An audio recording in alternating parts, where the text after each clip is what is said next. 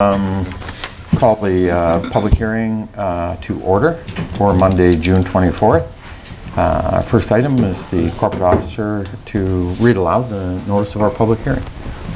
Thank you. Good morning. This public hearing is being held to hear from anyone that may be affected by the proposed amendment to the city's zoning bylaw. Bylaw number 4421 proposes to rezone two properties, 1600 and 1604 102nd Avenue, from C2 Commercial General Zone to RM2 Residential Medium Density Multiple Family Zone. There are 14 residences within the 30-meter notification zone of the proposed development. The petition and the letter that are included on today's public hearing agenda represent 8 properties that are all opposed to the rezoning. Ministry of Transportation and Infrastructural approval is required for this rezoning, and that's been received. And the staff report from the June 10th meeting is also attached to the agenda. Thank you, Brenda. Correspondence and delegations? Just those that were listed on the agenda. Thank you. Do we need a motion to receive those? No, just not through the public hearing? Not in a public hearing. Okay, great. Thank you. So we do have the 3 items on correspondence and delegations as indicated by Brenda, and so for a first time I would like to call for comments. So, Maureen, the delegation table is there, and just because we are recording, for people who aren't here, if you can just state your name for the recording. You bet. I'm Maureen McClintock. I own 3 properties that would be directly affected by the rezoning of this. I'd like to state, first of all, that I'm not against development by any means. 12 properties on one lot reflects nothing but pure greed. This man has developed the lots across, and I'd like to show pictures of the shambles of the heritage house that has been left behind from the last development. That's what he left. We can pass it down. Yeah. This is my heritage home, in which I've invested a lot of time, money, to keep it in its current state and build beautiful neighborhoods and homes within the city. That house was appraised, my house was appraised at 2015 for $400,000. I proceeded to put $75,000 into that house after the appraisal. I am being told now I get maybe $350 for that house.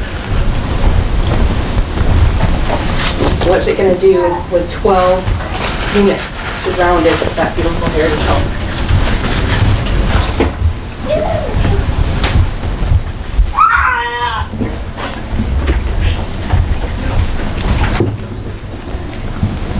I also own the duplex directly behind that, in which I've created 2 more beautiful homes. I have long-standing tenants that are local residents, not transient population. 12 units. The lot that this man is trying to develop is always underwater. The amount of water issues that would be worse than what it already is, that lot is right at the flood zone. I have a video of that lot completely underwater in 2016. I've owned these properties since 2006. I have nearly $1 million invested in that one corner. I don't even understand why 12 units could even possibly be considered. Where's the snow going to go? How are we going to provide 12 parking spots for 12 units? 24 parking spots. I believe the regulation is 2 per unit. What type of people are going to be attracted to? Is this row housing? I've called, I've emailed for a plan. There is no plan in place. But yet we can just possibly approve this. That lot was at one time priced for $225,000. The reason this is attractive now is it's $99,000. It's all numbers and cents. There's other lots for sale. Monique Peters has a lot for sale with a small home on it that could be rezoned, that could be developed for about $200,000. But this is just a numbers game, and it's pure greed.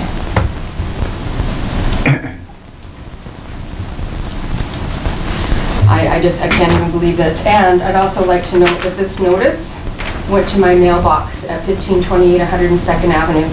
I have very much let the city know that I do not reside there anymore. I called and asked, what do you have for an address on file? 7625 Lexington, that's where I live. I pay the proper taxes without claiming the homeowner's grant on all my properties. I don't do anything under the board. This was put into my mailbox when it's very well known that I do not reside at that property. That was on a Wednesday. We had until noon on a Monday to put anything in writing to appeal this. Just feels really like this is just being pushed through with no time given. I'm just beyond devastated that this could even be considered.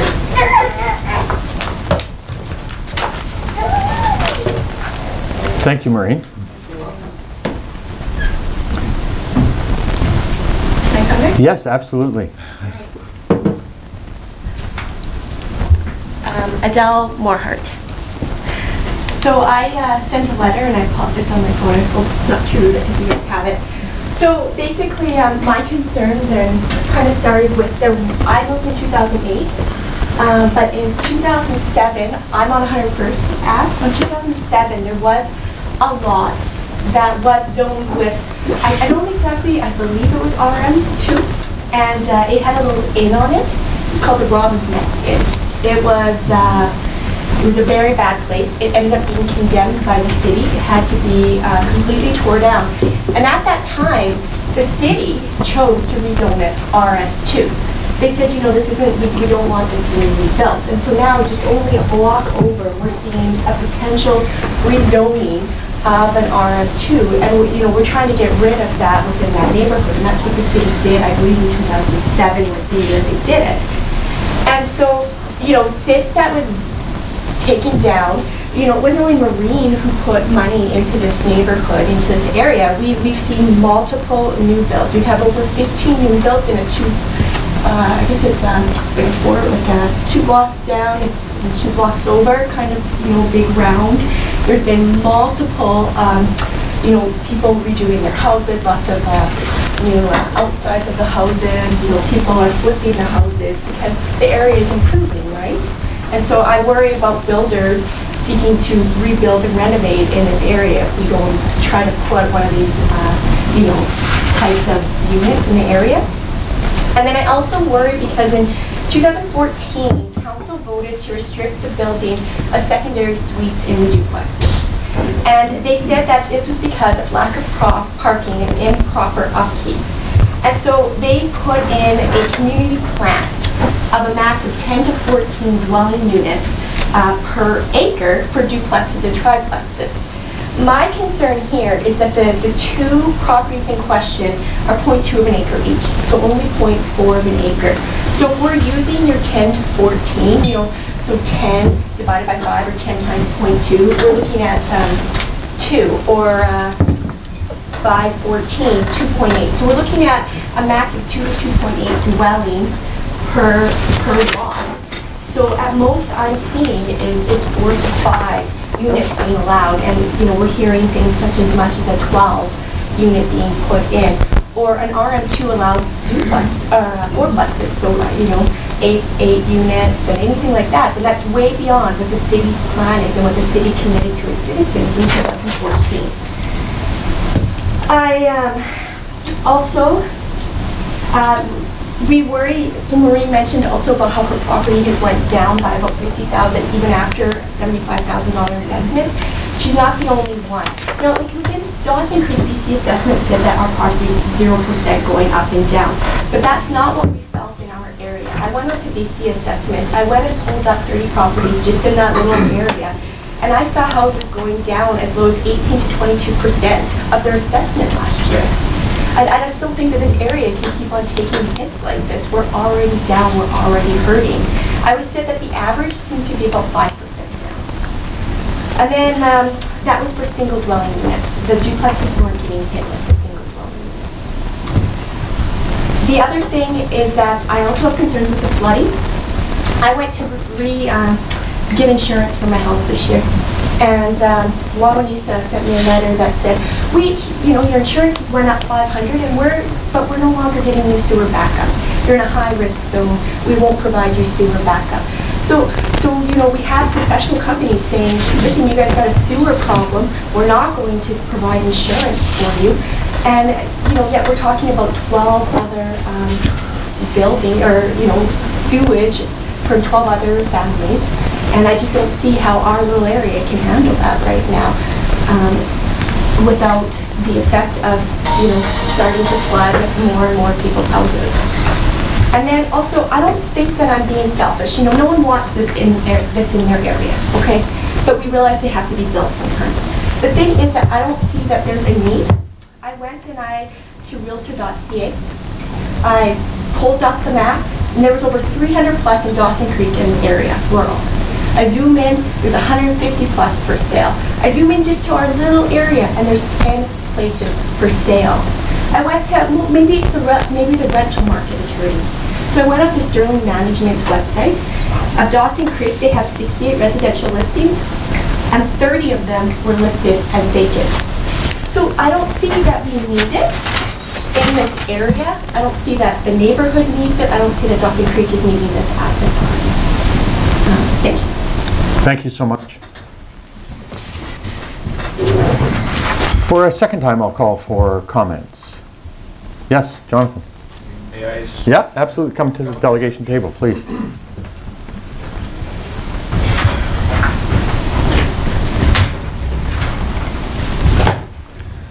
Morning, everyone. I'm Jonathan Simmons. I'm the owner of Ascension Builders. We do work throughout the Peace Country, but I'm that man. So I have an offer on that commercial property, which is currently zoned. And I'm just going to quickly go through a few points that was mentioned for everybody. So I don't currently own any properties there. I think it was 2015. I was working with Mitch Collins, realtor, and we built a couple suite of duplexes, just kitty corner to that lot, basically on the same property where that heritage house is. So yeah, I saw the pictures passed around of the heritage house of what I did. It was kind of comical because we never did anything to the heritage house. We basically just chopped the property line there and left it.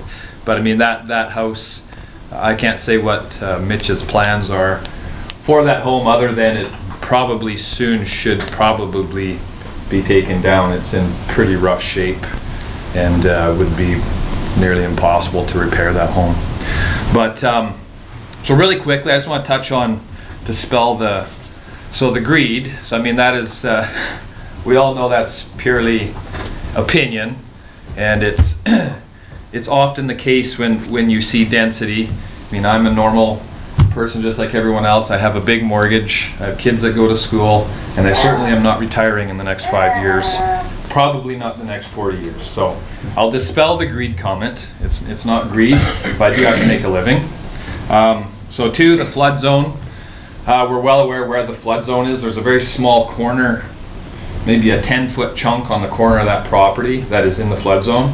So obviously any development that is done, we'll have engineers take that into account for what we have to do with the city bylaws. So that is taken care of. As far as the density, too much density. So I know there's numbers floating around like, oh, they're putting a 12-plex. Like, no, I honestly don't know what we're doing. I just know that I've spoken with the city, and it is in the OCP to increase density in the downtown core. So they've already told me that they don't want a duplex there. They would like a little more density. So we came up with a plan for a little more density. Do we plan on doing 2 6-plexes at this point? Maybe not. We're looking at some numbers on doing a couple 4-plexes. We're also looking at possibly doing a small seniors complex there, because there is a need for that. But right now there is just not a need for commercial space. We looked at it, it's like, can we do a commercial building here? There's just, at this point, there's lots of stock and there's not a huge need for it. So as far as the neighborhood, it does make sense, There's 2 suite duplexes across the road. There's another suite duplex kitty corner. Marine has a duplex. Community Living has all their multifamily just half a block away. It does make sense. And is it too much density? No, it's not. Property value, so that's a fallacy. We've had the worst oil downturn in Canadian history. So to blame the property values going down on a rezone is, I think we all know that's not factual, and we cannot use that as a factor. My property's gone down, everyone's properties have gone down. So, and it's actually more factual that when you increase density around a property values actually go up. They don't go down. So there's actually research into that. Yeah, so I mean, I'm not trying to do the next Western Canadian development up 17th and put 300 units on the market in 1 year.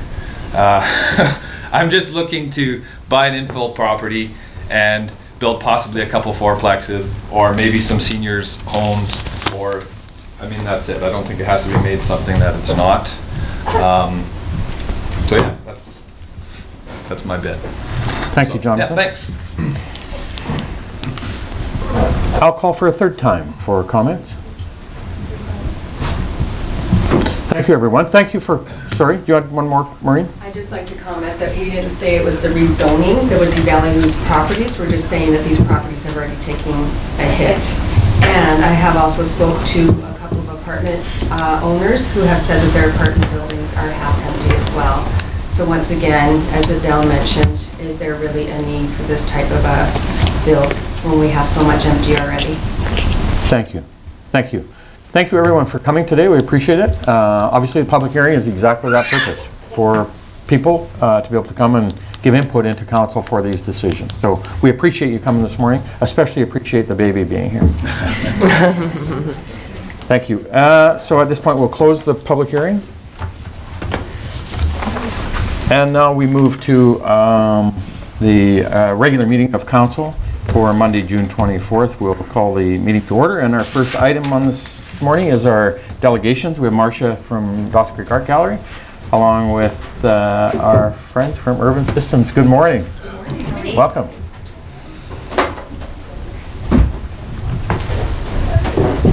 Oh, more paper, excellent.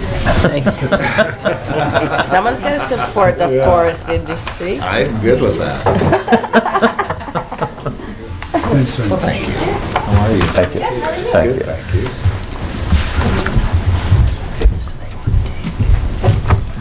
So I think that I know everyone here. I'm Marcia from the Art Gallery, and this is Will from Urban. I always get mixed up, Urban Systems, Urban Matters, so I just call it Urban. As many of you probably know, last year, so 2018, the Art Gallery received a considerable grant through the Real Dividend Program, and that was meant to kind of assess our systems and improve some programs that we have. And one of the things that the gallery did with that funding is we hired Urban to help us create this strategic roadmap and facility plan. So it's a pretty big document, and it goes over all of the things that we could do if we had lots and lots of time and lots and lots of money. So I would, when you read through it, you can take some of the suggestions with a grain of salt, because they're in the long-term plan. But one of the things that we did identify through the process was how we can really use grants to get the gallery to move forward with the plan and to do some upgrades. And that's why Will is here with me today. Because as you all know, the city has $50,000 in the budget for gallery flooring. And we recognize that if we can use that $50,000 as leverage for additional grants, we can turn the $50,000 into considerably more than $50,000 and do more than just the flooring at the gallery. As Marcia was saying there, initially $50,000 had been earmarked for the replacement of the carpeting. However, recognizing that we could utilize grants just to, I guess, increase the scope, we'd also have cost savings, there'd be time savings, there'd be opportunity to utilize a general contractor. So in terms of the work that we're looking at for this year, and this was based on ideas from the roadmap has lots of different ideas, and we've pulled together a few things for this year. We are looking at replacing the carpeting flooring as previously earmarked. We're thinking let's also replace the carpet wall. Might as well get that work done at the same time just to minimize disruption. The opportunity to replace the LED lights in the art gallery area. If you're not familiar with the art gallery, I did a quick little snippet at the bottom. It just labels the areas. Doing the carpeting floor in the Alaska exhibit area, as well as doing the paintwork there. Then as well, there's a whole section here that talks about the accessibility upgrades. So we also wanted to touch on that, and there's also opportunities for grants that are funding this type of work. And we were looking into essentially upgrading the ground level bathroom to make it a more accessible type of bathroom. There's multiple steps in there. I'm not going to go into detail, but there is quite a list on items that can be completed for that. Replacing all the internal doorknobs with just a lever style type of handle. Quite easy work, but quite important work. And then also upgrading the main entrance to an electric door. Just for those who, I think, not only in wheelchairs, but also moms with strollers, for example, it's hard to open quite a heavy double door, to be honest, especially when it's windy. So that's what we're hoping to achieve for this year. And on the backside as well, we recognize that there's future upgrades. I'm not going to go through all of them. They are just future upgrades. No specific date has been specified yet. How we're going to go about those future upgrades hasn't been decided, where it's in year 2, year 3, year 5 plus. But I'd also like to point out that a building audit has not yet been completed for this building. It is going to be completed here in late 2019, and there will be a good opportunity to utilize a grant towards some of the items identified in the building audit. And the building audit will identify critical items such as issues with foundation, for example, or electrical that need to be addressed that are vital. Great, thank you. That's very informative. Council, questions? Councillor Parslow. I don't have any questions because I liaison to the South Peace Art Society, but I just want to say to Council that the initiative being shown by staff and the board at the art gallery is something we should all be proud of. There's been recent rejuvenation of the bin top, which is used for classroom purposes. So there's a dynamic program there. And I've reviewed all these matters. What they're asking for is to leverage this 50,000 with NDIT and other grant support. And so we can multiply this money from 50,000 to possibly 200,000-300,000. I don't know what number, don't remember the number one's contemplating, but it's the request here really is to leverage this money and in support of this program of development. And I think it's a great idea. Thank you. Further comments, questions from council? I recently, over the last year, was contacted by the town of Sexsmith, and they're in the process of rejuvenating. They've got a heritage project with their grain elevator, and they're moving it forward into exactly this model. And they use Dawson Creek as the example of why it's so important for them as a community, a farming community, to maintain that heritage of their history of agriculture, but also turning it into a valued piece of infrastructure for their communities. So credit to all of the folks who have been involved in that over the years. So thank you for coming this morning, and we will bring this back under Mayor's business. My friend Jules just passed a quick paper here. Just in terms of the grant, I did want to touch, or at least touch base on the notion that to be able to apply for some of these grants, they do ask that a resolution of support or a council meeting showing motion and approval for us to be able to apply for those grants would be necessary. Because right now, the BC Capital Gaming Grant is available for us to apply for. And with the BC Capital Gaming Grant, we can propose a very general idea and a loose budget that they would, hopefully approve. And then with those funds and the earmark 50,000 from the city, we can combine those and use them for a larger NDIT grant. Sure. So we we do have the request in your letter, and so council will deal with that later in the agenda under mayor's business. Great. All right. Thank you so much. Thank you.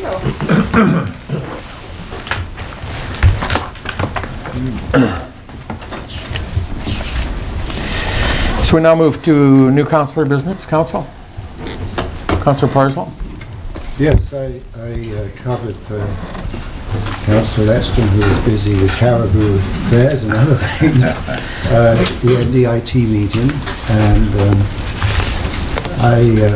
I think some of the groundwork that Mark Rogers did in communicating to the citizens of Dawson Creek that there was money available is paying off, because the Mile Zero Summer Cruise, which is a fabulous community event, applied and received $5,000. That's what they asked for, as did the Peace River South Festival of the Arts. They received $2,500. And one that the city put in concerning marketing for the hockey event coming up, a $25,000 marketing initiative was approved. So I just want to repeat what things like Mark had said, that there is money available for groups who are contemplating holding events or have festival events to apply, and we do have a grant writer to support that. And but in the last since the inception of this, has been millions of dollars allocated to various projects in the north, and we are getting now Dawson Creek is now getting a good share of that money, thanks to some good work done by predecessors and our current staff. Thank you. Thank you for that. Any other new councillor business? Councillor Earl. Thank you, Your Worship. I just want to heads up, I attended the Dawson Creek and District Chamber of Commerce annual general meeting this last week, and kudos to them on another successful year. In particular, the work they've done in collaboration with the concerned Citizens for Caribou Recovery and helping to bring this issue to light here in the Peace and throughout the rest of BC. So, good meeting. Took place at the golf course. Food was great, and yeah, most of the attendees, I think, were able to head back out to the golf game afterwards. So, good. Thank you. Anything further, Council? Councillor Wilbur? Yeah, me. Sorry. Me. No. I just want to say I think maybe we should also put out a congratulations to our graduates of 2019 who just celebrated this weekend, and we're all dressed to the hilt for red carpet. Did a good job. And also, I just want to say congratulations to South Peace Junior Soccer for a great season. And they, through a partnership and working with DC Curling Club and the curling rink, were able to take 1,150 people and rotate them through there, feed them, give out medals and trophies, and everybody had fun, and the weather held out for us. So just to those two groups, there's a lot going on this weekend, but it's always good to mention our graduates because that's a milestone in perspective. Good job. Thank you. Anything further, Council? Thank you. So we move to item 4, minutes. The minutes of our regular meeting of Council for June 10th for adoption, please. Councillor Kemp, second. Councillor Parslow, any errors or omission? All in favor? Sorry, Councillor Earl. Worship. What's it? I voted on with respect to the policy review around the trespass. It notes only you voting against it. I also voted against it.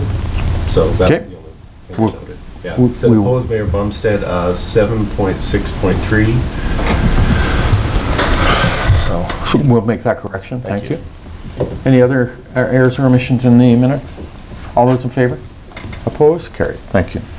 Business arising, and so 5.1, we have a update from myself and Councillor Lexstrom, who met with Pat Rorson from Rorson Land Development in regards to the Crescent View subdivision. We have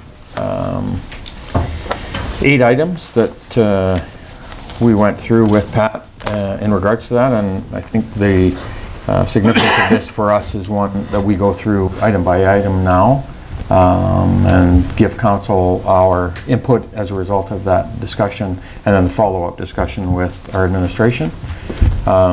So as everyone has their report, the report from that previous meeting, and so the first item that we're going to touch on is the quality control and assurance plans for design, construction, and record keeping for the infrastructure installed prior to the date of the permit.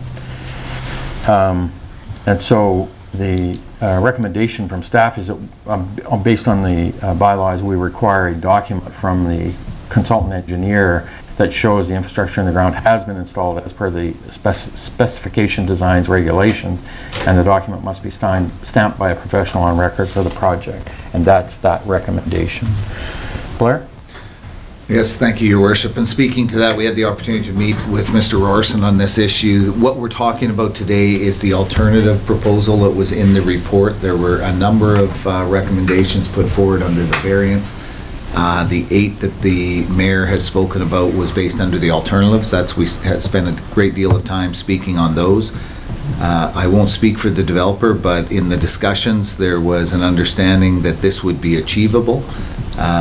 Now, whether it would be a signature or stamp, we have been directed that the stamp of approval is required from the engineer. So that's the position right now for the city of Dawson Creek, which I think is doable. Again, we're saying it from our perspective. The developer at the end of the day will have to make a determination based on what we come to conclude here today on whether to carry forward or not. But I think A was a reasonable request. We had some very good discussions with the developer who would like to see this project go ahead and done in a manner that meets everybody's needs. But the challenge we've got, and I don't know if I'd use the word challenge, but this developer began the development, there goes a cane, long before the new bylaw was in place. And so it's kind of a unique situation where you have a developer operating under an old set of bylaws, trying to meet the new set standard in cooperation with the city, and the whole intent of the 8 we're talking about here today is to try and accomplish that. But the first one, I think, would be, speaks for itself, and I guess we could answer questions, Your Worship, sure. If that's your intent. Yeah, I think we'll go through them one at a time and then allow council to ask any questions or administration to give us. Okay. Nothing? And the second one was similar in the inspection and testing plan for the infrastructure installed, and this is the same as that engineering firm to be able to give that document satisfying that requirement.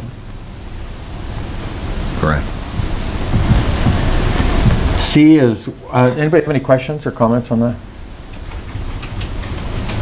C is water flow calculations as per the current subdivision development servicing bylaw, and so administration under the current bylaw, we need to require that a consultant engineer provide calculations as per the current subdivision development servicing bylaw to ensure that the infrastructure installed meets the demands.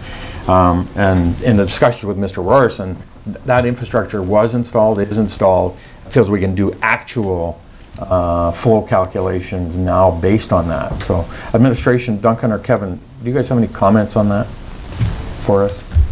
Yep, go ahead, Kevin.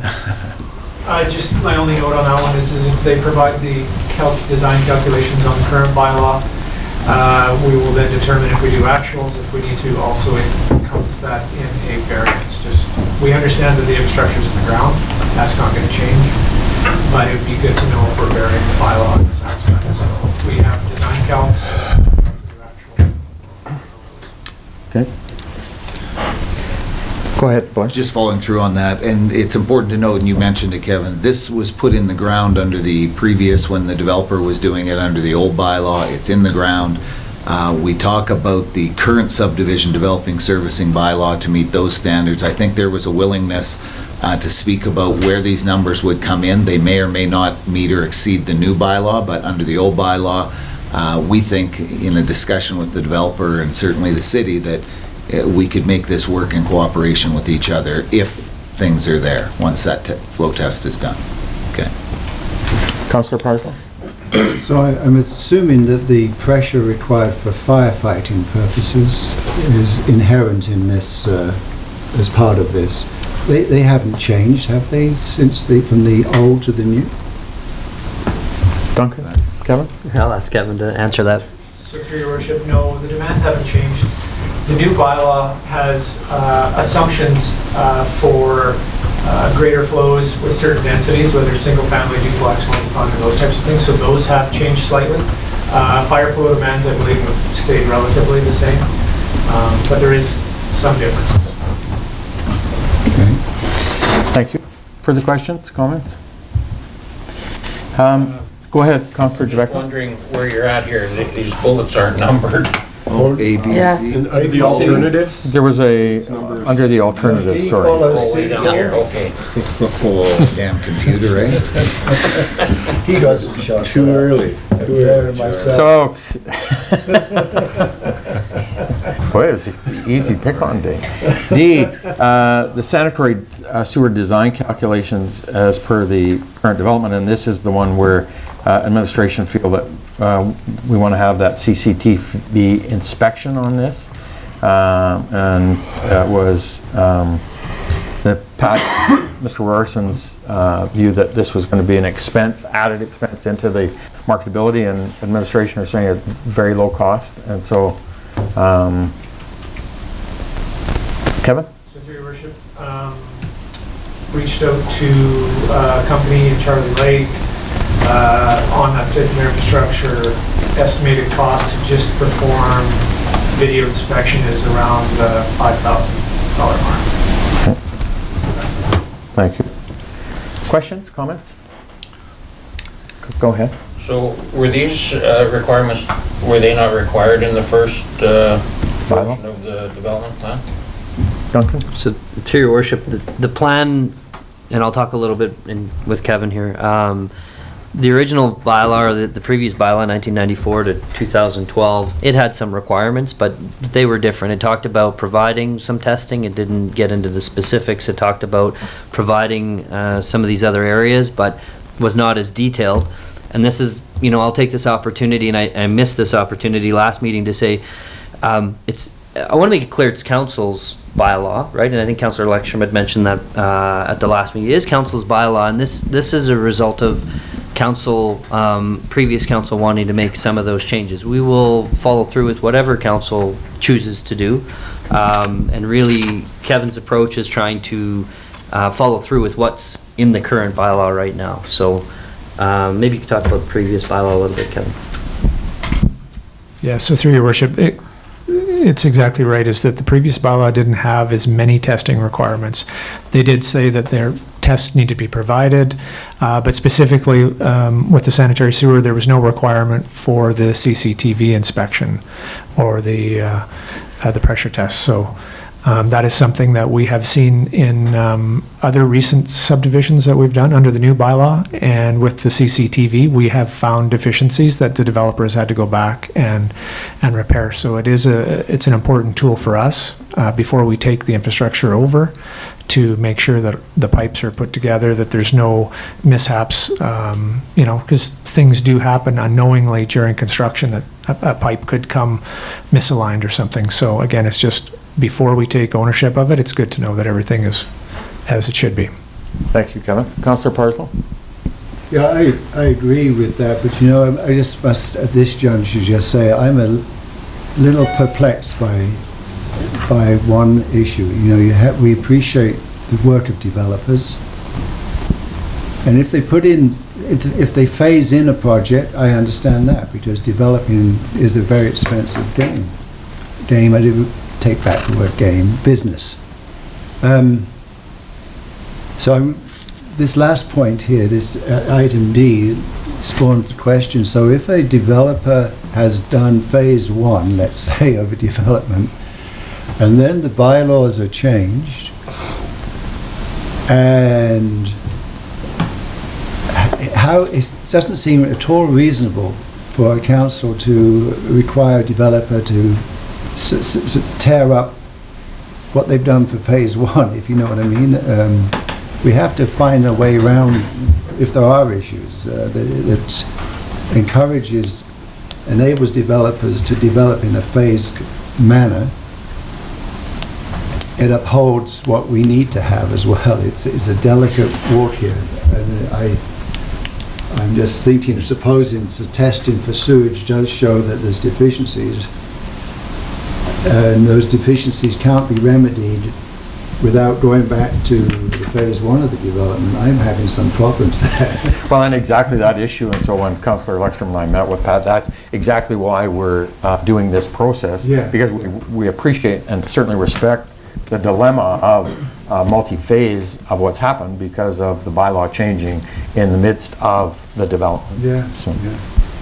Duncan? So, and through your worship, just for clarification, it's not to look at calculations or to look at flow, it's to look at the integrity of the infrastructure, make sure joints have it separated, or maybe when they were backfilling, something didn't move and put it out of alignment. It's really to make sure that the system is together appropriately. Oh yeah, and I appreciate staff's concerns and all that, but just verbalizing what's going on in my head.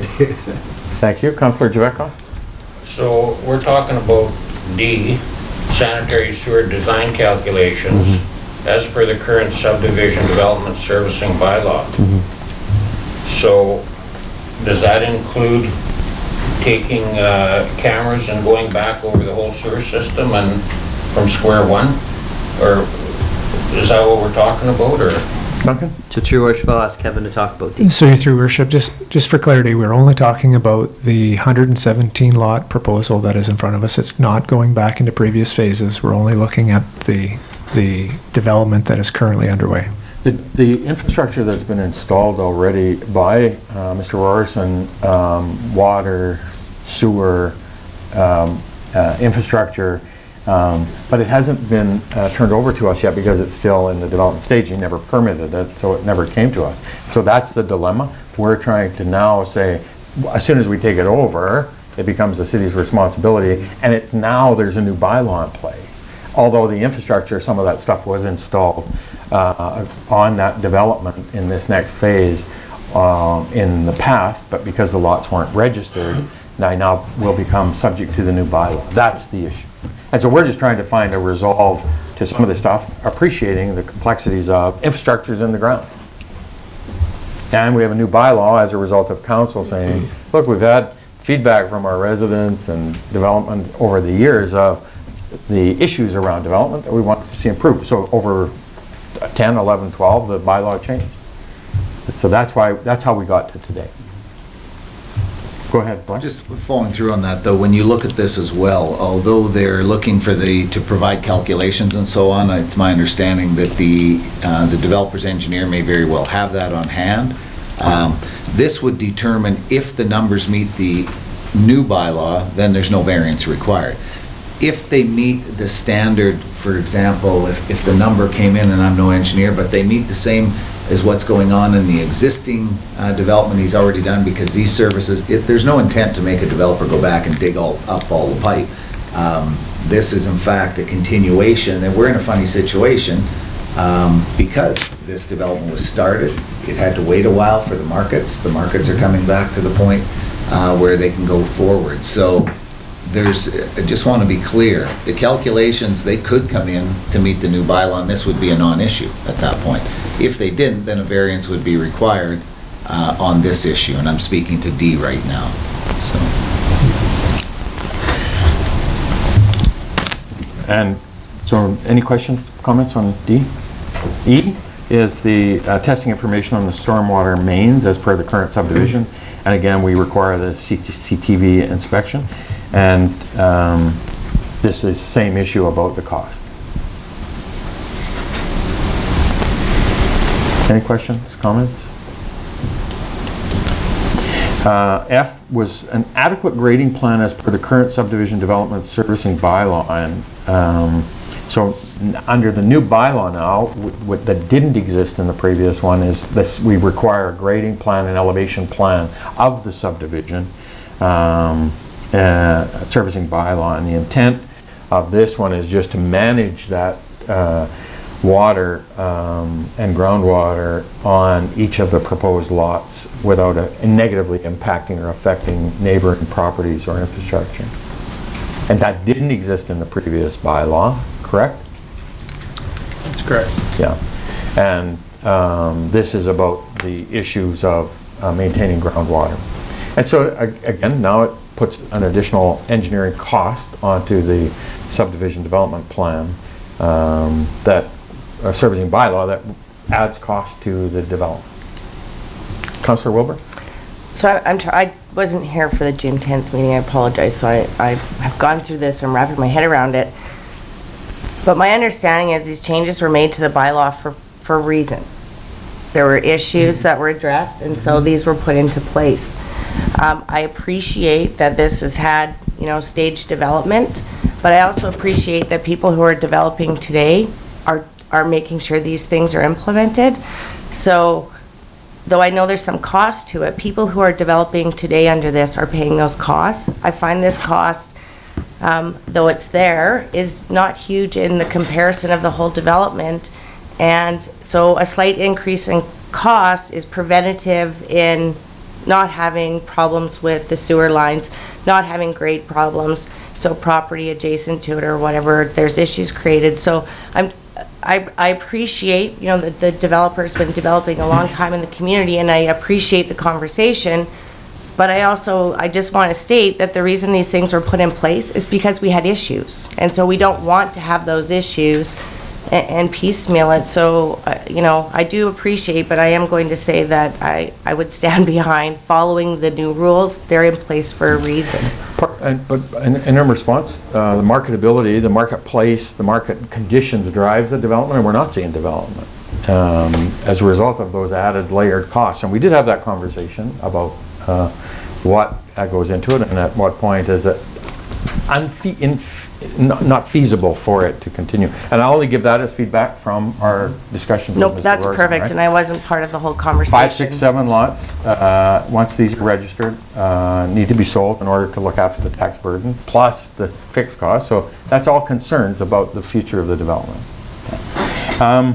Councillor Javeka? So does F include the requirements for the stormwater, or is F strictly for? Just a straight grading plan. Grading plan. Grading on property. Plan on the property, the entire property. Your Worship. Go ahead. Can I point out, and certainly recognizing, and the developer does too in the discussions we had, between the old bylaw and the new bylaw, what we had is a development start under the old bylaw, develops a number of lots, we see houses and a new subdivision built. Council at the time decides we're going to make some changes, as you said, brings in a new bylaw. In the meantime, this developer had began and planned everything under the old bylaw, so there's never an intent, I don't think, to try and negate this. If you go back, and correct me if I'm wrong, Duncan, had the developer registered every individual single lot of that 117 at the time when he had parked the remaining development on that, we wouldn't be having this discussion because he would be grandfathered under the old bylaw. So what's unique is either a communication breakdown or an unknowing that we had to, or I say we, the collective developer had to register those lots. Had he done it at the time, we wouldn't be having this. It would just be move ahead under the old bylaw, complete this. Because that didn't occur, for whatever reason, we're now having this. So you try and blend the old with the new. I realize we're trying to find a balance. Yeah. And I don't know that we have sorry, I don't know that we had a cost associated with that individually, but it's a requirement under the new bylaw. Blair? Just I was going to follow through. So after all of the discussions, it was understood, certainly Your Worship and you and I, along with our administration, I think in the discussions with the developer, that an adequate grading plan was going to be required, is how I would put that, so there's no ambiguity there. Water flow and water retention from lot to lot is a huge issue. We hear about that from residents, not just in new subdivisions, but existing ones that are significant in age, so. Item G is the stormwater management plan, and so this is the aspect that wasn't part of the previous bylaw. We didn't require the stormwater management plan specifically, And so now with this development, in order to manage that groundwater flow, it's going to require to have some infrastructure installed in order to control the anticipated maximum flow volumes that may flow from the property onto our or the public infrastructure. And so we need to have a catchment area or a system in place to be able to manage that. Mr. Rorson feels with the adjoining property on the west of it, the better development, that can be accomplished. But it is part of the new bylaw. It wasn't part of the old bylaw. Have I got that correct, administration? Through your worship, maybe Kevin can talk about just EF and G in general, which is the stormwater, the grading, and how they all tie together. So through your worship, yes, the grading plans, the storm sewer, and the integrated stormwater management plan all act in concert to really try and mitigate runoff to neighboring properties, to downstream properties, and ultimately, down to the water course. So there's a few ways to accomplish that. You can do it with storage, you can do it above ground storage, you can do underground storage, or you could even look at possibly upgrading infrastructure all the way from the development down to the creek. But the intent is to try and make sure that whatever happens on this property doesn't have a greater impact on the neighbors or downstream than it does in its raw form. Thank you. Thank you, Kevin. Comments? Councillor Director? This again just applies to this last phase. Yes. But the overall plan from phase 1, 2, 3, whatever, the entire development up there was planned with this as if it was the infrastructure installed consistently, congruently. And now the bylaws change, which changes the requirements that are under this integrated stormwater management plan because of the changes to the bylaw. Duncan, Kevin, right? That's correct. Yeah, and through your worship, depending on what the information we receive from the storm water mains, that'll dictate, what a potential detention pond looks like. I mean, we wouldn't require something that the storm mains can't carry water to or can't provide sufficient water to fill. So there may be a variance required there, but we don't have that information just yet. And just a note through your worship, it's not to discount the work that Mr. Rorson has done. He did in previous phases allow for some of the stormwater detention and some of those things. They just happen to be on the upper hillside. So this lower phase just need the plan to be designed in accordance with the bylaw that will then tell us exactly what is or isn't needed to ensure those impacts do not occur to the neighboring properties. Thank you. Questions, comments, Council? And H is an adequate street lighting plan as per the current subdivision development. And this turned into, I think, from the discussion with Mr. Rorson, that we now use LED lights rather than the phosphorus, which was a non-issue for Mr. Rorson. It could be met. Blair? I was going to say, I think that was clear. It's, the issue is how far will the light up? We have issues under the luminaries. How far in the subdivision will that light? Is it 2 houses, 3 houses, and so on? But by upgrading under the new bylaw, and the developer said he has no problem meeting that, I think we'll probably meet or exceed with the new lights being put into there. No intent to say to the developer, dig up where your light standards are going to be and move them to meet the luminary, because we think it's an enhanced lighting system versus less light to be out there. So that deals with H, and those were the 7 or 8 issues. Now, in fairness, we did have some conversation, and Mr. Rorson's in the gallery, and I don't know that if council feels they would like to hear from him, or if he'd like to give some input in. But it requires unanimous consent of council if Mr. Rorson wishes to address council. Anybody have, all those in favor of if he chooses? So Pat, if you'd like to address council, you certainly have the floor.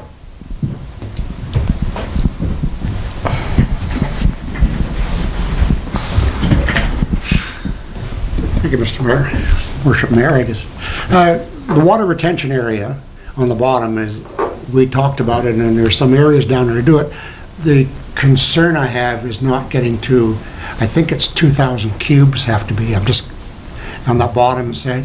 And I think that what we kind of plan is, or design is around 1,600 or something like that. So I'm not sure we can meet the full volume. We can sure get close to it. We need to deal with our neighbor to assist in that, to be able to retain the water. That's the huge issue, is because when we put the plan together, there was never a plan to store the water, because there was not required. So if you took it back for 5 years and said, we'll design it again, you would design differently. But it's difficult now because all the services are in. Like all the curb stops are in for all the houses, all the electrical's in for every lot. So that causes a problem.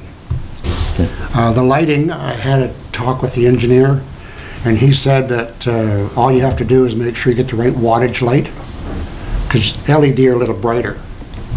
And so you don't want more light, because it'll reflect into the house. So he said you just have to get the right wattage, but the spacing is correct. And there's not an issue in that. Some of the other issues I think are pretty simple. Sidewalks are a pretty big issue, because what happens is that we end up with lots you can't sell for the price that they're selling for if we do all of these. So there's some options there to do some phasing or whatever. Okay. Good. Questions? Councillor Giacomo. So these 8 items from A to H, are they all sort of workable in They're all workable to the point like your water retention.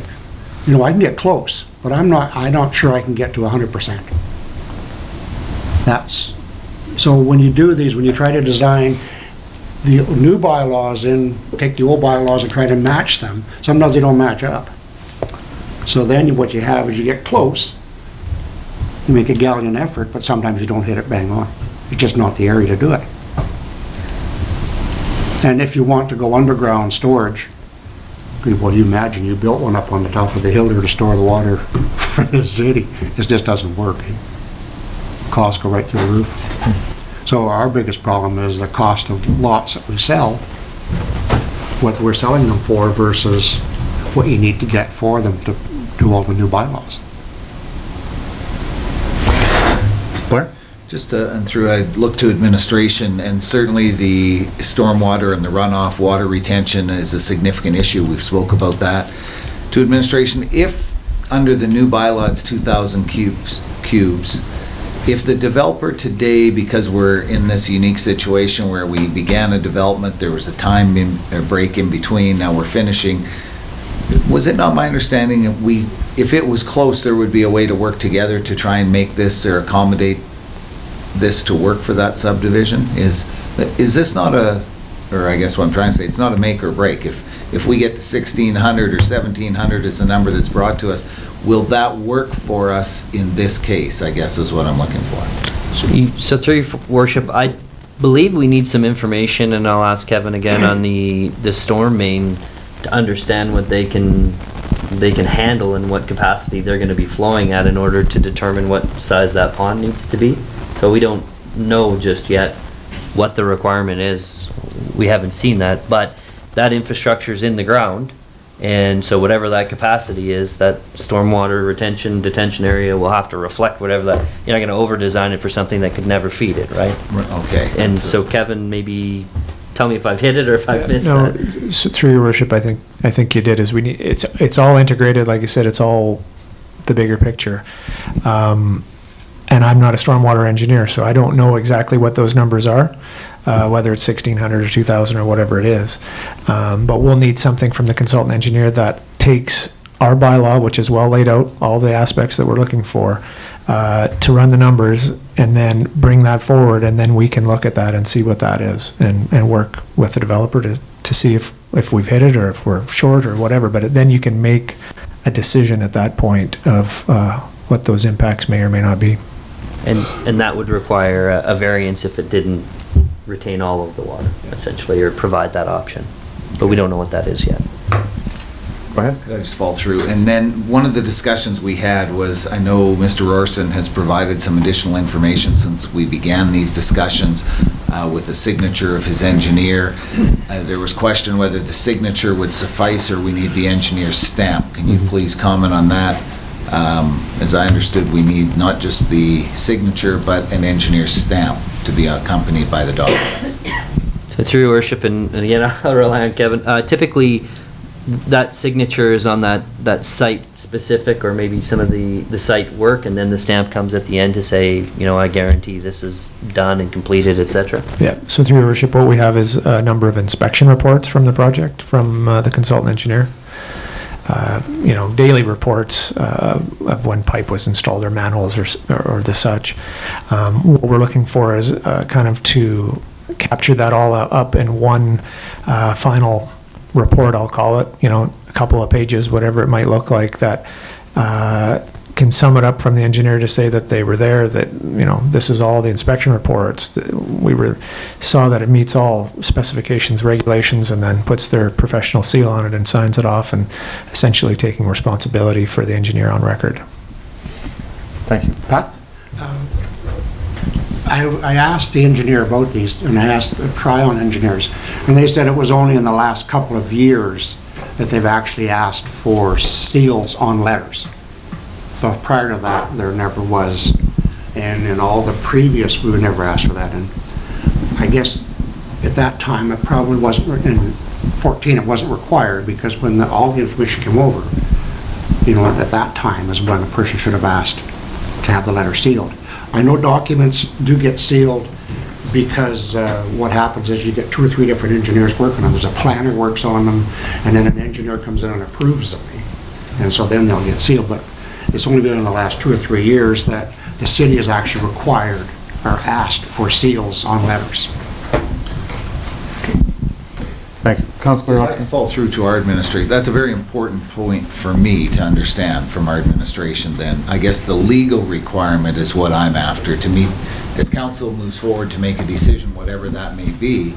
The issue is that, you know, we work with developers, we're a pro-development community, we also reach out to the broader tax base to make sure that as we accept developments and so on, years down the road, that we're not caught off guard and captured, and the entire tax base has to look at something to cover a cost for that. So the legal requirement, I guess, are we saying, is it our wish to get the stamp or the seal, or is there something I've missed here? Because either way, if we had a legal requirement and we met it with a signature, I'm fine with that. I just don't know, and not in that position. Duncan? So through your worship, and I don't know that we've dealt with this previously, but I mean, legally, we can accept a subdivision without anything.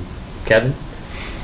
We could. It's really about mitigating. Yeah, it's about mitigating risk. We don't want to do that. Yeah, it's about mitigating risk and liability to the city, and trying to have some guarantee and some accountability to somebody to say, you know, we met your bylaw, and you know, I signed off on manholes and catchment and storms, and while I was there, I saw this. And the stamp, as Kevin noted before, is a professional that has a designation that is accountable to say it's all there and it's all done properly, right? Legally, council can do whatever you like. No, if I can fall through, Sure. I understand Yeah. that for sure. I get that we can accept subdivision plans with or without a signature approval. We accept the wrong subdivision plan, and the taxpayer's on the hook if something goes sideways. That's the whole genesis of my discussion here. Yeah. So all I want to know is if we receive the information we've talked about, and I'll speak to A to H. Yep. And we have Mr. Rorson's engineer's signature on those documents that we're requesting, does it make a difference legally that we have a signature or a stamp? That's what I would like to know. So through your worship, the stamp is telling the world that that individual's signature is, he's a professional in that industry. So a signature alone doesn't tell us that, but when you have a stamp that says you're a civil engineer and you put your name down inside that, that says that you're a professional in that industry, that trade, that profession. So that tells us that it'd be like, we don't want a stamp from an aeronautical engineer. I would like a stamp from a civil engineer. So it tells me that the individual that is doing the work, overseeing it, is trained in that work. And so that gives us that assurance that we are getting what we're asking for. Go ahead, Pat. I can get a letter from Mr. Wayne Gore saying that he is a civil engineer and is qualified to do the work required. I may not get you're asking him to seal something, what, 5 years ago? What you're wanting to know is he a civil engineer? Is he capable of doing it? And I can get that. Okay, but I would pause, that would be to work through administration on that one from the perspective of certainly the elected body, I think, but if we could meet that requirement, that's gonna be key. Duncan? So, my concern is if the engineer's not willing to stamp it, this is gonna be our infrastructure in the future. If he's not sure of the condition of it, I'm concerned that we're gonna take that over and there's a future concern or liability with it. Councillor Earl? Oh, no, so just for clarification, the difference between a stamp and a signature, there's nothing appreciable with respect to legal liability. It's more peace of mind for staff to be able to confidently sign off or, have some reassurance that we're not going to get bit by it in the future. But from a legal liability standpoint, there's no appreciable difference between a stamp and a signature. Through your worship, and we'd have to look into this. We've never crossed this bridge before, but if our bylaw requires a stamp and we accept a signature, I'm not sure what the outcome would be from that. Okay, thank you. So anything further from Mr. Rorson? Pat, you have anything left? Two words? No, I just, I think that I'd like to move forward. And I think that, after the meeting, I'd like to sit with Kevin and go over a few, we can maybe change a few of the, rather than do the plan the way are the whole 117 lots, we may be able to reduce a little bit and relieve some of the water retention areas until we get to a point where lot prices get to be more money. And then once the lot prices get to more money, then you have more to do all the rest of the work. But I think it's, there's some doable things here. Thank you. Thank you for coming this morning. Councillor Giacco? I just wondered about this stamp issue. Is it a problem to get, if you get a plan with an engineer's stamp? I mean, it's just... Well, the plans, the issue we have is that, I'm not saying he wouldn't do it. I'm just saying you're asking a guy to go back 5 years and seal something. So the question is he qualified, right, to be a design engineer? So we're going back for 5 years. Since the beginning? No, just for this phase. Just this piece. So what you want to find out is, and I understand that, like you don't want a mechanical engineer designing subdivision, right? Because he's not qualified to do it. So what you need to be is satisfied that the engineer that designed the plans is certified to do that work by the fresh engineer group. That's correct? Just through your worship, yeah. Kevin? So through your worship, what would give us the level of assurance on these items is that he would provide a letter that says he was there, saw it installed as per the specifications, as per the bylaw, and at the end of all that, he put a stamp and signed it. Councillor Parslow? Yeah, I think Kevin just reaffirmed what I was thinking, but what I've heard is that as the different phases of the work are completed, we require sign-off. That when the work is in total is finished, then the engineer puts his stamp on that entire project. So surely what Pat is saying is from 2015, yes, the guy signed off on things, we can get all that, but at the end of the project, before we accept it, the stamp is required. So I'm wondering if we talking different things. Just one moment I heard that yes, I think I heard it from Pat, but correct me if I'm wrong, that yeah, the person, certain things are done and they're signed off by the engineer, but when the work is sort of near completion or at completion, and before the city accepts it, then that's where the stamp is put on. Now, I thought I heard that. Correct me if I'm wrong.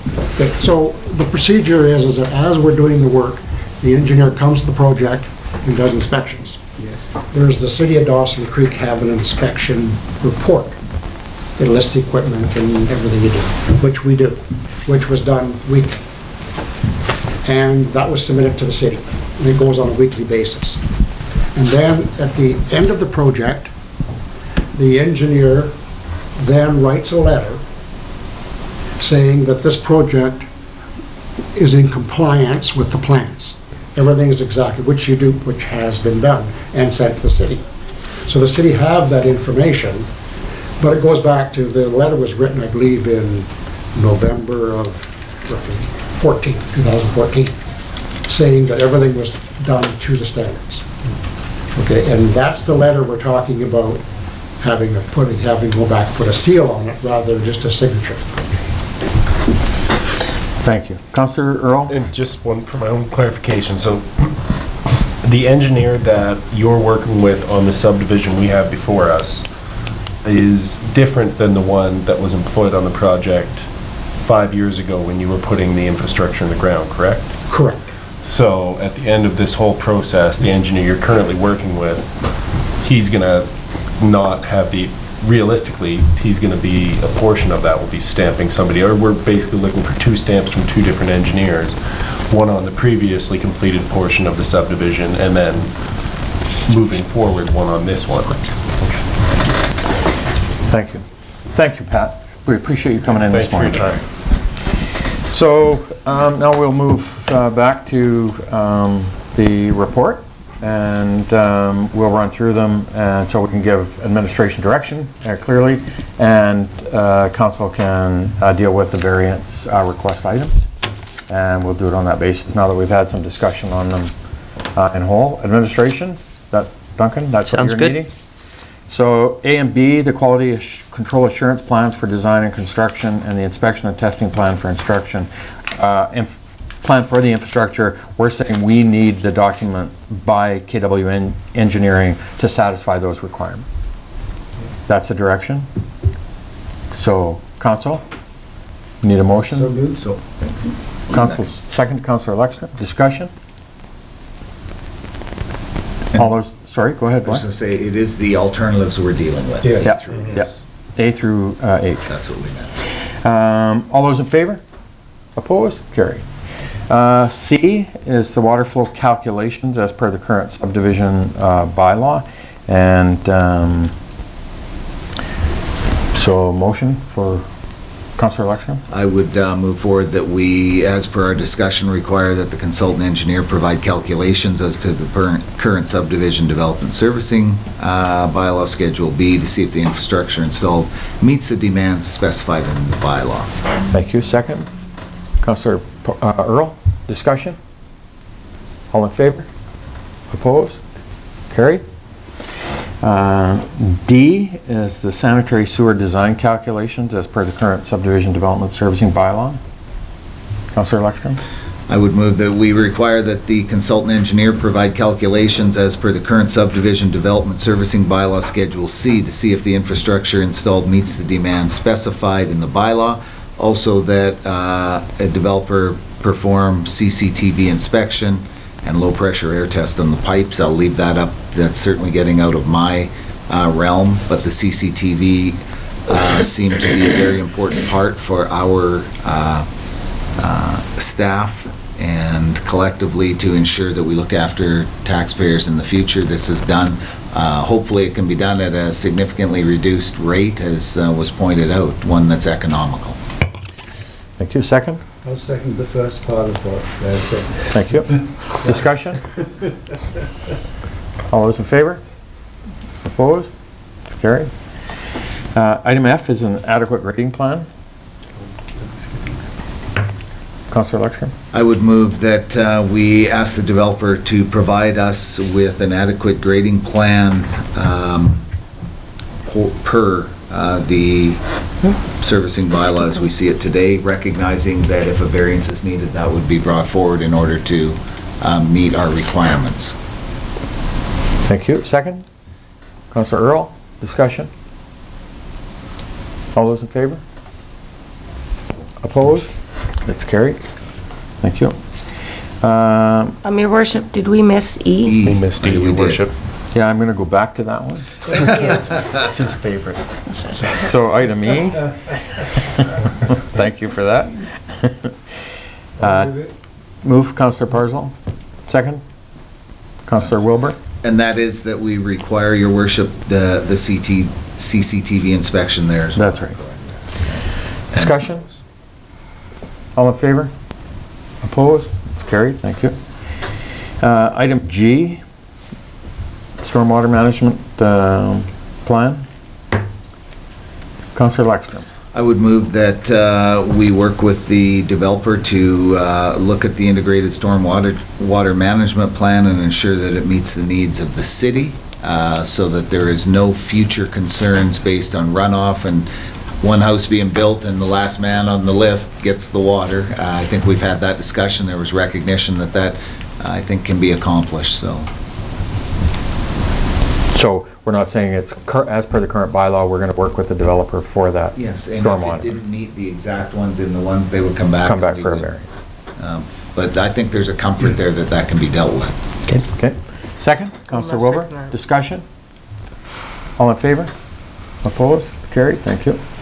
And H is the street lighting plan. Councillor Lexman. Your worship, I would move that we move forward in working with the developer to ensure that we meet the requirements for our lighting program. As the city now uses LED luminaries, and the new design will take that into account. And as the developer said, he would work with them to make sure that we get the right wattage for the lighting to meet the standards the city requires. Thank you. Second. Councillor Earl. Discussion? All in favor? Opposed? It's carried. Thank you.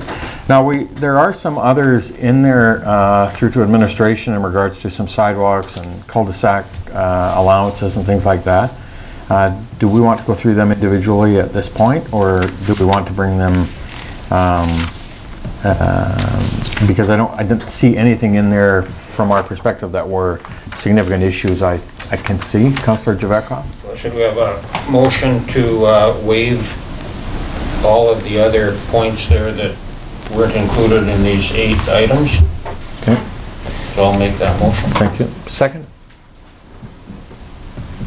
Sidewalk, road widths, cul-de-sacs. Cul-de-sac. Councillor Lexter? Just a quick question on that. In looking at that, I think there was a willingness to look at 85th Avenue for a continuous sidewalk, which the developer has said, look, would tie in nicely, recognizing sidewalks are a big part of how we move forward. Would the motion as it's presently put negate the need for that? Because certainly the developer has said, look, he is happy to do that. I wouldn't want to see us pass a motion that says now that doesn't have to go in if the developer's willing to do it. So I just want to make sure we're in line here. So we'll waive them with the exception of the potential for the developer to put 85th Avenue sidewalks in to carry that through to this phase of the development. Okay. I'll just kick that to Kevin real quick and make sure we've captured everything we need. Yeah, through your worship, that's the clarity that I was hoping we would get is on the remaining items. And as far as the sidewalk, it's not, I believe it's not 85th Avenue. We'd have to look and just double check which one it is. But I guess the direction would be that work with the developer, that the intent is that there would be a sidewalk that would run east-west through there. Is that what I'm hearing? Yes, that would suffice. Okay. So staff can work with the developers as finding the ideal location for that. Thank you. So move, seconded. Councillor Lexter, did you second that? Yes, I certainly, Thank that you. was, I think, an amendment to the main motion. I was going to say, can I please get Well- clarity on the motion? We moved waiving the requirements with the exception of 85th Avenue, potentially for a sidewalk development. And discussions with the... Whichever avenue. Or whichever. Whichever With the avenue. developer. I might have been off by a block, apparently. Got the motion? Everybody clear? Is there, I am, so everybody else must be. Yeah, we'll go with You've that or confused something. me more, sir. Duncan, anything else? No, just to summarize, you've approved 8 requirements, and now you're waiving the other areas of the bylaw except for this sidewalk component. That's the motion that's on the table right now. Councillor I'm Lexon? going to just, without belaboring this point, this is a unique situation. I want to make sure people understand. This is not taking a new development and taking our new bylaw and starting to cut it into pieces. I think the new bylaw stands for itself on new applications. This is because we have an existing developer that has been in the ground, put in approximately, I'll use half for the sake of a number, of the lots when he began this process under an existing bylaw. That changed midterm, and that's why we're discussing and making the alternative changes here before us today. Thank you. Councillor Parslow? My difficulty here is I'm not sure, I don't know what we're waiving. So the, sorry, go ahead. Go ahead, no, go ahead. So the report that Kevin gave to us from the June 10th, when we dealt with it, had a number of other bullets within the report, waiving the requirement for sidewalks around the cul-de-sac, reducing cul-de-sac pavement from 13 to 12 and a half. There were a number of them in there that we didn't seem to be as significant issues to us. And also because there's infrastructure installed in the ground already, some of that, if we didn't waive it, would mean ripping some of that out. Utilities on both sides of the road or utilities under sidewalk. There's some issues there that because the infrastructure is in place and the bylaws changed, it would have meant ripping them up. So that's why we didn't get into them, because it just didn't seem logical for us to do that. Yeah. Councillor Wilbur? Just for my own clarity through you to staff, we don't see any issues with reducing this cul-de-sac pavement and stuff with snow removal, garbage pickup, any of that kind of stuff? It's not going to cause us issues? So through your worship, I'll ask Kevin to provide a comment. So through your worship, the width of the sidewalk is not that significant from the old bylaw to the new bylaw. So again, that was why we didn't highlight it in those alternatives. Sorry, I'm specifically talking about the cul-de-sac, pavement radius, that kind of stuff. So I'm assuming that is the road turnaround at the end, that we're not going to have any issues reducing that. That's correct. Okay. Thank you.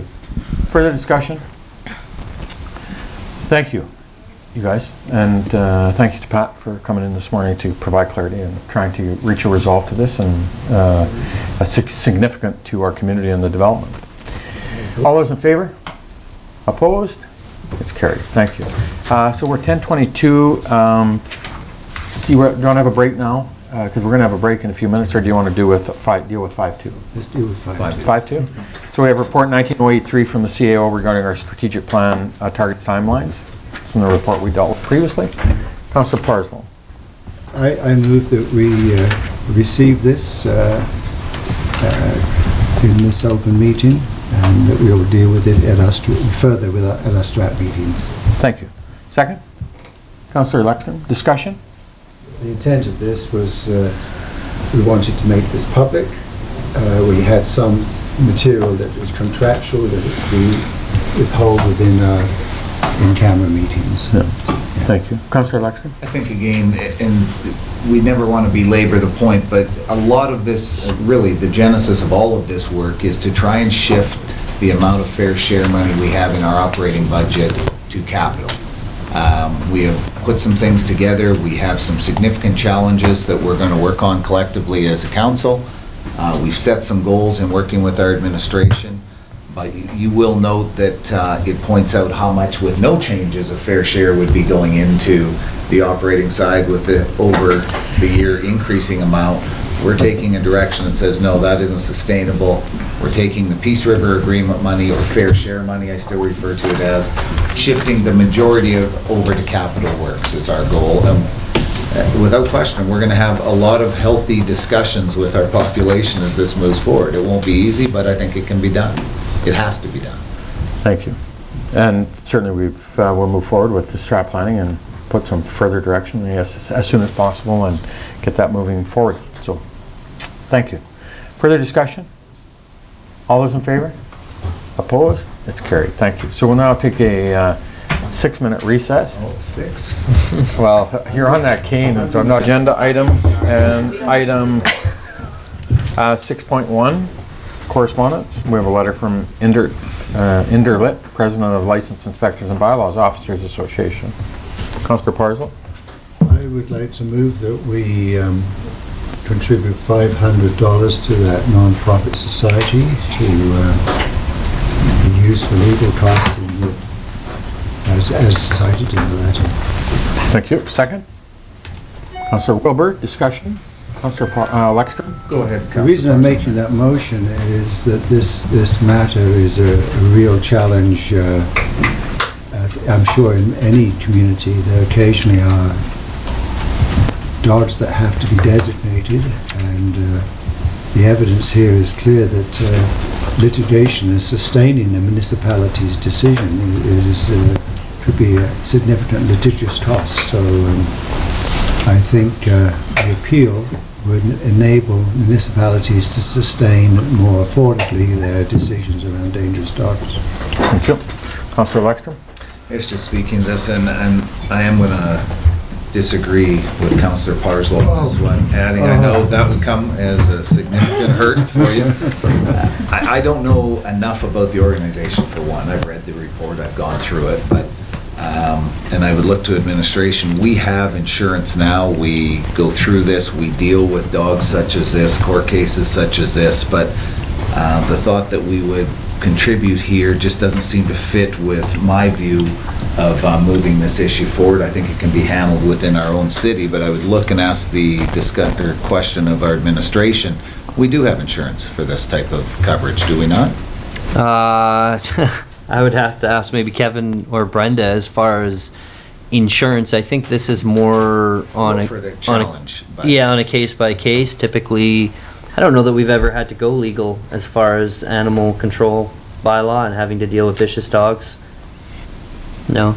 So I'm not sure that we've ever had to go legal, but my understanding is it's at our expense. And this group is really focused on some of those overarching principles that they're trying to ensure remain in precedent setting, whereas we would be dealing with our own individual cases. It's my understanding. Thank you. Further discussion? Councillor Javekov. I'll be voting against it as well. You know, for an association like this to come out of the woodwork and ask for a contribution of $500, and I don't know how many letters they've sent out, it just doesn't make sense to me. Thank you. Further discussion? Question? Ready for the question? All in favor? Opposed? It's defeated. Thank you. 5.2. Sorry. 6.2. Let me scratch that. 6.2, letter from Mayor Darnelda Seegers from the District of Sechelt. Move that we receive this for information. Thank you. Second. Councillor Kemp. Discussion. All those in favor? Opposed? It's carried. Thank you. 6.3, we have a letter from Mayor Lynn Hall from the City of Prince George regarding regional collaboration on emergency support services. Councillor Lexstrom. I would move this for discussion. Thank you. Second. Councillor Earl. All in favor? Opposed?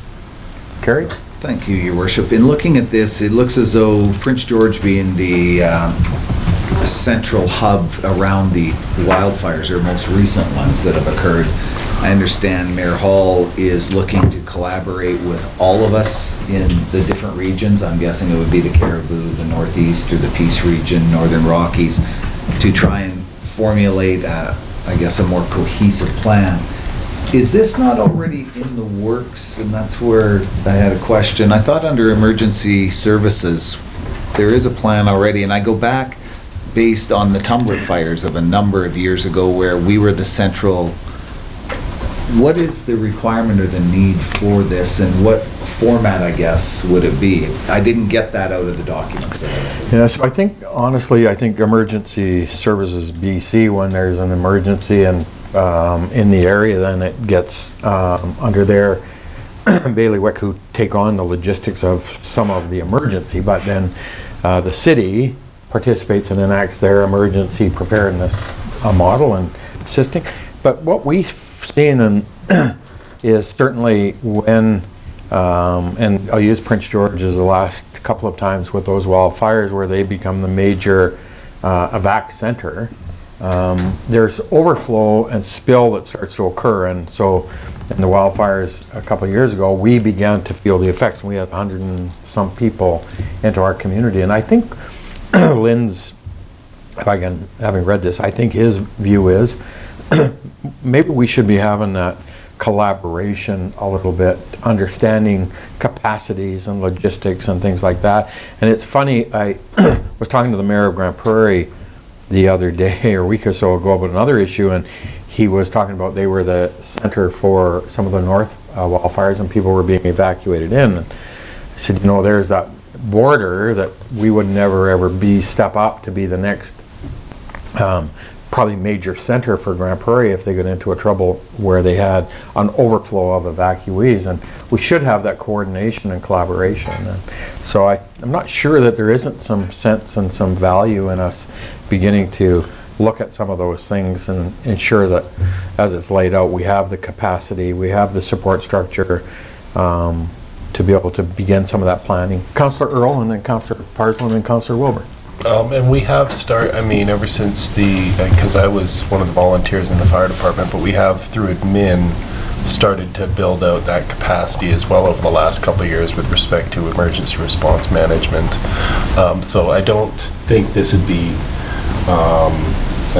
wait to hear what Councillor Wilbur says, but I think it would be inappropriate to direct staff to reach out to the Adam Davey, I think the gentleman said in this, to begin discussions to see what exactly, get Councillor Lexstrom the details he's looking for. But having been part of that and seeing how chaotic it is, I would definitely be in favor of a more proactive approach to establishing those networks and protocols.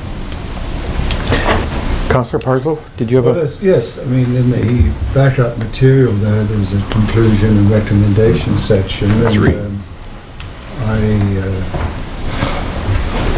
I believe that as a council we should express our wish to Prince George to collaborate on the initiative and their plan.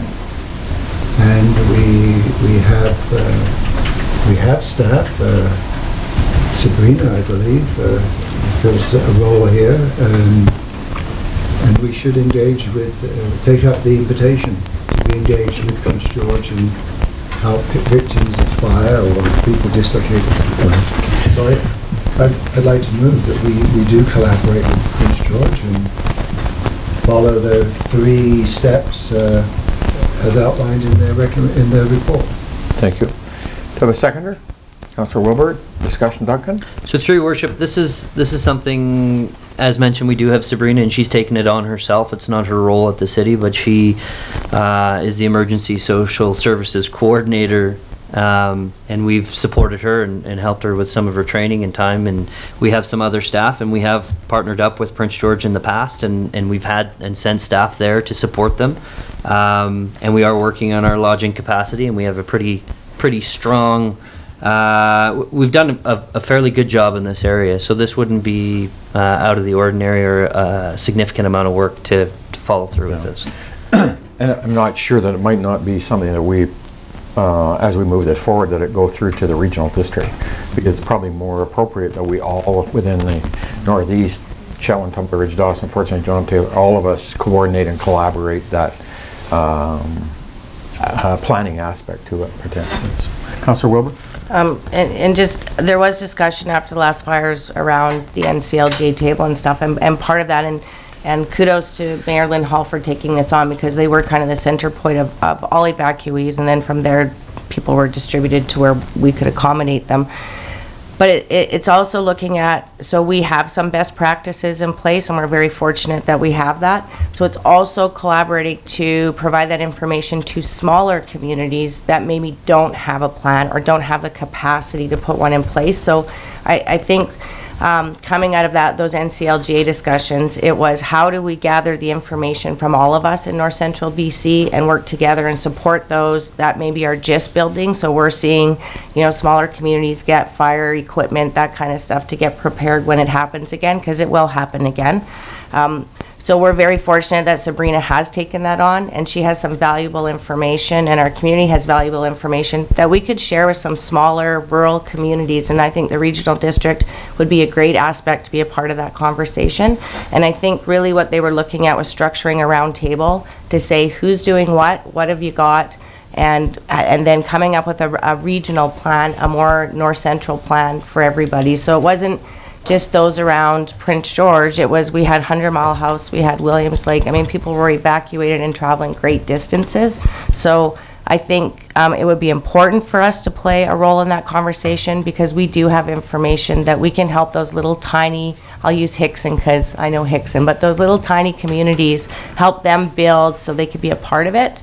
But also help them when they're in need and they're kind of stuck between those larger municipalities. Where do they go? So I just want to put that in there, that this really stemmed from the fires and then the NCLGA table. And Lynn's taken it on, so thanks to him for doing that. Thank you. Did I have a seconder for the motion? I seconded it. Thank you. All right, discussion, any further discussion? All in favor? Opposed? Carried. Thank you. 6.4, we have a letter from Premier Horgan in regards to the upcoming Union of BC Municipalities Convention and some meeting requests. We've flipped that out to council and had some feedback, and we'll coordinate and marshal that list together and get it back out to you. I just thought, is there anything further that anybody has that they would like to suggest, offer? I will say I did raise it at the RD table at our last meeting, because we do have the same request, and I'm not sure that there isn't some value for us to certainly be where we have some commonality of issues. Let's try to get it at the RD table, because then I think it gets a little bit better attention when it's all of us from the region speaking to an issue, rather than each of us from our own perspective. But absolutely, we all have our own individual aspects or issues that we may want to bring forward, and so we've had some feedback from some council, and just wanted to make sure if anybody else has any, get it through to us, and we'll coordinate that list, get it back out to you, and get it in. Councillor Parslow? I made a couple of submissions, somewhat unsure about where desires are placed. I'm thinking about housing particularly. If we're not ready to make any presentation because of other work, then I sent them to you for your wisdom to be applied, whether we uptake it or not, because you have a better overview than I do. Sure, and that's why I thought if we get a feedback from everybody who has some suggestions, then we'll kind of strategize those lists, and it's a 15-minute exercise, so you get in front of the minister to raise an issue. I don't think you get into any type of detail, and I think seniors housing is one that's going to be talked about at the regional level, because both the North Piece, South Piece, we're doing some work on that, so I think the focus from that certainly can be through the minister from that table. But we'll put it together and put the list back to you guys, and if anybody has any other suggestions, or if you think about them, just flip them out. I just want to support something that Councillor Ekstrom put forward with Adrian Dix and Rotary Lake. Yep, and that's on. We may as well continue to do our best. No. Good. So, motion to receive for information, I think. So, Councillor Ekstrom, second, Councillor Kemp. All in favor? Opposed? It's carried. Thank you. And 6.5, we have a letter from Doug Scott, Real Flow Investments, regarding an illegal worker camp located in Farmington, BC. I'll give you a little context of this, just because at the RD, I'll give you a little background on this topic. And so this came to the RD last summer in June 14th, I think the meeting was. Company is operating a transportation firm working for industry out in the Farmington area. Brought it forward for a request for a temporary use permit to operate a camp at that location, because they had been operating one for a bit. I spoke against it. We had a 1,000-man camp at Encana's camp at the Braden Road, less than half an hour away, and it got defeated. The camp operated illegally then for the last year, and never received a single complaint. I found it awkward because if I put in the complaint, then it appears as though we're being anti-industry in some respects. It's happened in the past. So it's come back now in about a month ago for another request to go to the ALC for rezoning of the property to be used for commercial purposes so the camp can be operating. And Doug's raised the concern about the camp operating illegally out there. Councillor Javetkov? Make a motion to receive for discussion. Thank you. Second? Councillor Earl? All in favor? Opposed? Carried. Go ahead. So it's kind of alarming to me that if this letter is factual, you know, that this has been ongoing without approvals and, you know, like I don't know what the system is, if it's the regional district that has the ultimate control or if it's the Oil and Gas Commission, but or industry in general, but I would think that if this camp isn't legal, why is industry supporting it? Yeah, like as I say, it was defeated by the board, and it's the PRRD that through the zoning that gives it the temporary use permit to operate outside the zone of agriculture use, and so that request was denied by a majority vote of the board last June. The camp continued to operate illegally. I asked administration at the PRRD, and they operate on a complaint basis for a bylaw issue, and so there wasn't a complaint issued against it, so it continued to operate, and the owner now has brought it forward for a rezoning request, and now that'll have to go to the ALC for consideration to get it rezoned. And one of the conditions that we put on it, the board has, is to get Ministry of Highways to do an assessment of that intersection and that area, because it is quite a heavy traffic area at the Farmington store as well as at the road to there. So would it be appropriate to make a motion to refer this to the regional district as a complaint? I mean, this is one of the issues that comes up when we have a bylaw process that responds only to complaints, but can we make the complaint? Well, I guess now it's through the, it's gone through a request to the ALC for rezoning, so until it gets dealt with through there, I'm not sure how the complaint would be, whether they would enforce the bylaw contravention, because it is now received a direction from the board to deal with the rezoning application. Well, somebody must be in charge. No. And you know, a referral to the ALC is simply a referral.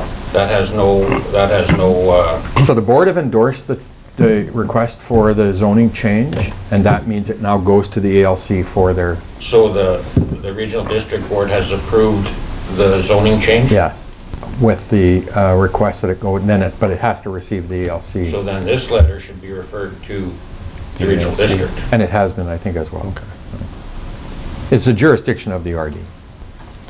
Because I think, like from our perspective, I mean, we've got people that have invested considerably here in the city, and I think we should be seen to be supporting them. Yeah, so I spoke against it on June 14th. The motion was defeated to operate the temporary use permit for the camp, but it just continued to operate illegally, and now they brought it forward for the rezoning. I completely agree. I spoke against it and at the board meeting a year ago. Well, I'll make a motion that we refer this letter to the regional district and ask for a response. Sure. And to the Oil and Gas Commission as well. Whether they have jurisdiction or not, but they are a player, and... Okay. Yep, I'm good. Good with that motion, that we send this on to the PRRD as well as to the OGC, how a camp is allowed to operate illegally. Councillor Parzo, second? I will second that. Can I? Yep, go ahead. So we were just making sure we understood the gory story here. The regional district a year ago denied the request. The camp continued to operate for a year in spite of that prohibition. Yes. The regional district did nothing. Is that? Yes. Nobody complained against the illegal use. So they don't monitor the enforcement of their own decisions, is that what I'm led to conclude? It's a complaint-driven process, so that's all I can say. Can I add to that? So why, okay, so, and now they've approved this rezoning application, correct? Indoors. Thanks. Councillor Wilbur? So that's where my question was, that I was trying to, through Councillor Parzo, verify just that. So if we were to, I'm going to pick on us, if we were to deny something and then it continued to operate, we would have some onus on ourselves to follow up on that we had not allowed that.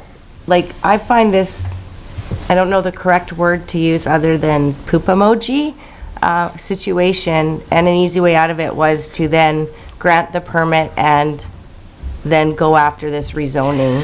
So I'm happy to vote to forward this letter, but I'm just going to put it out there and be the devil's advocate. If the regional district denied the permit, I can understand why this writer is upset, because they denied it, then they still allowed them to operate and didn't follow up on their own decision. And I don't think that's complaint-based. I think a decision was made and it should have been acted upon. So I'm just putting it out there as my nickel's worth. I think that's wrong, and I think that puts municipalities and members of regional district in a very uncomfortable situation, that our residents are writing to tell us and ask us why this is happening at the regional board level. So, and I'll respond, because I did speak against it. I was defeated. About a month later, I spoke to the RD CAO and said, how can that camp continue to operate when we just denied the permit? And the bylaws are operated on the same as ours, a complaint basis. So as long as no one complained again about it, they couldn't enforce the contravention, even though the board refused the temporary use permit. And so it's come back a year later without a single complaint, and now the board have dealt with it again, and it received approval. So. Anyway, I'm just giving you the story of it here. Well, I appreciate your effort, Your Worship. I really do, and it's you on did the right thing. PRRD board. You can watch the video of June 14th, the board meetings they recorded, and Councillor Rebecca. Well, you know, using this logic, it would be like the old idea of asking for forgiveness is easier than asking for permission would apply. Why apply for permit if you can go out there and set up a camp? And as long as nobody complains, you're free to continue. Councillor Lexstrom? I'll just follow up. I'm going to vote in favor of the motion to refer this to the regional district. I think we could actually express our concern as a municipality, similar to what your worship has done at the board and representing our city at the board. It's democracy. At the end of the day, you leave the table and make the vote of the majority work. But it is a concern, and I would concur that you seek forgiveness versus permission is not a healthy way to conduct business, not just in our region, but anywhere. So although we send it, and this is a regional district issue, I understand the concern of the resident of Dawson Creek who's invested significant dollars here to develop accommodation and so on. But the letter versus just referring it, that we express our concern in a follow-up, and your worship, thanks for the work you've done on this so far. Thank you. Thank you. Councillor Parzo, you have one more? I was just... Are you ready to vote? Anxious anticipation to vote. Are you ready for the question? Any further discussion? All those in favor? Opposed? Carried. Thank you. 6.6, we have a letter from Dr. Kim, the medical health officer, and Senator Allison regarding Rotary Lake. Councillor Lexter? I would move for discussion. Thank you. Second. Councillor Kemp? All in favor? Opposed? Carried. Thank you. Go ahead. Your worship, in seeing this letter, and Rotary Lake is an important part of our community, not just for Dawson Creek residents, but for everybody, whether they be passing through, whether they be coming. Without trying to minimize the concerns expressed with regard to safety or any of the history there and the unfortunate incident that occurred, I say recently, within the last number of years, this is a facility that I think we all want to see back up and operating if we can do it. I think with what I've seen over the time and when I read this letter and they've offered to sit down and talk to us, I think we have met most of the obligations, or can, as I go through the list of what we talked about, to get this thing back on track where we can fill it, get families down there and children using this place again. I think they contradict themselves, our Northern Health Authority, on this. If they actually, their jurisdiction, this is not under the pool regs, I understand that. They've acted under the public health issue. I think we have dealt with that, but I want to pursue this further. Far be it from, and I'm not going to accept that NHA is going to keep this closed. I think it's ridiculous. I think it's a slap in the face to Dawson Creek and the region on that. And I am going to recommend, once I'll leave it open for discussion, but we invite the health officer here to go through what we've done, what we can accomplish, and do a face-to-face meeting. Thank you. Further discussion?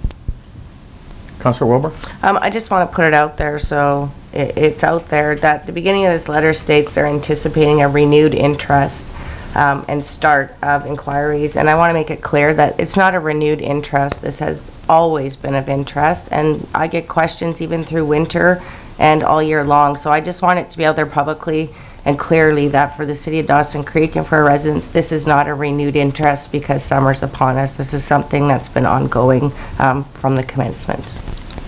Thank you. Further discussion? Councillor Lekstrom? I would move that we invite the health officer to speak to us in an open public meeting here at council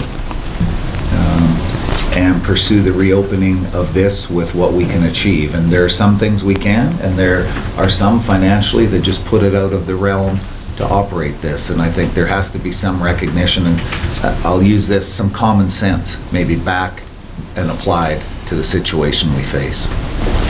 Thank you. So the motion is that we're going to invite Dr. Sandra Allison to attend a council meeting in the future. I'll second that motion. Second. Discussion? Absolutely. To me, the aspect when it became clear for me was when there was an interview on CBC just after the tragic death of the little girl, that the public health issue was raised in terms of what jurisdiction the medical health officer was operating under. And so that's the clarity for me of being, that's the light went on, and that's their jurisdiction. That's where they're going to and have been addressing this. And I think it's absolutely appropriate that we have them come in and address council. Councillor Parslow, then Councillor Javeka. Yeah, I definitely support this motion, but I don't, speaking for myself, not that you guys would do this, but I'm quite capable of doing this, and I don't want to do it. I don't wish to ambush any visitors or guests we invite, so I would like to, there may be, from other councillors, some specific areas or questions that we want her to address. I have one, just to illustrate, and I'd like her to be forewarned about this. I have never understood the logic of Northern Health when we have, they say this is a safety issue. I've never understood why Northern Health doesn't take a proactive role to be consistent when they seemingly turn a blind eye to establish swimming areas in our lakes, such as Swan Lake, such as Beaton Lake,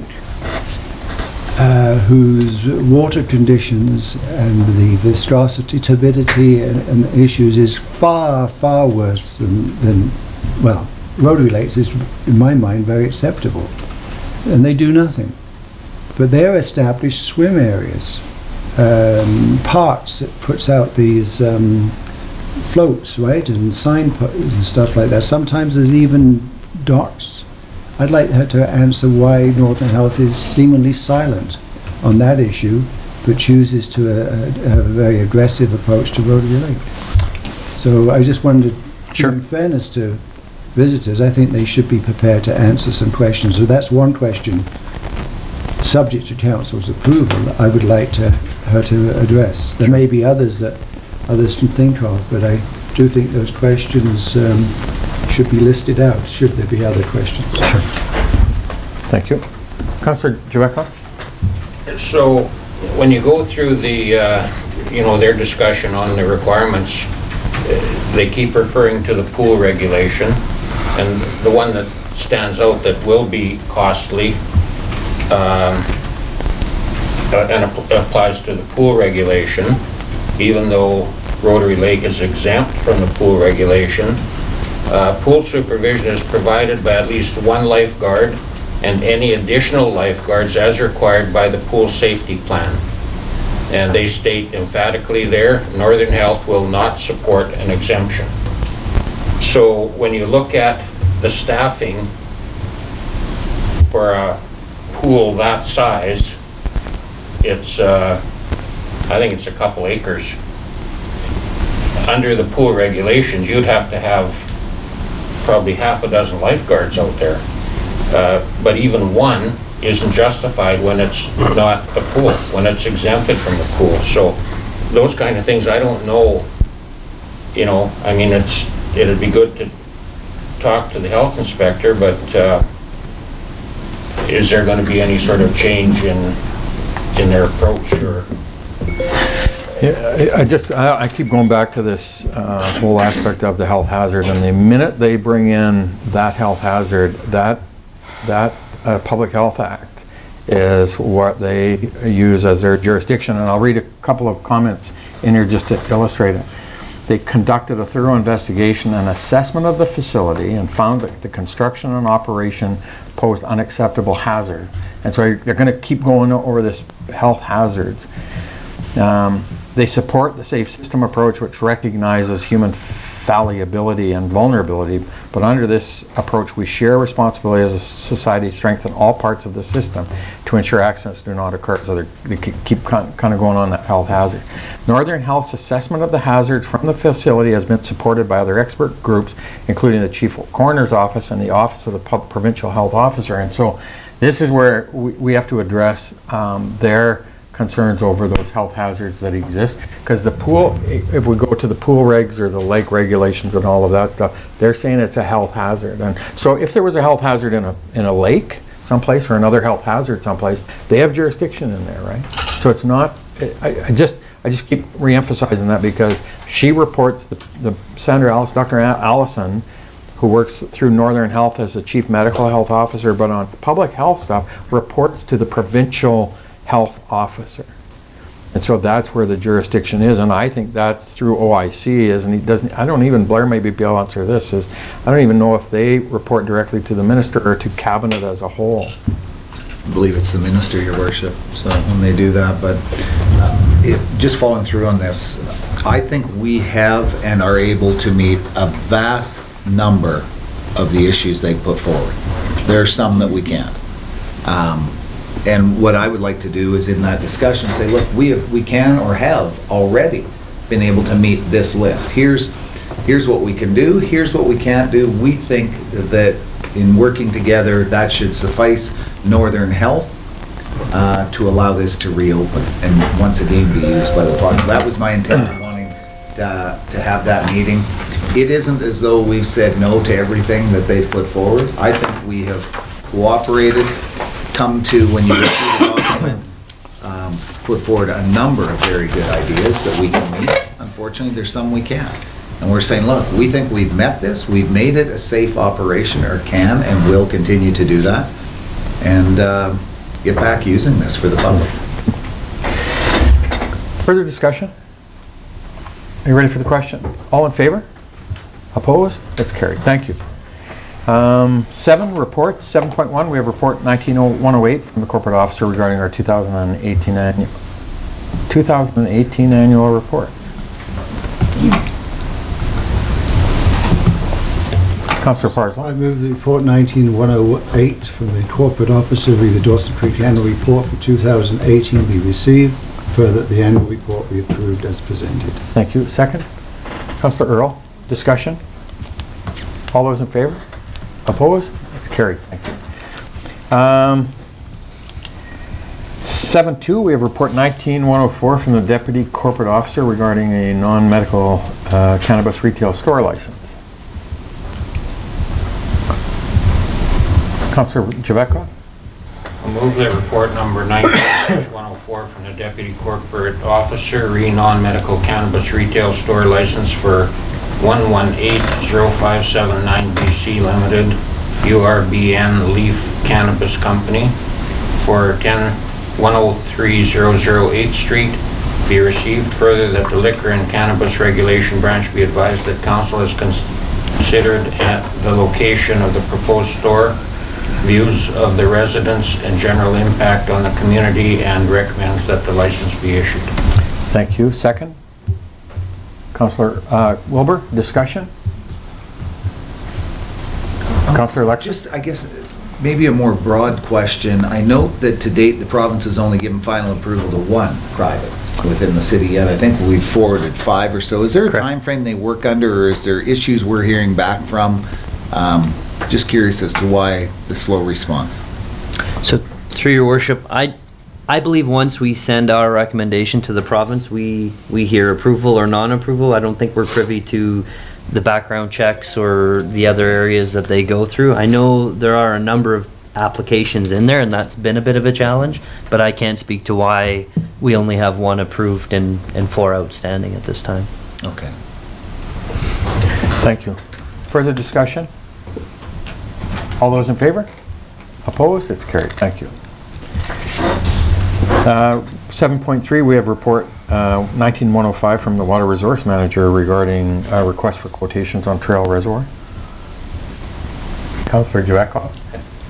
I'll move that report number 19-105 from the Water Resources Manager, request for quotations 2019-20 Trail Reservoir repairs received. Further, that the City of Dawson Creek award the contract to Smith Conley Services for the bid price of $174,457.50, including taxes. Thank you. Second, Councillor Parslow. Discussion? Councillor Lexton and Councillor Javetka. A quick one and through to administration. A significant difference between low bid and second low bid. There's a full understanding of what the work is, and I say that because it doesn't matter whether it's city, province, jobs. Seems that people sometimes will bid low and then change order the heck out of it and build the cost back up. Any opportunity for that to happen? That is, as I understand, that's an all-in bid cost. That's it. End of the day, you meet the requirements, and that's the price. Is that? So, through your worship, we've followed up with Smith Connolly Services. They're aware of the scope of work. They're aware of our requirements. I mean, we can't say there can be no change orders. If we've missed something, there's always that opportunity, but we don't foresee it in this project. It's been pretty clear, and I think we have a strong set of design guidelines, and this isn't the first work we've done in this repair, so we have our previous work to build off of. Okay. Thank you. Councillor Javetka. Yeah, I was just going to say, this kind of highlights the benefits of going out for bids on a bid that's less than 200,000, city's saving over $90,000. So it's pretty significant. So, you know, the bid process, that's the whole purpose of it, is to, you know, set what the job is worth, eh? Right. Thank you. Further discussion? It's kind of like deja vu. I was thinking about this for Councillor Lexstrom and I, because in 1993 to 98 we dealt with the Trail Reservoir and the sloughing of the berms 20 years, 30 years ago. So I kind of saw, when I saw the Trail Reservoir repairs, it kind of brought back flashbacks, because at that time we didn't have the kind of storage capacity in the system, and we had to drain one of the cells in order to do that pond berm repairs, and it was a significant deal, a very significant deal. Thank you. Ready for the question? All in favor? Opposed? Carried. Councillor Lexstrom was a lot older then, too. That's why I remembered it. Yeah, He I was didn't. going to say good memory. So we have 7.4, we have report 19-106 from the Water Resource Manager regarding request for quotations. Councillor Parslow? Mine's 107, right? Well, actually, in the recommendation, it says 19-107, but on Yeah. the Sorry. I went Agenda, off it says 106, so there's a typo somewhere. Yeah. So what is it to be, staff? 6 or 7? 7.4. Report 106. 106, report number 19-106 from the Water Resource Manager, request for quotations 2019-25 granular activated carbon media installation be received. Further, the City of Dawson Creek award the contract to Water Tech Industrial for the bid price of $88,500 excluding taxes. Thank you. Second? Councillor Earl, discussion? It's a very needed project Yeah. to our water security. All those in favor? Opposed? It's carried. Thank you.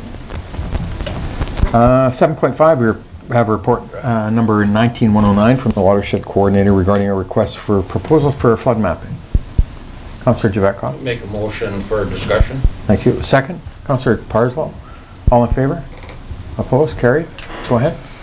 I'm not in favor of the recommendation. You know, again, we go out for bids to save money, and this year in particular, if we take the high bid, we're leaving $115,000 on there. We take the low bid, we save $115,000. And you know, whether it's grant money or budget money, to me it doesn't matter. I mean, it's just a principle when you're going for bids. Otherwise, you know, we could just select whatever company we want and get a price from them. I did some research on WSP Canada, and they are a huge company. They've got over 500 offices around the world. They've got access to whatever they need to do these jobs. And, you know, I think that's who we should be going with. Thank you. Further discussion, Councillor Wilbur, then Councillor Parslow. Through you to staff, I believe Ebwater Consulting's already done some work with us, have they not, on this? They did the initial. They did the initial work, so I think there has to be some consideration. Like, I'm fine with the recommendation, because I think we have to take into consideration the knowledge of the work that's already been done, and we're going into the next phase, rather than bringing somebody new in to maybe have to restart some of that work that was already done, and that's just how I'm looking at it. So I just want clarification that they had already started this work. Thank you. Councillor Parslow. Yes, I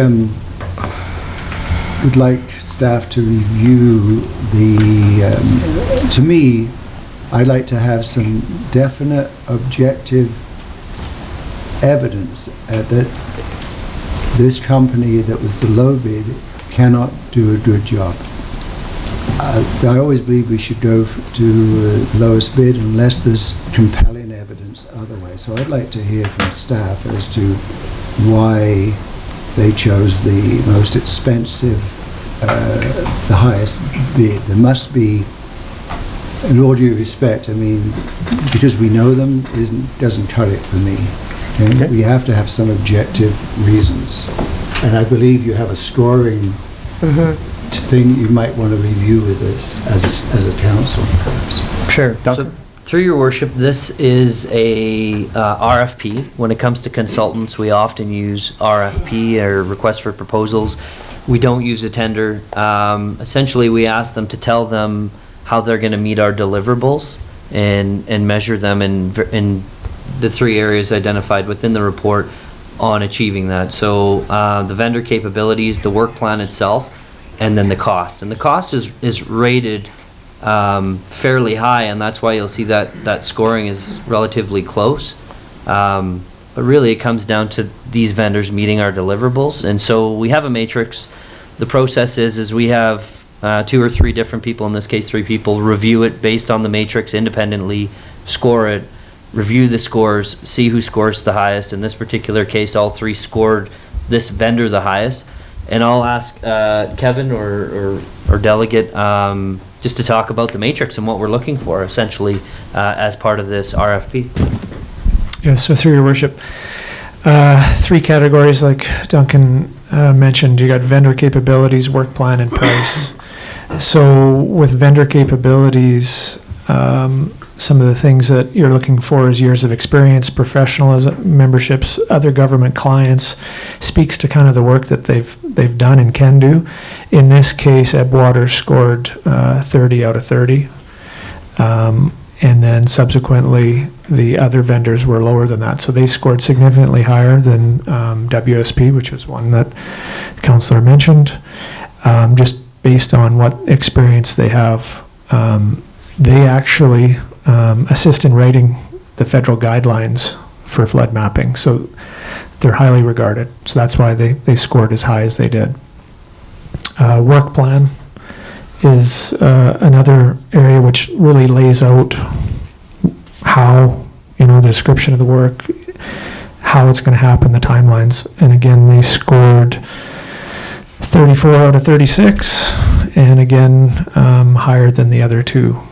And then in regards to the price, they scored significantly lower because they were the highest, and the lowest dollar amount scored the highest and brought those up. So that's why you have the three vendors very close. So looking at price aside, Ebwater does score very high as far as the work plan and capabilities, and that's why we have the matrix, and with the price, it's supposed to kind of balance everything out, and it does. So we were just recommending the one that scored the highest and that we're comfortable with doing the work. And it did not take into account that they had done work for us in the past. Thank you, Kevin. Councillor Wilbur? And through you, your worship, to staff, it's my understanding this is covered 100% by grant funding? Correct. Thank you. The one piece to me, the one component to me is, as significant as this flood mapping and the flood work is for us and moving forward, and we're going to start to then make some pretty significant decisions. I would assume that we're going to have the detail then to start to make some pretty significant decisions and investment around infrastructure and understanding that. And the work that Ebwater did for us in the first go-around, and that was, I kind of appreciate Kevin's explanation of it, because it seemed strange to me that the dollar value were so significantly different, but the total score. And so I have the confidence, to me, in Ebwater's work that they've done before. They're going to be able to layer onto that work from that history that they've done for us to even deliver that work plan and that value into the information and the report of why we're buying it, why we're paying for it, is because it's going to be so significant. So to me, I'm in favor of going with Ebwater because of the history of the work they've done for us. They understand it, and certainly that should give us even that much more quality in the second phase of the work we're looking for them to do. That's just my own assumption based on the work that they've done for us already. Councillor Javetko? Yeah, my experience with these requests for proposals in the past, when it comes to this close of a score,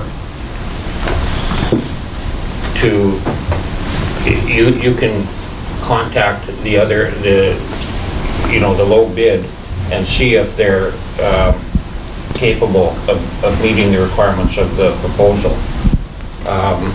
It's not like a quote where it's sort of etched in stone. This year being only 0.2% difference, I think justifies going back to the drawing board here. $115,000 is significant. It's not chicken feed.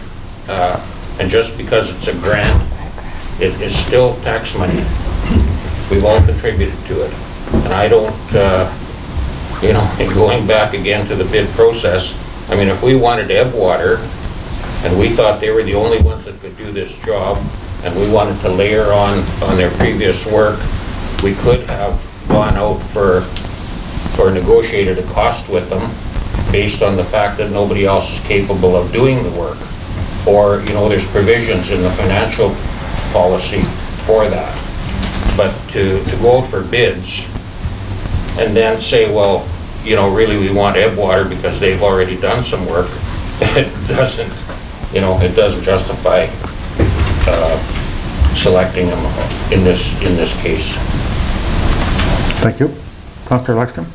Just jumping in on this, And again, evaluating whether it's city taxpayer money or a grant, I don't think that should come into play in determining who we go with here.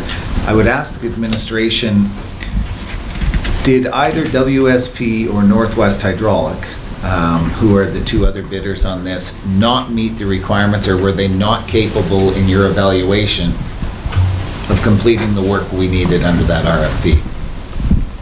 Were they able to meet our requirements?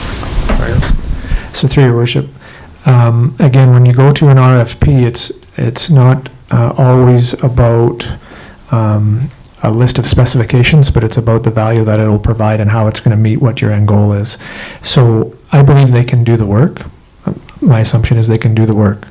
But as you go through the scoring matrix that we have, some score better than others because of what they've provided in their proposal.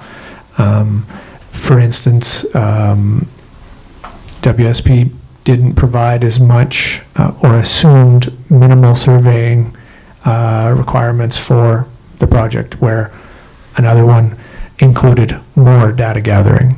So that's when you get into proposals, you'll see those differences. One's more willing to provide some will just do the minimums. Edgewater provided, I believe they were the only one to incorporate some climate change for all the return periods. So again, just in the modeling process, they're considering things that others weren't. So those types of things, as you go through the scoring, they're ticking more boxes. For me, the $100,000 we're spending, and I'm not discounting the fact that that's real money. The real money is going to come when we start investing in the infrastructure down there. We're going to spend millions of dollars on building infrastructure. I want to make sure we have the best information available, and staff going through this analysis are saying, when you look at the difference in Doe, the quality of what they were doing in their work plan, and et cetera, had to be significant for them still to outweigh the difference in that dollars. And so for me, having seen the value of what Edgewater did for us in the previous work, in that initial work, I really believe that they have demonstrated strong capacity to give us the information we need to make good decisions on that flood mapping. Councillor Parslow. Well, just for staff, I've just heard from Kevin some objective, hard stuff I can grab hold of. So that's what I was asking the first time. But thank you, Kevin. That settles it for me. Thank you. Time is money. Need a motion. Councillor Earl. Motion that report number 19-120 from the Watershed Coordinator regarding request for proposal 2019-24 flood mapping be received. Further, that the City of Dawson Creek award the proposal to Edgewater Consulting for $284,280 plus GST. Thank you. Second, Councillor Parslow. Discussion. Ready for the question? All in favor? Opposed? It's carried. Thank you. 7.6, we have report 19-111 from the General Manager of Development Services request to reallocate funds for 17th Street multi-use path landscaping. Councillor Parslow. I move that report 19-111 from the General Manager of Development Services request to reallocate funds for 17th Street landscaping be received. Further, that Council reallocate $60,000 from the 112th Avenue capital project in order to complete the landscaping along the 17th Street multi-use path. Thank you. Second. Councillor Lexton. Discussion, Councillor Lexton. Just a quick question through to administration. In looking at this and the work that has to be done, it's always, I think, far more difficult to grow the grass than look at turf. And that's been an ongoing discussion, I think, in communities for many, many years across the province. Do you have any knowledge on the time factor having to incorporate watering, looking after making sure that grass grows versus a turf function within a bid like that? Have we ever looked at that? And that's Through your worship, I haven't specifically looked at turf. Typically what we've used is recently is hydro seeding. Again, that's better than just throwing down seed. You still get the mix of grass and weeds and grow up in those first year or two until it catches and takes off. But turf would be more costly initially, and then you would have that ongoing watering for a period until it does start to grow. So Certainly something you could look as an option in there to see if it, what that is. But I believe it would be more costly. Okay, thank you, Kevin. Thank you. Councillor Javetkov? Two questions. One is considering the issues with 112th Avenue, is it a guarantee that we're going to have surplus money in there? Duncan? So through your worship, at this time, we're comfortable making this recommendation. And the second question is the work along the sidewalk up on 17, will that go out for bids? Yes, through your worship, it will. Thank you. Further discussion? Ready for the question? All in favor? Opposed? It's carried. Thank you. 7.7, we have report number 19113 from Parks and Facilities Manager regarding request for quotations for ditch cutting. Councillor Wilbur? I will move that report number 19-113 from the General Manager of Community Services, request for quotations 2019-32 ditch cutting be received. Further, that council award the request for quotations to AgroWork Services Incorporated for a 3-year term ending December 31st, 2021 for the sum of $29,465 per cut. Thank you. Second? Councillor Earl, discussion? Councillor Lexton?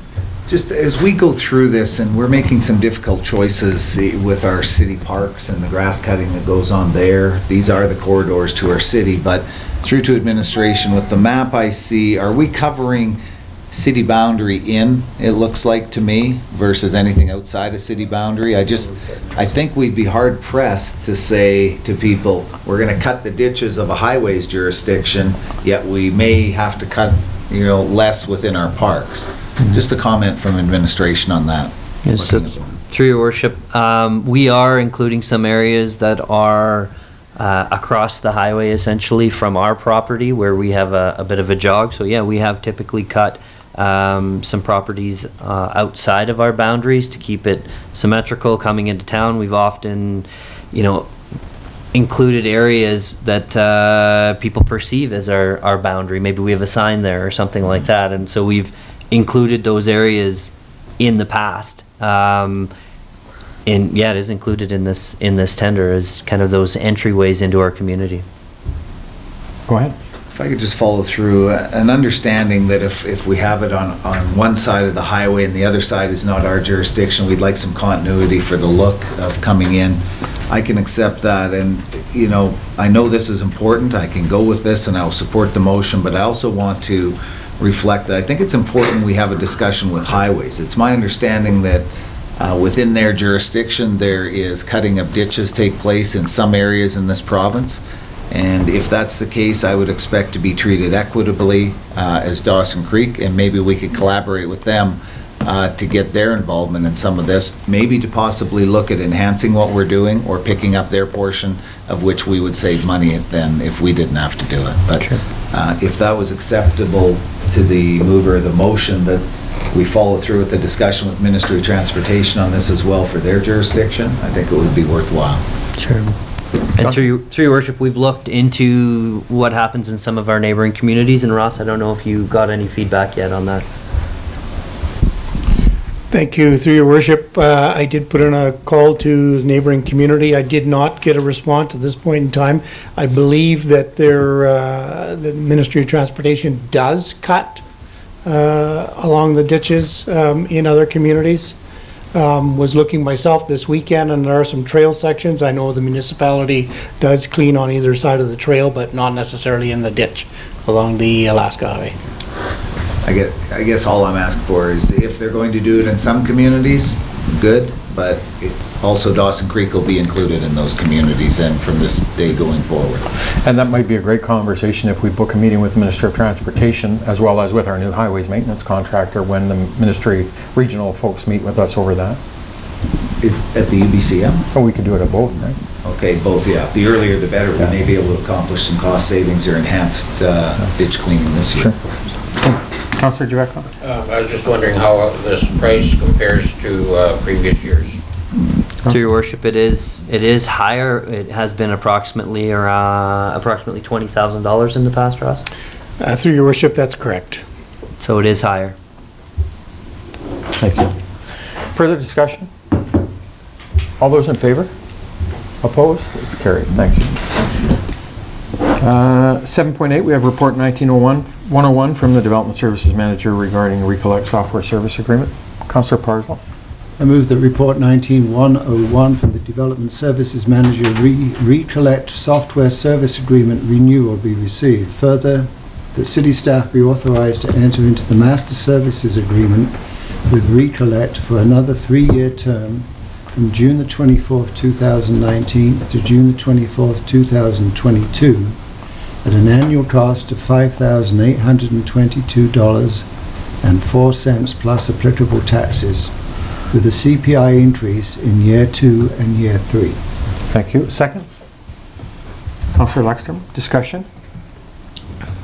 Ready for the question? All in favor? Opposed? Carried. Thank you. 7.9, we have a memo from the Administrative Assistants regarding our dog park proposal public feedback. I move for discussion. Thank you. Second? Councillor Kemp, all in favor? Opposed? Carried. I Go ahead. would like to have some discussion about the response of the school district. Just got it up on screen now. They make a comment here that resonated with me.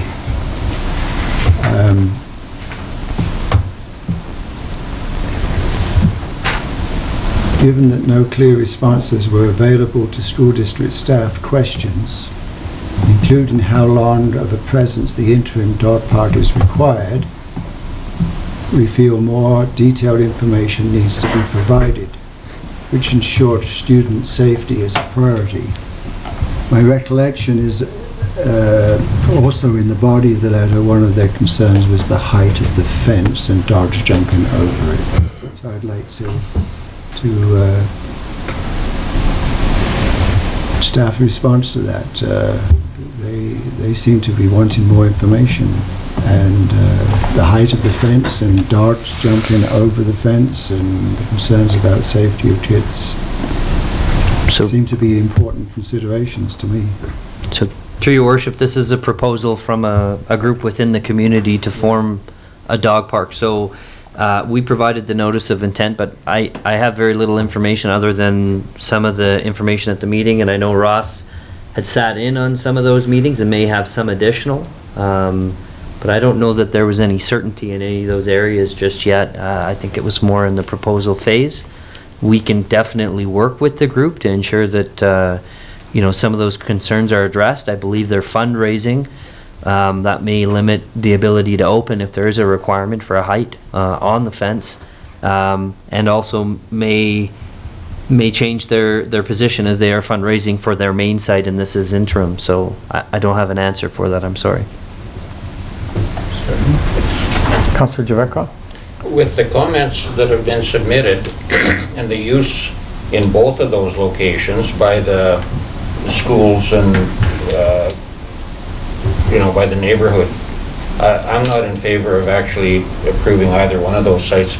I'd like to see this organization look at doing some development work or start a process at the SPCA where the ultimate dog park is going to be located.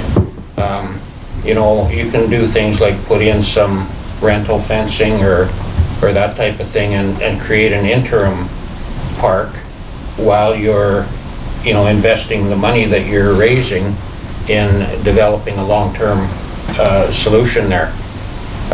Unless there's other areas in the city, and I don't know where all of the ballparks are. I know there's some way up in the northeast corner, and possibly there's another location, but these two locations don't seem appropriate with the comments that we've received. Thank you. Other discussion? Councillor Lexstrom. Just to follow up, the one concern that I think we raised last time and still hangs with me is the issue of insurance. Do we have a definitive answer? As I read through this, I don't know if I missed or misread it. If something should occur in a dog park that we approve, and I understand the general liability within the city, but I'm talking this, If we approve something, I'm going to assume, and correct me if I'm wrong, that we're going to require them to purchase some form of insurance, or are we going to inherit that liability? So, through your worship, that would be a decision of council. Okay. And that came up at the last meeting. And I mean, the city, as mentioned in the last meeting, we're covered for everything. It's really whether you want to accept that liability on behalf of that group, as we're not operating it, or whether you want to require the group to have insurance that addresses that liability. And that's a decision of council. But we are covered. It's just whether you would like to accept that. Okay. Councillor Javetkov? I don't know if it's in policy, but I know Brenda requires insurance for most things. I mean, maybe there are some exceptions, I don't know, but any activities that the Oilman's Club has been doing, we cover with insurance. You know, the Christmas tree, Lobster Fest.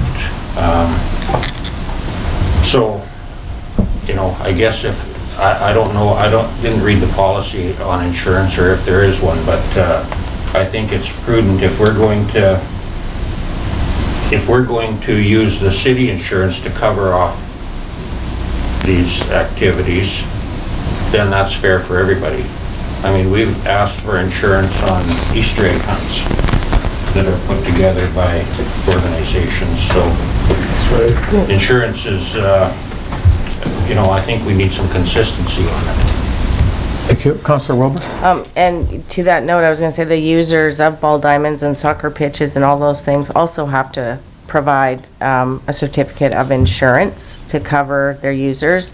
And I'm not sure if this user group is a registered not-for-profit society yet, but I think they should be. And I think that they should have to provide insurance like every other user that's using public space. So, yeah, I have concerns. I do agree also with Councillor Javetkov that maybe focus should be put on fundraising and putting it where it actually is going to go rather than piecemealing it along and never actually getting to where it wants to be, which is by the SPCA. So I think you set a goal and then you work towards that goal, and the goal is having it by SPCA. And I do appreciate, you know, my dogs are long gone and I'm a cat owner now, but you know, I appreciate them wanting it, but I think their goal should be getting it to where they want it to be.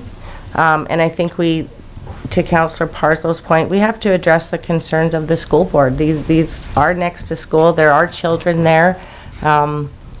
Those are concerning issues, but around insurance, I think that they need to cover themselves like every other user group of outdoor facilities. Brenda?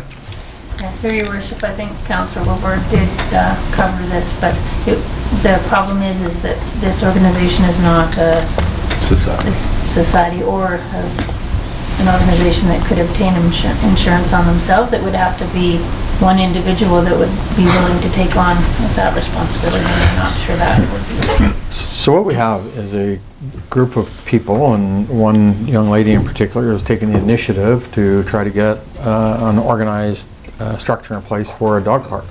And it's a temporary use of a dog park until such time as they can build themselves up into a model that they've got sufficient membership and they raise sufficient money to build a permanent facility at the SPCA in partnership with the SPCA. And the SPCA have said, you know, we like the idea of it, but there's capital and all of that stuff. So what you have is this informal group of folks who are led by a young lady who's trying to put this together and get it done. And so they need a temporary facility. And so we have 3 or 4 decommissioned ball diamonds that we don't maintain, we don't look after. And it's amazing to me now that all of a sudden when there's a group that's suggesting they want to try and use it or come up with a use for it, that there's a whole ton of uses going on for it that we don't see or recognize. But to me, the issue of maintenance is what they've said they're going to look after. And if it doesn't get looked after, we close them down. If we say that we want to have insurance, then that's a condition that the group will have to come up with to deal with. And we can continue to throw things out in front of them to the point where people will just go back into the parks and have the dogs running loose there. And this was just a model of trying to find a facility and a temporary location for them to get themselves built. We've heard about dog parks for a long, long time, and every community has. And this is the furthest along it's gone. And they're trying to get themselves set up, and they need to have a organizational structure. They need a place to go so they can start to build membership and build the process for people to understand the dog park, and if they don't look after it, then it gets thrown away. So I got Councillor Parslow and then Councillor Javek and then Councillor Kent. Yes, it's clear to me we do need a dog park in this community for sure. As you were speaking, you know, if we need to support, enable, empower, if you like, the people who are behind this. This is why often I support grants. You know, grants are there to help kickstart something, and I'm not against grants as long as we have some boundaries of what we're after here. But my big concern is I think the school district needs to be consulted in a more formal way, but I don't want to discourage this person either. Councillor Javekoff and Councillor Kemp. One of the options that they listed in the original 4 was the Chamberlain Nature Park, which basically doesn't have, you know, ball diamonds and that type of thing. Maybe that's a site that they could look further at. And, you know, as far as fencing, you can rent fencing or maybe get fencing donated temporarily, or, you know, portable type fencing. So there's other options. So I'll make a motion that we refer this back to the lady that was presenting it. For to look at Chamberlain options other than Barbary and Ruby. They need to get organized first. Do I have a seconder? Second time, do I have a seconder? Do I have a third time, do I have a seconder? Thank you. Councillor Kemp? As someone who sat on the committee and watched them kind of grow, they were just looking, those are the 3 that were presented to them that, you know, we were decommissioning, and they're just trying to find a location. So they are eager, just trying to see, I'm pretty sure if insurance is an issue, they'll look into that. They just want to know what the possibility is, and she's working very hard at trying to get all the requirements met. Thank you. Councillor Wilbur, then Councillor Parslow. I just want to say, it's just paperwork to become a not-for-profit society. There's not cost to it, so I think, you know, they can call themselves a committee or a group or interested party. I think that's a first step, and I think a second step is speaking with the city grant writer. There's lots of opportunities through NDIT, through other groups that can help them kick-start this, and however the location turns out in the end, I just think moving forward that they need to become better organized and become a solid group, because this has come before council before, where an individual was interested in a dog park and then it all went sideways and everybody's going, well, where did the lady go and where's the dog park? So I think for them to legitimize themselves in the community to move forward, they really need to become a not-for-profit society, and then there's lots of help and support for them to move into the next step. And so I would feel more comfortable with that, knowing then that they could get insurance, that they were actually committed to moving forward because they've organized as a committed group. I have no issue with that. I think the moving forward is they need to get a temporary facility. They need to have a location where they can say, we can use this as a temporary basis until we build a permanent facility somewhere. So you can go form a society, but if the city isn't willing to give them any location to use as a temporary, they're not going to go through that work. I think that's the issue right now. And I'm just speaking on behalf of what we've seen from those meetings. So I got Councillor Parslow, then Earl, and then back to Councillor Wolf. Yeah, I think the proponents of this interim dog park should meet with the school board to answer questions they may have. I don't think we should take that on.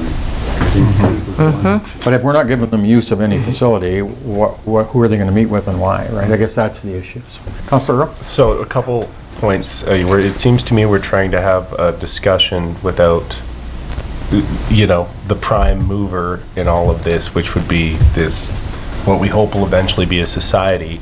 So I hope staff is able to forward these concerns to them so they can begin, in addition to the work of getting a society and fundraising, reaching out to some of the concerned stakeholder groups. Of the two sites identified, I'd be more inclined to support Barbary Park because there isn't the safety concern there to the extent there is with the other one in its proximity to a public school.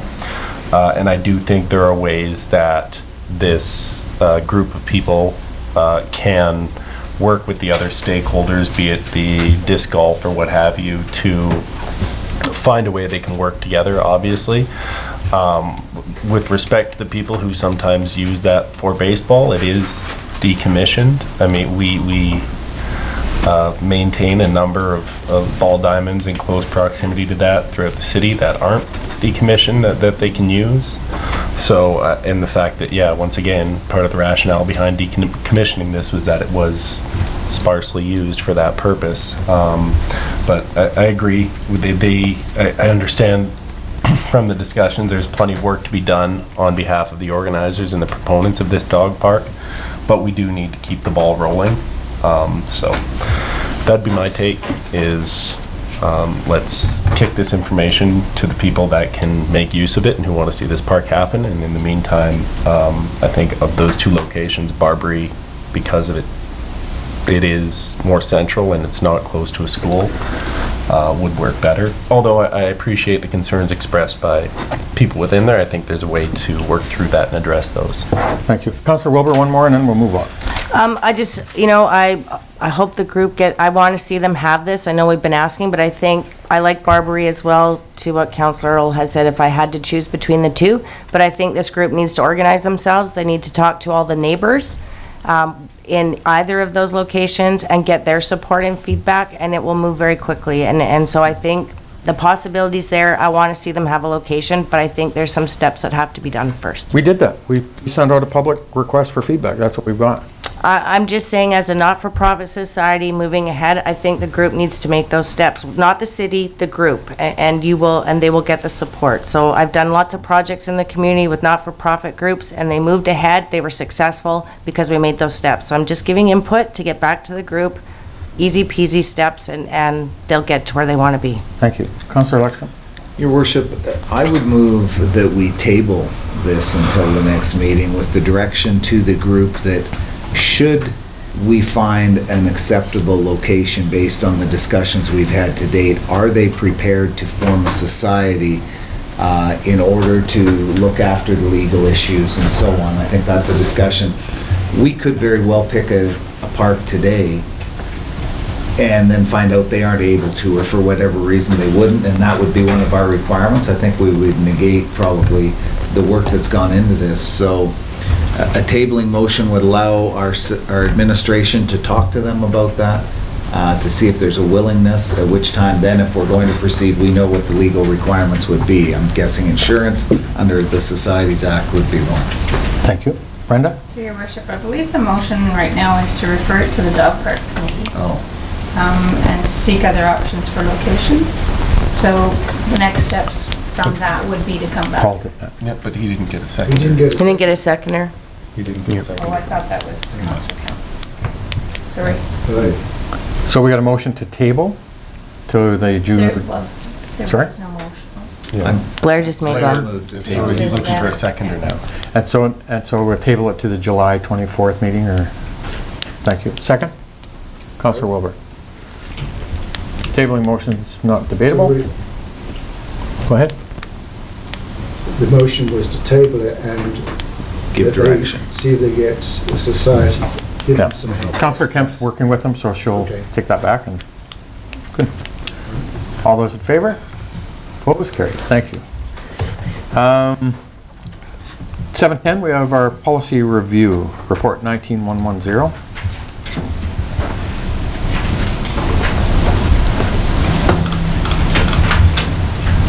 First, can I kick off? Yep. So the first one is unsightly property. To me, the key thing here is it's like a complaint driven again, and if we're not going to waver from that, I don't see any change in the policy. So I think the key thing is, are we going to be proactive about it or reactive? Now, I think I'm on the right course here. That's the issue. Is it not? The issue? Well, there's a number of issues with unsightly properties. Our current system is we have to have a complaint from the neighborhood. Your worship, sorry to interrupt, but I think we have to pass the recommendation first before we can actually discuss each individual item. Thank you. Councillor Earl? I motion that, or move that report number 19-110 from the corporate officer regarding 2019 policy review be received for discussion. Further, that the proposed policy amendments be dealt with individually. Thank you. Second? Councillor Kemp? All those in favor? Opposed? Carried? Okay, so go ahead, Councillor Parsons. May I defer to Councillor Gibbons? Sure. So, there's a number of issues with this policy. Currently, we require a complaint from somebody close in the neighborhood. I get numerous complaints from people about unsightly properties. In the past, we had a process where we identified these properties and reviewed them as a group. We'd go out collectively and have a look at them and, you know, discuss the issues and make a decision. I really have a problem with a property, and there are a number of them that look like an auto wreckers, and they're in residential areas. The neighbors don't want to complain, or, you know, maybe there's only 2 or 3 neighbors close there, but somehow we have to be able to deal with it. If we take any pride in our city, in the appearances, and obviously we do, because we spend millions of dollars trying to beautify the city, this is one aspect. Yeah, millions.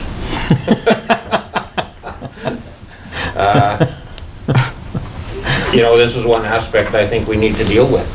The other thing is that we need some teeth.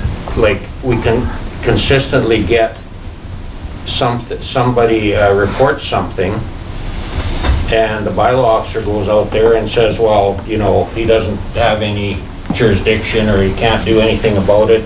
And the recent one, the letter we got on the weekend with the you know, adjacent property that's creating problems for them, is an example. I mean, like, I don't know what happened. Like, we used to have a system that was actually brought from Grand Prairie when we went to Grand Prairie and looked at their procedures for drug houses, for example, or suspected drug houses, where the city would go in and do inspections. We'd have you know, the fire marshal, health people,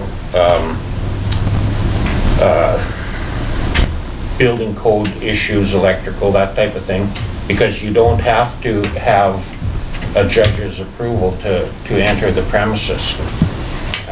And then, you know, deal with them that way. I mean, that's how we dealt with a lot of drug houses and that. But I don't know what happened to that process, if it's illegal or we've just sort of lost it over time, or what happened. But somehow we need to update this so that we've got some ability to deal with some of these things. And I don't know, like, I could draw up a policy, but I think, you know, those are the things that I think we need to address to try and update it so that we've got some control. Thank you.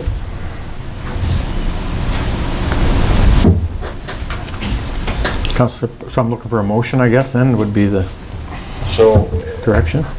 I would make a motion that we have staff review the policy and try and implement or include some provisions to open up the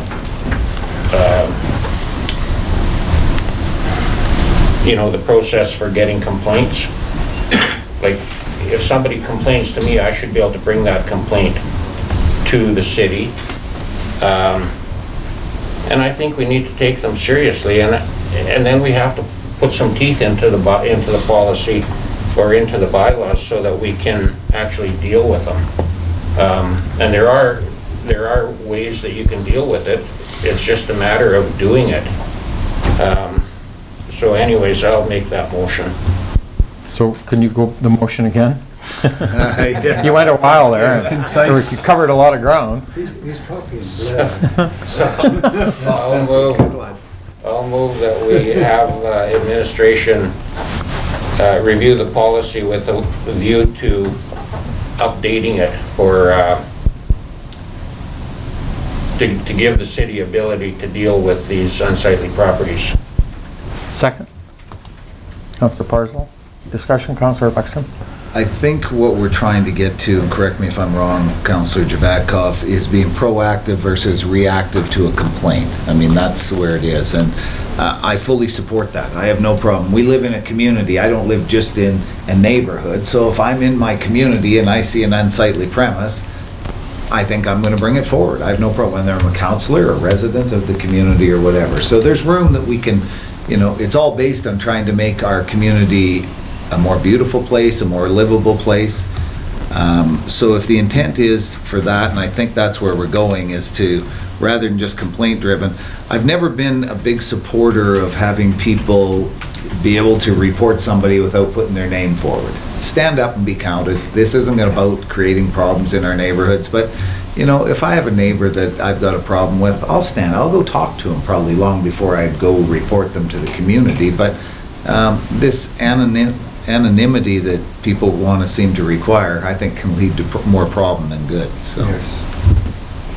Duncan? So just, through your worship, just to talk a little bit about the current practice. It is a reactive practice. The unsightly property bylaw does reference a written complaint received from somebody who lives within the neighborhood that is impacted. That's the current policy.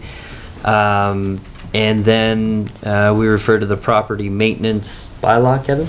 Property maintenance bylaw that lays out kind of the specifications of what we would be looking for in order to determine it unsightly. So that's the current practice. It sounds like the discussion is whether we are actively out in the community looking for these or whether we are receiving complaints and reacting, essentially seems like the question. Brenda? Your worship, another thing to note is the complainant does remain anonymous, so we withhold that Letter. their name until if it should go to court, then we would ask them if they wanted to release their name at that point, but until that time it remains confidential. I'm good with that. I thought we actually would respond to an unsigned letter as I interpreted this, which makes very little sense to me, so I fully accept that. Councillor Javetkoff? You know, I think we have to deal with, you know, there's a lot of unsightly properties that, you know, it may be acceptable, but if there's suspicious or if you suspect drug activity or something in some of these places, that we should have a way to deal with that. Duncan? To your worship, we are, and just as recently as this morning, working with the RCMP on suspicious properties, not through the unsightly policy or through our property maintenance bylaw. But we are trying to increase that level with the RCMP, and now we have a new staff sergeant. We are working a lot closer than we have in the past. And I expect there may be some questions actually for him in the committee of the whole today. The only comment to me in regards to this is when you change the dynamics of what we have today in terms of how we deliver bylaw enforcement, we currently have 2 bylaw enforcement officers who are kept pretty busy. If we change that model, I don't understand how long, the old analogy, how long is a piece of string? There's going to be some cost implications to this because we're going to change the dynamics of how we do our bylaw enforcement, and that's the unknown for me, that's the uncertainty to me, and I don't understand how that cost will flow as a result of this proposed change. And I don't think anybody can answer that because we don't know what the impacts would be. Duncan? Yeah, so through your worship, it's one of 2 scenarios. We either increase our bylaw enforcement officers or another area gets less attention. And I don't know what that area would be right now. Councillor Lekstrom? Sorry, honey, your worship. Stop that. Hey, your worship. Darling? I might be missing something. To me, this seems that if I'm out driving around looking at the community as an individual or a councillor, and I come across something that's unsightly, at least in my mind, and I think we've all got a pretty good idea of what's acceptable and what isn't, then I want to be able to bring it forward to the city and say, have a look at that. Likewise, if our administration or our bylaw officer is out driving around doing his job and looking at something and he passes a property that says, wow, that's out of compliance, I think we can deal with that. I don't see the huge increased cost associated with this at all. I mean, at the end of the day, if a property needs to be cleaned up, it isn't on the taxpayer's hook, it's on the owner of the property's hook that is done. So I don't want to get lost in the fact that this may or may not create more work. We're saying in our day-to-day operations, whether you're a city employee driving around, whether you're a resident driving around, and you see something that you just go, wow, that doesn't fit in my community. I'm speaking to the unsightly premise side of it now. Let us know. We'll have a look at it. I don't see the increased cost here. That's going to change the dynamics of what bylaw are doing because they don't do it on that basis now, and if that adds more work to them, I have no understanding, I have no concept of what that means, and I don't know if the administration can answer that. I don't have that answer at this time, Your Worship. Just one other concern, if I may, also. It's an interesting dynamic when a councillor brings forward a complaint, right? It's always difficult for staff, if it were a bylaw officer or even myself, as we all have different interpretations, and so we always try to make those decisions collectively if it's coming from a councillor or in the past from somebody directly impacted. So I would have concerns if we are now under some direction that if a councillor brings forward individually a concern, we will react to that and deal with it because it's been brought forward by a councillor. I think, so Councillor Javetkov? Yeah, well, in that case, I mean, I drive by one location every day, and I'm part of the community, and no, it's not in my neighborhood, it's probably 4 blocks away, but it doesn't belong in a residential area, and I would like to have it dealt with, but I don't live next door to them. But regarding the increase in costs, we have bylaw officers now that go out to these locations numerous times and they can't do anything. So they're still spending the time, they're just not getting anything done. So all I'm saying is this is what the policy drives a reaction to our operations, and this is a change to policy. I don't understand what that change will do in terms of our operations to our staff, and administration will be the ones that will have to give that recommendation. So, Councillor Earl? So the motion before us is essentially option A, right, with respect to refer staff to prepare a report outlining the pros and cons of amending the policy with sufficient information regarding the proposed amendment.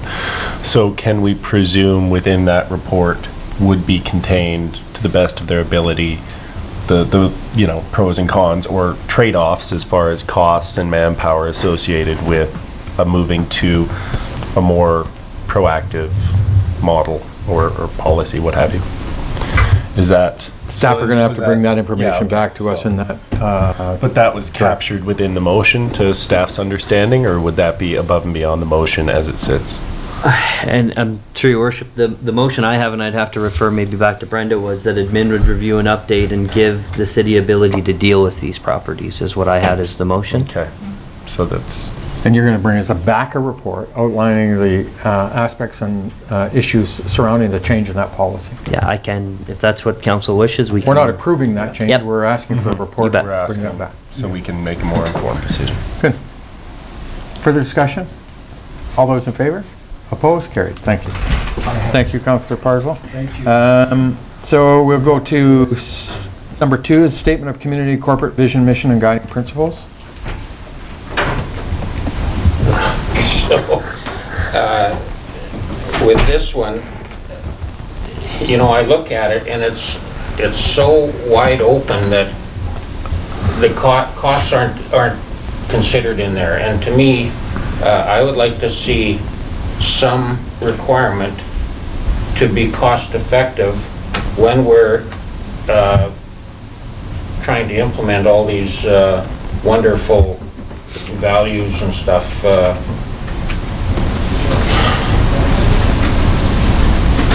You know, I know it's just a vision, but we fall back on this document quite a bit. And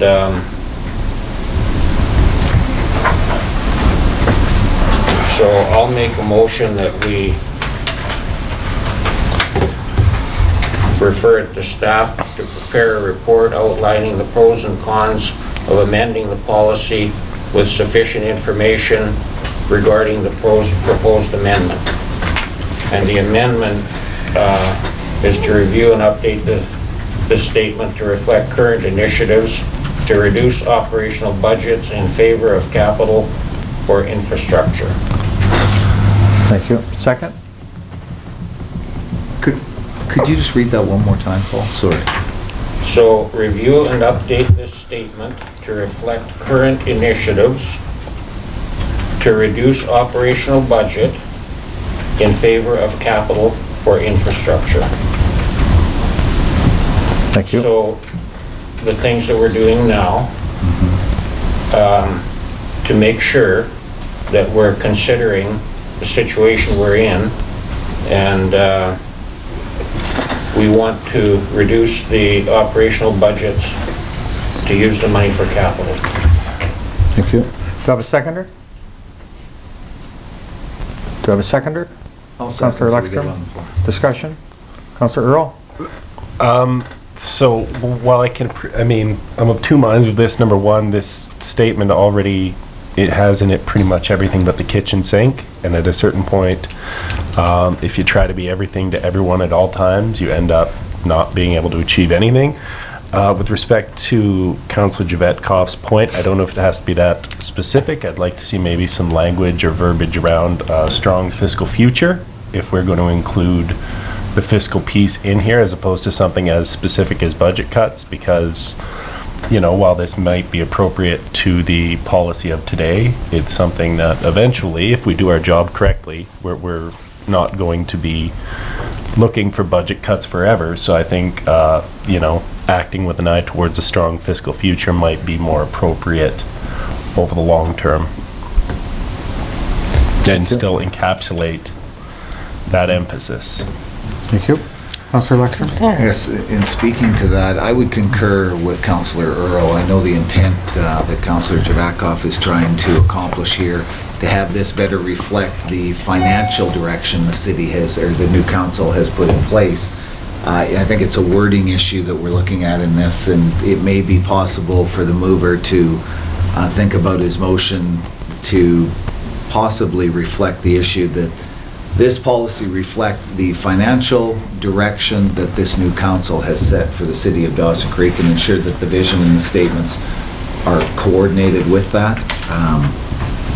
Now, having said that, I think there is some cleanup work that has to be done. I mean, what I would be looking for is definitions, for example, under 3 health, B, providing opportunities to enhance physical, emotional, and spiritual well-being. Could somebody explain to me what a city council can do to accomplish that as a vision? And if there's things that I haven't seen, I'd be good with that. I think we may have things in here that have maybe gone beyond the purview of what a city council can deliver for their residents. So we're into strategy, and we're into vision and mission statement. That's the work at council, and I don't see it as policy, but council certainly we've set this in terms of the strategic direction about the transition of the operational budget into capital, but that's a financial objective we've set within there. So, Councillor Giacomo? So I'll just give you an example of one of the things that sort of struck me in number 5B, and it's under the environment, promoting, demonstrating, and using renewable energy. So to me, that means at all costs, we'll be promoting and demonstrating and using renewable energy. And I think we have done that to a certain extent, but there hasn't been a consideration for cost effectiveness. I know that we've got solar panels that have not been cost effective.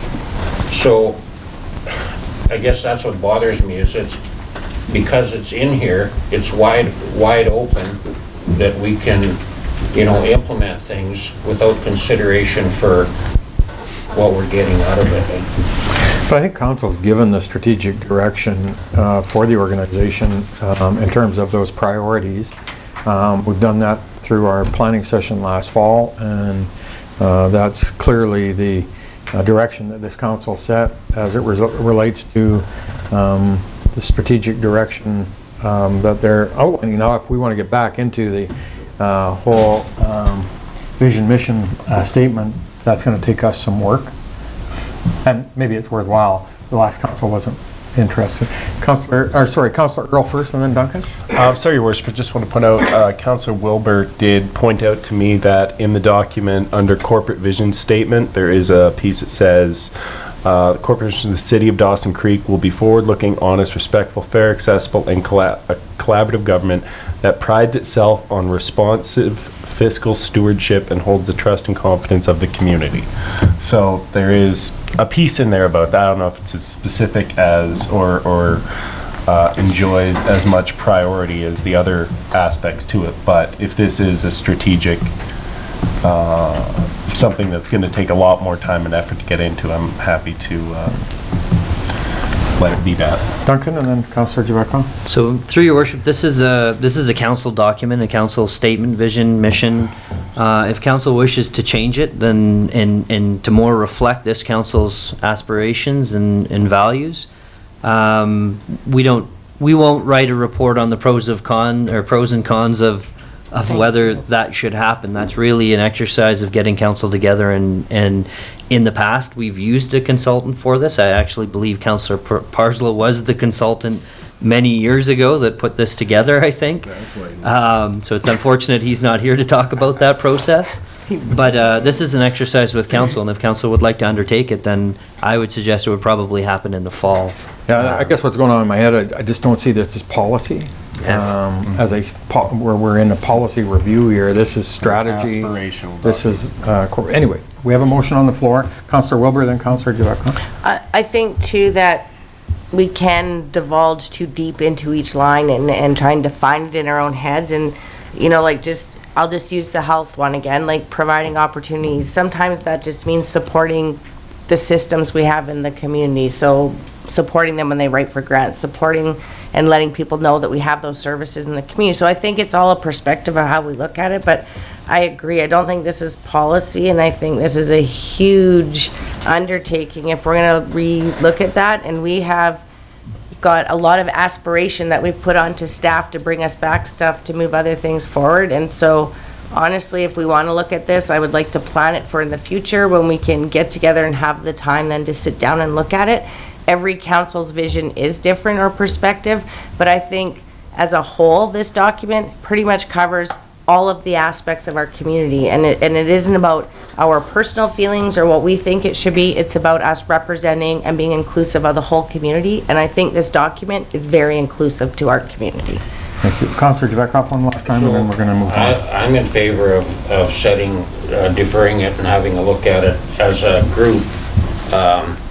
There's just a lot of things I don't understand, like the item that Blair mentioned there. You know, I'd like a definition. You know, how do we do it? Like, what's expected of us? Or what can we expect that is going to cost money sometime? That's absolutely worthwhile, and perhaps that's a really good exercise this fall for us in the fall to, as we get into this strategy work of our fiscal, maybe it's time to review that whole thing, and we'll do that this fall. So, do you want to amend the motion, or? Oh, no, let's vote on it and move on. What was the motion? Well, we're going to reflect the changes to reflect the current initiatives to reduce, so change the impact in that wording. So we'll just, administration will give us a report with a date for review in the fall. Do we have to defeat the motion? So we defeat the motion and then move it forward to a fall session. Brenda? Yeah, the current direction is to update the policy, Yeah. not to. So we need to defeat it and then get it on the table for the fall of a strategy session. Okay. Brenda? The easy motion would be to defer this motion until council's met to review the vision, mission, guiding Okay. principles. So let's do that. Move That's to what we defer. want to do. I will make that motion. So Councillor Javetkov, Councillor Earl, all in favor? Opposed? Carried. Thank you. Well, that was easy. And the last one, snow removal, snow plow and removal policy. Okay, this one, I don't have a problem with what's in the policy now, other than the one comment of scraping down the snow, or scraping down the streets. Like, I've seen times when the machines have been, you know, traveling around the neighborhood. It's almost like they're looking for something to do. The streets have all been dealt with. Yeah, they happen to have maybe a couple inches or 3 inches of compacted snow on them, but you know, it doesn't really require that they scrape it down to the pavement. And it's quite a considerable cost when you're running, you know, a grader, for example, around trying to scrape it down right to the bare pavement. So that's one thing. The other thing is the amount of material that we're spreading, like sanding. It's evident when we look at the complaints that we've got for cleaning up boulevards. You know, maybe there's we can review our current policy, or I guess we don't have a policy on sanding, but maybe we could build it into this policy where we limit it a little bit. I mean, it saves money both in applying it and cleaning up, and reduces the headaches for a lot of landowners. So anyways, that's what I would like to see, you know, in a referral or in a review. So I'll make a motion that we refer to the staff to prepare a report outlining the pros and cons of amending the policy with sufficient information regarding the proposed amendment. Thank you. Do I have a seconder? For a second time, do I have a seconder? I'll second. Councillor Wilbur, discussion? Councillor Blackstrom and Duncan? Thank you, Your Worship. I think the city does an incredible job of snow removal. We're fortunate right now in the city of Dawson Creek, we probably rank in the top 5% of any northern community of the job we do. So I think I'll support the motion to review the policy based on, there's a couple of things I think can be updated. For example, we talk about all driveways are to be kept clean using the greater side gates. We used to always use side gates. We now, I think, follow through with loaders and so on because there's more efficient ways to keep those driveways open when a side gate isn't available. Possibly our policy as it's looked at can reflect things like that.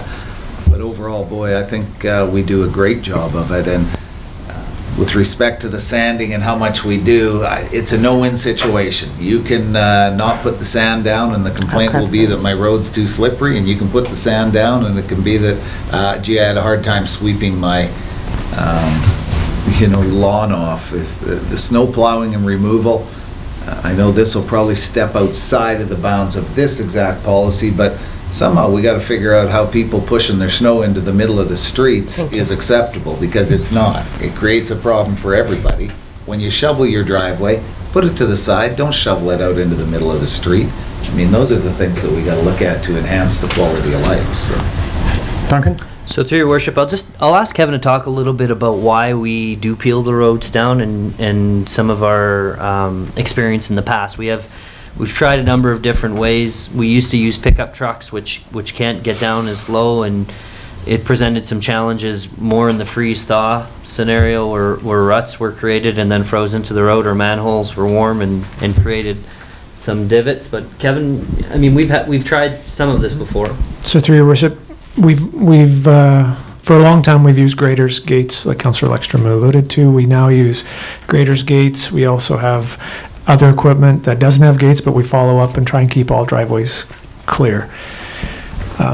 In a large snow event, we don't always get right down to the pavement, but eventually when that storm event stops, we try and get through everything and we peel it down to bare pavement, because we find that when you have bare pavement, you will use less sand because you won't have any compact ice, as well as if you don't have any compact, when we get those changes in weather, and we'll get a warming event like we seem to now in January, it'll get well above zero for a few days. If you have any compact in areas, now that becomes slush, ruts. Some smaller vehicles will have problems, as well as drains may be covered. So we try that whole process of keeping the road bare benefits in a number of ways by keeping drains open, because we try and make sure we peel all the way to the curbs and keep everything exposed. And like I said, the service level is higher because we don't, less slippery sections. We get an incredible amount of complaints, even with, and I thank you for your comments on our level of service. I think we provide a high level of service, but we get an incredible amount of complaints each winter. It's unbelievable how many we get. And so any change that we make to this policy, especially if it's in a different direction, I suspect will only create more. But there are reasons why we do what we do, and any questions I'll free to answer. Thank you, Kevin. Councillor Wilbur? I just want to say, I know you guys get complaints, and we do have a high level of service. And when the snow melts and then the gravel swept off, we hear all the compliments about what great job the crews did after a big snow. Reality is, we live in the north, it snows. We have to gravel or sand our roads to make them safe.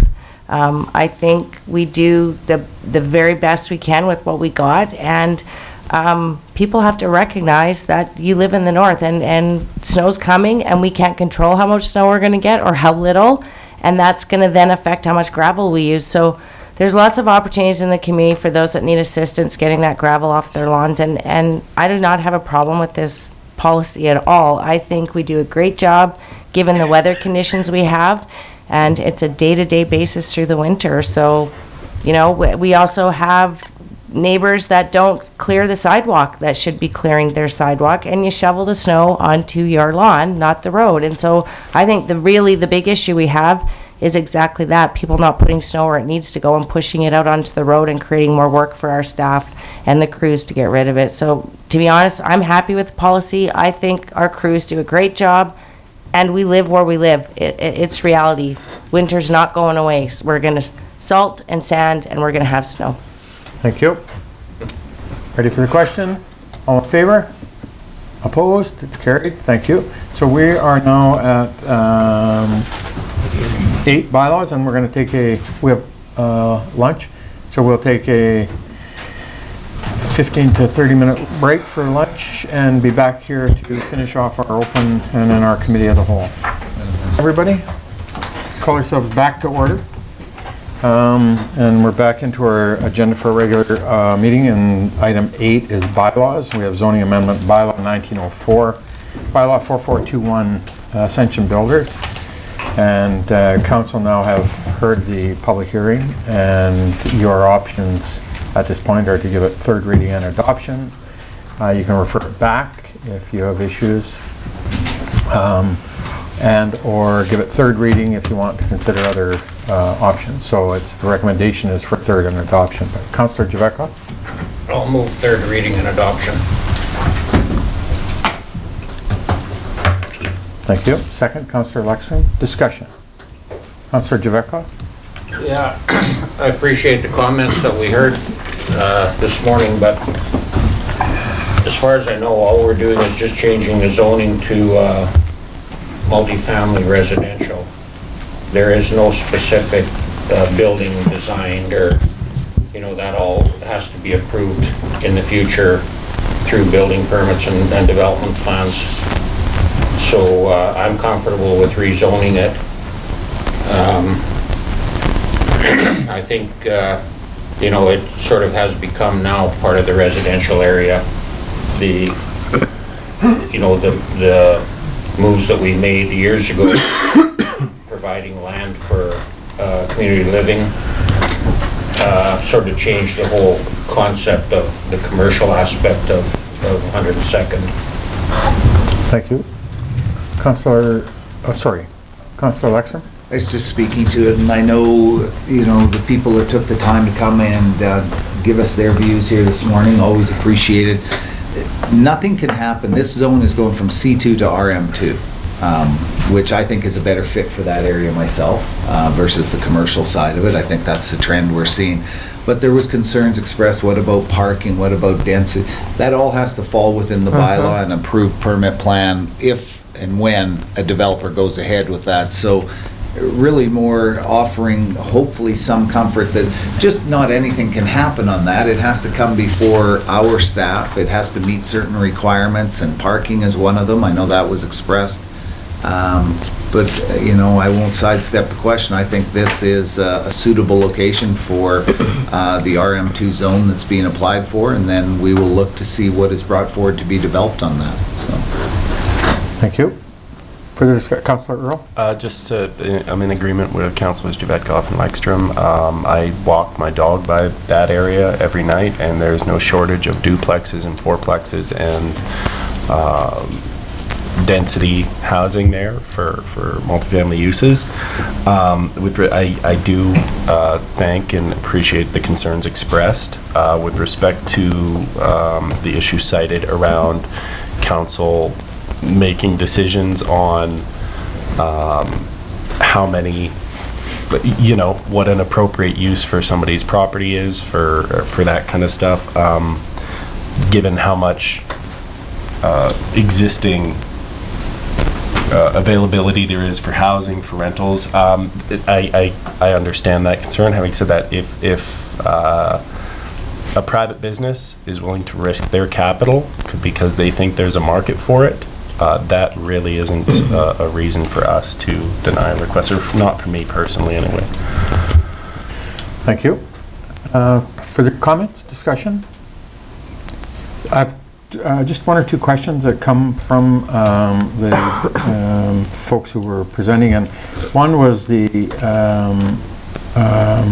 comment about the number of units per, I think, 0.2 acres of property, and this was 0.4, and that the lady spoke to that aspect, that it's restricted. Can you speak to that, Duncan, for me?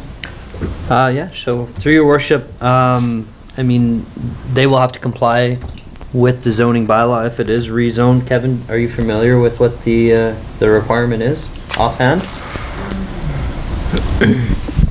And it'll be dictated by what their end design is and what they choose to do. Sure.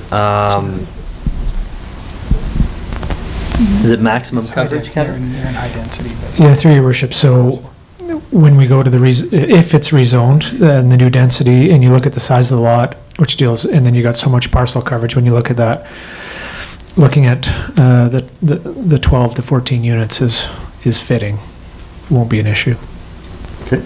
And the other one was the aspect of flooding and insurance. Is there any issue with adding that kind of density into that area, and will it impact the infrastructure down there? Is the infrastructure sufficient to look after the development? Yeah, through your worship, we don't have any concerns at this time with the infrastructure. So flooding was groundwater flooding and creek flooding? That's correct. The issues that they have seen in that area with the sanitary system has been primarily around when we've had major rain events and flooding, and the system gets surcharged with overland flow and into the system, and so that's nothing that could be accounted for. So that's only during those events. Thank you. Further comments? Further questions? Council, ready for the question? All in favor? Opposed? It's carried. Thank you. Mayor's business. I was invited to TransCanada Energy at a board meeting with their senior executive team in Vancouver, and it was in conjunction with LNG Canada and Coastal GasLink, and it was an opportunity for a few of us. They invited a number of mayors as well. Well, a number. There was Lori and I, and Phil Germuth from Kitimat was invited, and then some of the First Nations community along the pipeline route. But it was just an opportunity for us to meet the board of directors of TransCanada, the senior executive team, and it was very worthwhile to be able to meet those senior folks who are responsible for the development of a significant project like that, and potentially impacting our region, our community. And I think from the aspect of the support we've given to LNG Canada, Coastal, and TransCanada, they've been very supportive of that. And so anyway, it was a really good opportunity, and I appreciate the opportunity to be invited. Last week we did the Philippine community's flag raising ceremony here for the 119th year of independence for the Philippine community. These people have done a great job of integrating into our community, being part of our community. Great residents, great community members, great workers, great supporters, and it's always a real pleasure for me to see you raise a flag for certain events like that, and there's 20 or 30 of them there, and they're really, really obviously committed to their history and committed to their homeland, but also very committed to our community and our country, and so I always appreciate the opportunity to do that. Last week, or sometime, I toured the new SPCA building with Wendy, and I've been holding back to go through that facility because I've been watching the construction of it go on, and we talk about how there, for us, the facility of that nature is coming to fruition as a result of the amazing generosity of Mr. Peverly and his estate, and the city giving the land and the province giving some money. But it's crazy what we've got ahead of ourselves for a new facility in our community to look after the animals who are coming into shelter and looking for that forever home. I was over the moon excited about being able to go through it for the first time, and I know that we're anxious about the opening of it, and we're working towards that end. And it's crazy what this community is going to enjoy, and you couldn't talk about going from the opposite ends of the spectrum of what they do today in our community for animals and what they're going to have for a facility in the future. So great job to us, and I'm really looking forward to the dedication of that facility and speaking to it when it opens. I wasn't able to get to the ARC Resources. They were having their open house last week, and I wasn't able to get to it, but I missed taking it off. Tuesday night, Brian and Barry and I attended Hockey Canada's gala in Edmonton. It was in Edmonton at Rogers Place, and a number of reasons we were excited to be there with the partnership agreement we have with Hockey Canada and having 5 major events coming in the next 5 years. But also because it was in Edmonton, we got the opportunity to meet with Stu Ballantyne, the Vice President of Oilers Entertainment Group, and Kevin Lowe from the Edmonton Oilers Entertainment Group and organization. And for whatever, they're very, very excited about the opportunities of doing the Oil Kings Cougars exhibition series here in September and broadening some of the opportunities with us. So we got to see and watch the World Under-18 women's Canadian women's team get presented with their gold medal rings. They won the World Championships in Japan and were presented with their rings. And Tom Rennie spoke to it, and he talked about how they maintained their #1 status in the world as amateur hockey and hockey organizations because of the girls and the points you get for the different standings you get in achieving results. And the girls winning that World Championships gave them the #1 status again. So Hockey Canada are very happy with that. And that night, 3 people were inducted into the Hockey in Canada Order. Ken Hitchcock, past coach of the Edmonton Oilers and longtime coach in the NHL, and George Kingston, a really infamous name in coaching circles with amateur, professional, international coach, and Jana Hefford, one of the real strong, long-time members of the women's national team, and 4 Olympic gold medals, I think, and world championship rings. And so it was a real cool opportunity to be there and represent the community and continue to build on those opportunities at the Hockey Canada. We plan the tent event at the Fall Fair every year in August, and that's underway again. We got about more than half of the event filled. We usually have about 150, 175 attendees. We're at about 130 now, and got good sponsorship, good attendance, and so it's really a good event for us to support the exhibition along with our industry and local business folks. And so I'm really pleased with the response we're getting so far to registration and attendance, and it'll be another fun time for us to make that connection for our industry guys in Calgary, as well as our local business and First Nations and local business guys. So I'm really pleased with how it's developing. We had the art gallery come today as a delegation looking for a letter of support, I think. Duncan? So through your worship, they have 2 requests, and we've worked with them a little bit, and so maybe I can articulate that. One is council has $50,000 allocated through the capital budget for a flooring project, and they would like to apply for grants, and any savings received as a result of those grants, they'd like to leverage that money for additional grants to complete additional projects. So it would be changing that scope a little bit. They still want to get the flooring done, but any savings leverage that. And then the second is a letter of support to apply for grants. Okay. Councillor Wilbur? I would like to move to provide the art gallery with a letter of support to apply for grant applications and allow them to utilize the funds they receive from the city to source matching contributions. Does that work? Can it be done in 2, or do you want, would you rather it done in 2? Yeah, 2's good. That'll work. We can. Okay. Does that work? Work Okay. with that, yeah. Thank you. Second, Councillor Lekstrom. Discussion? Councillor Javetkov? So the capital amount that we've got allocated is 50,000? Correct.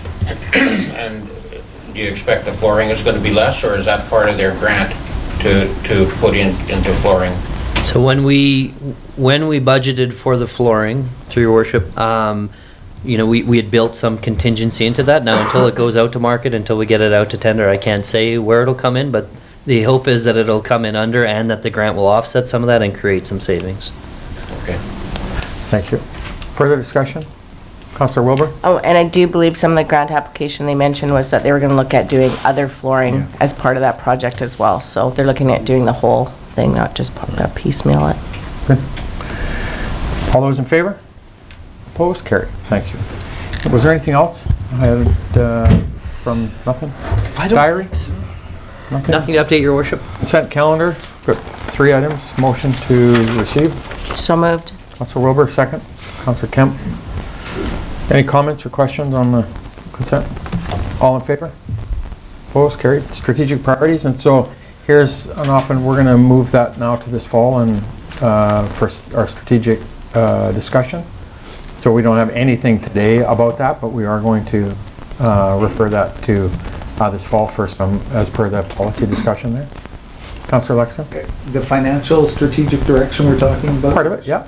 Okay. But we got into their vision, mission, some of that stuff, and so if we're going to set a day aside, I think it's worthwhile us reviewing that. Okay, no, I see that. I'm just wondering if we say the fall, would it not be more, unless I've missed something, sooner than we have that ability to have a discussion on that strategic plan as we move forward for next year and the years after? Is that in the works as well? Yeah, so we've got a doodle poll going for next week to begin that. Okay, I thought this may override that. No. Good. No.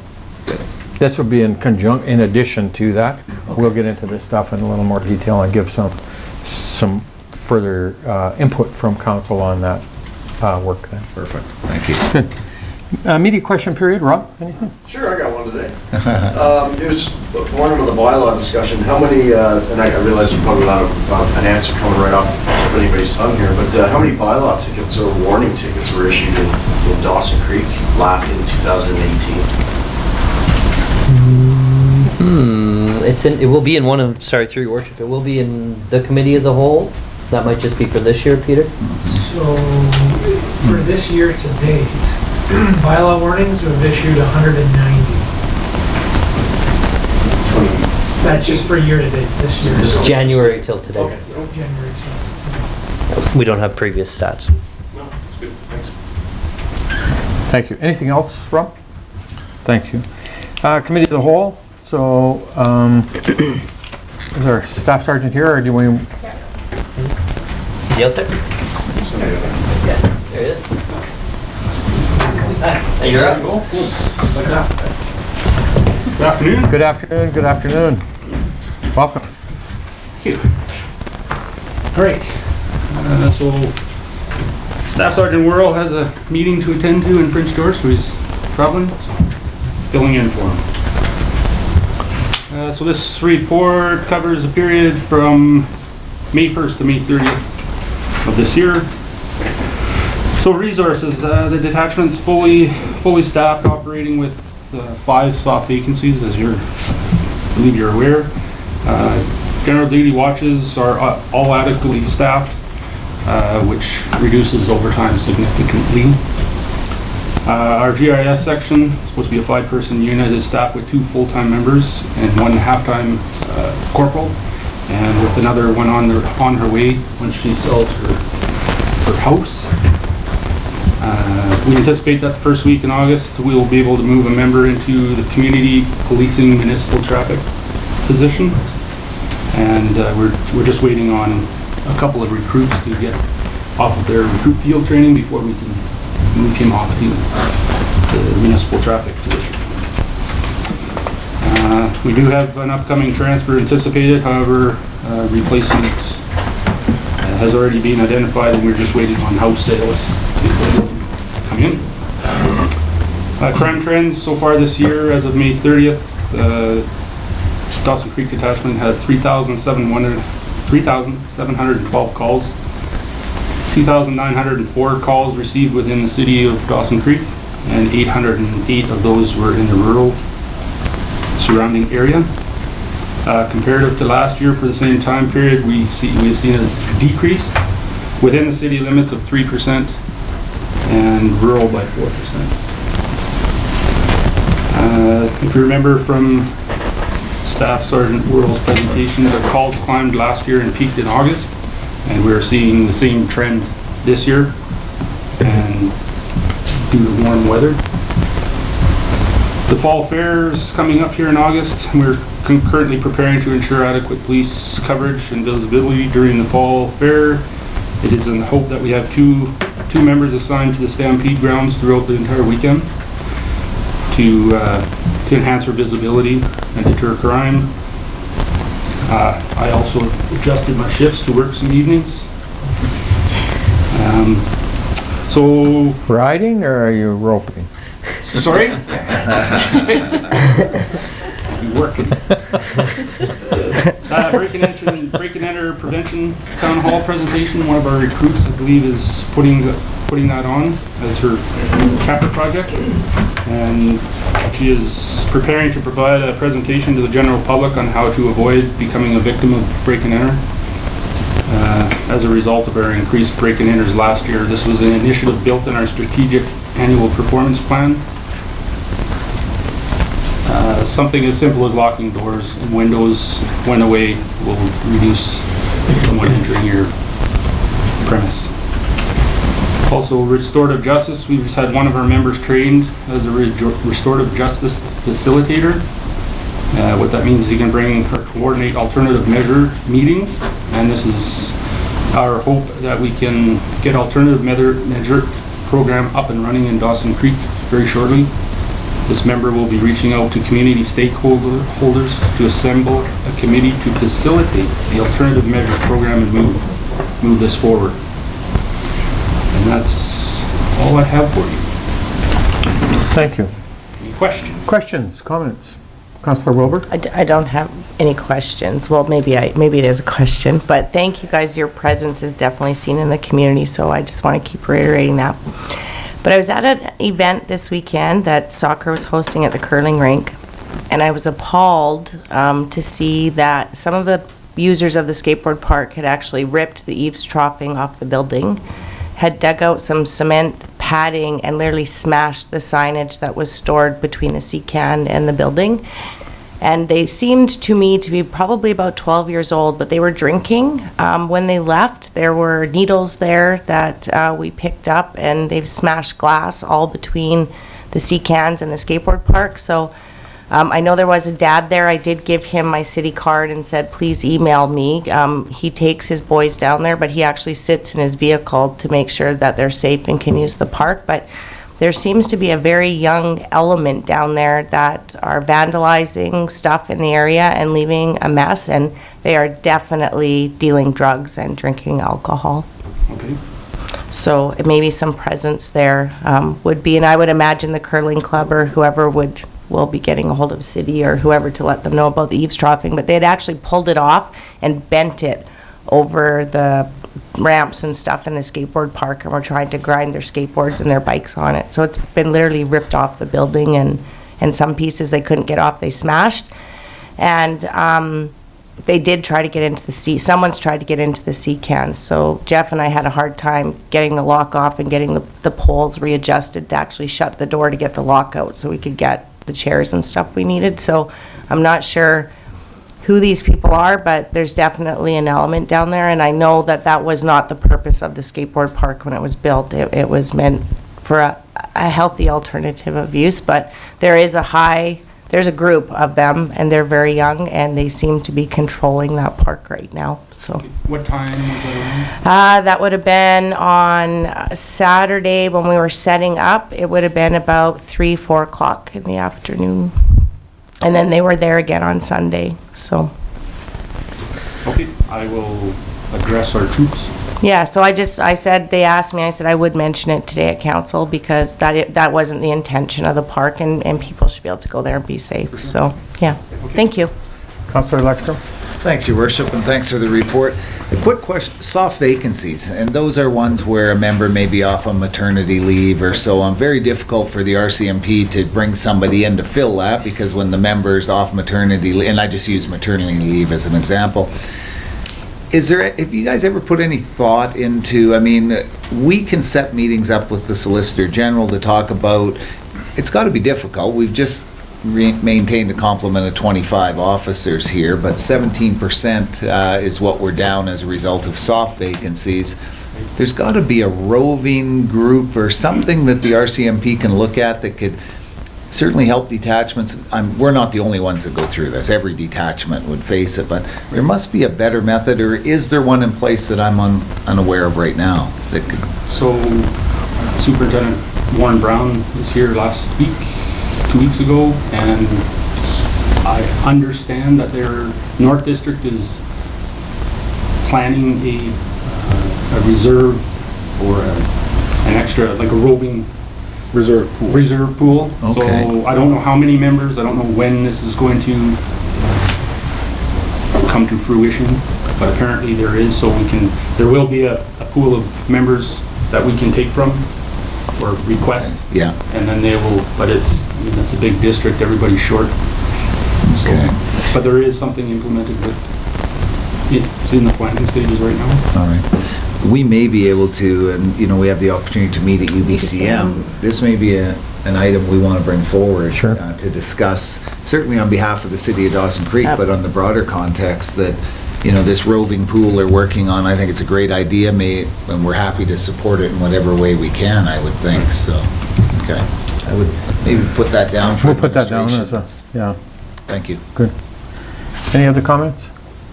So I've got a couple, and I've had in the last 2 weeks, or a week and a half, probably two different concerns raised by residents on the north side of town.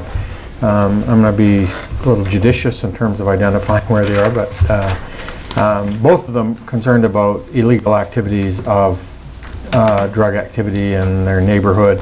One lady's just sent a note to me over the weekend, and she's now experiencing where she's getting needles on her lawn, and she's worrying about looking after that property. She's on a corner lot, so she's worried about looking after it in terms of having this is drug paraphernalia, and she gets injured as a result of it or impacted by it when she's mowing the lawn. She said the members have been up a few times. They've been very, very good about helping her and getting them removed. But she's also worried about the kids because they're up in the Equal Frank Ross area of town, and so she's worried about the children as well. And so there's 2 of them up there that have been identified to us. We've identified them through administration, but it's just a real concern for these residents, increased activity of vandalism, break and enter, stolen vehicles, and now this drug paraphernalia. And so for me, we'll give the specifics through to administration, which we have to flow up to you.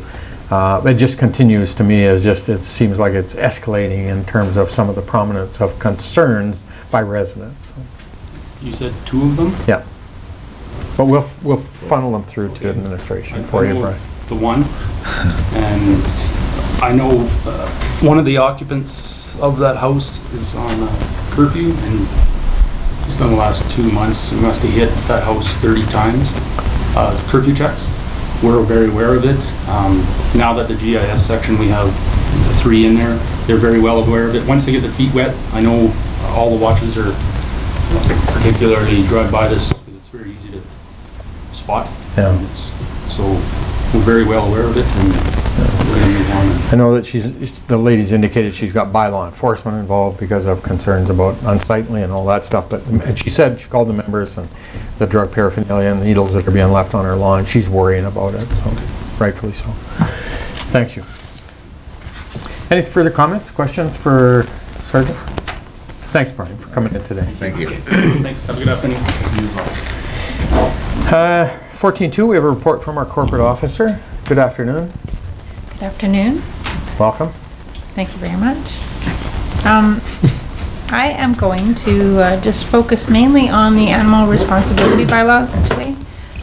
If there's any other questions for other items in the report, I'll be happy to answer them, but I'll just start right off with the animal responsibility bylaw. Now there's been changes discussed over, I think it's been at least a year in the making, just because there's so many changes. We're going to have a new bylaw instead of an amendment to the old one. And I'll go over about 8 items that I think council might be interested in. First of all, the livestock, we need to add a definition for livestock just to allow the city to prohibit them from being allowed in the boundary. They will be still permitted in the ALR or anywhere zoned agricultural or for stable use. And this wording change was included due to a request to keep a goat in the city, so we just have to add that in. It's your wife. And next item is leashes. The current bylaw states that all animals at large must be on a leash, but it doesn't indicate a maximum length. So the new bylaw restricts the length to no longer than 3 meters. And dogs that are designated aggressive will be, that'll be reduced to 2 meters. And high risk and aggressive will be 2 meters, and the aggressive dogs will be required to wear a muzzle while they're in a public place.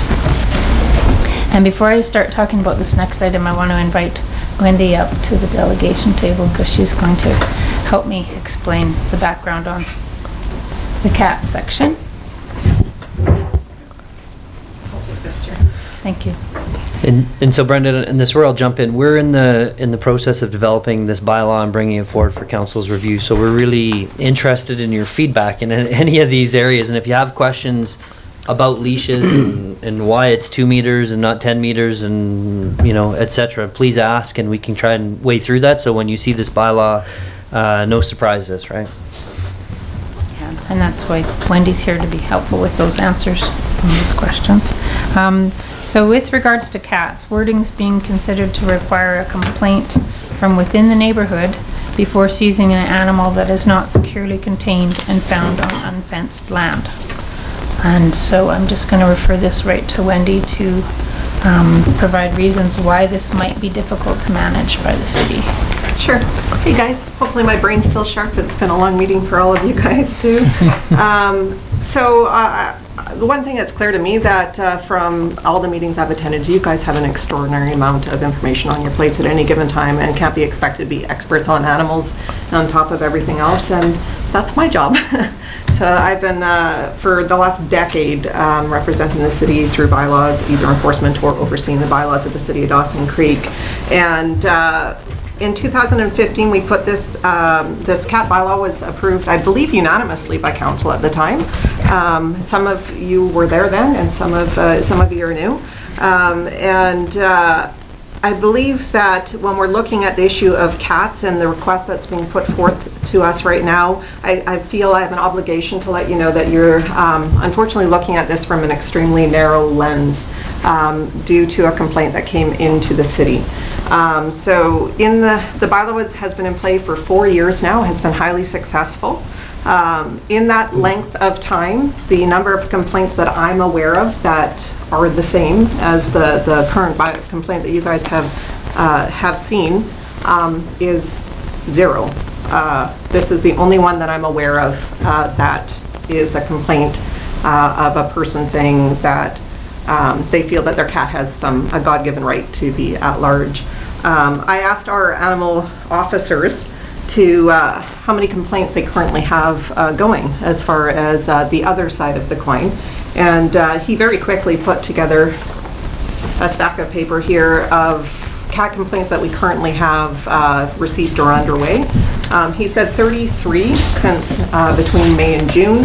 And what we did put together here for you, I'm new at coming to one of these, so what I asked him to do is very quickly, and he did this in a matter of a couple hours, just copied other complaints in regards to people who are upset about cats being on their property. We've just removed names and addresses for privacy and confidentiality, but I will distribute this, and I do encourage that you kind of see both sides of this subject before making a decision on this.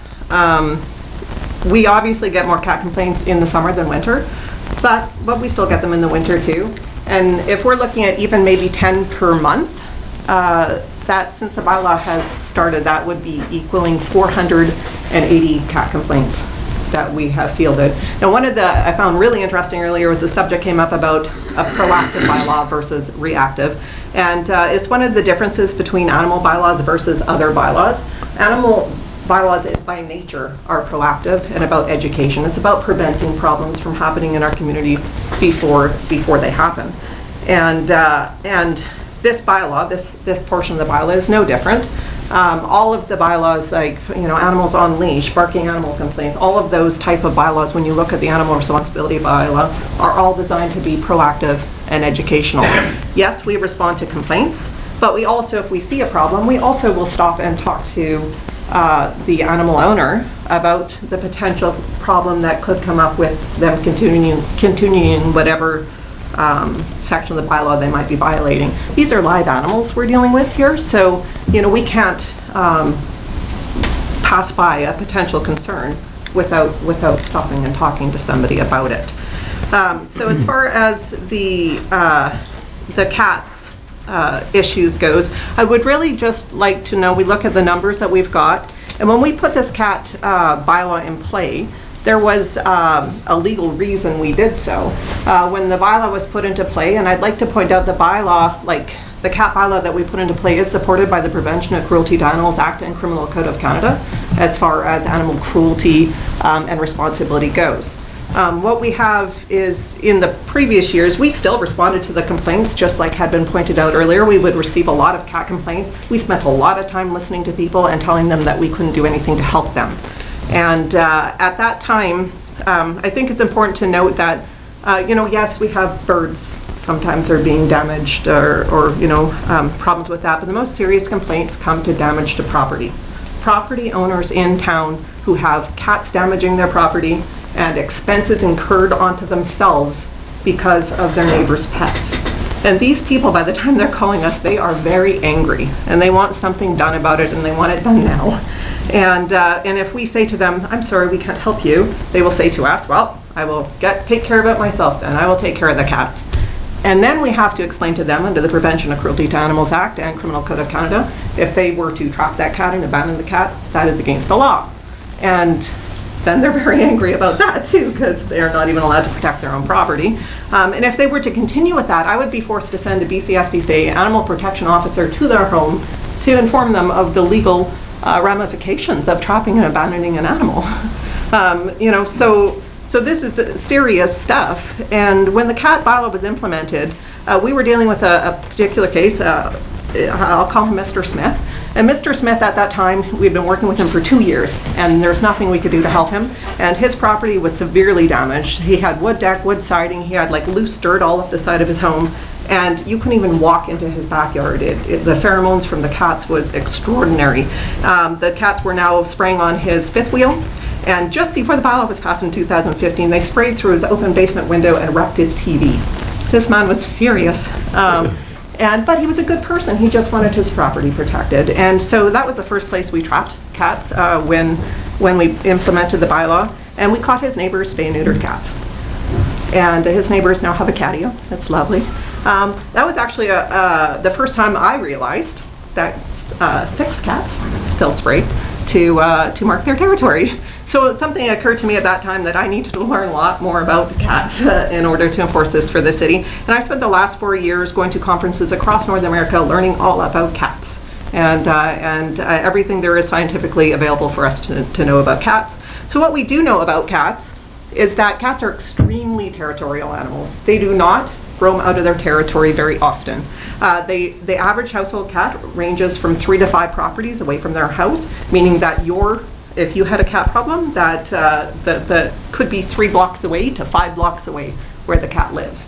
That cats also are very good temporal learners, so they know what time of day things happen and what time of day they should be somewhere. They're extremely good at this type of learning. And that cats, because they're domesticated animals, they share territories. You might have 6 cats sharing a territory, but it's like timeshares. Like I can be here then, you be here now. And so we know that these animals can interlap among each other's territories. So then we look at a complaint-based bylaw. So when we look at cats, understanding that the cat's territory is, I would say, a minimum of 3 block radius around the complainant's home. So then when we look at the logistics behind enforcing just a complaint-based cat bylaw instead of just asking everyone to keep their cats at home, it becomes a resource issue for us. So it's interesting that we talk about if we're being proactive and preventing problems, it could cause more work. But my experience is that when we are proactive and we're working on education, that it actually has reduced the amount of work for us. For us to be able to just say, hey, I see your cat's loose on the front yard. Did you realize that cats can cause a lot of problems? We educate, we ask the people to keep their cat at home.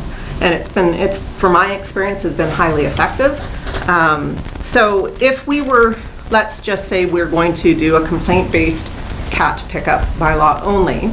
And let's say you phoned me about a cat, that you had a cat problem, and we're just basing it off complaints. And let's say that you lived on 115th Street. So if we're doing a 3-block radius, my officer now needs to know that within a 3-block radius of your home, say you tell me that it's a black and white cat that's causing your problem.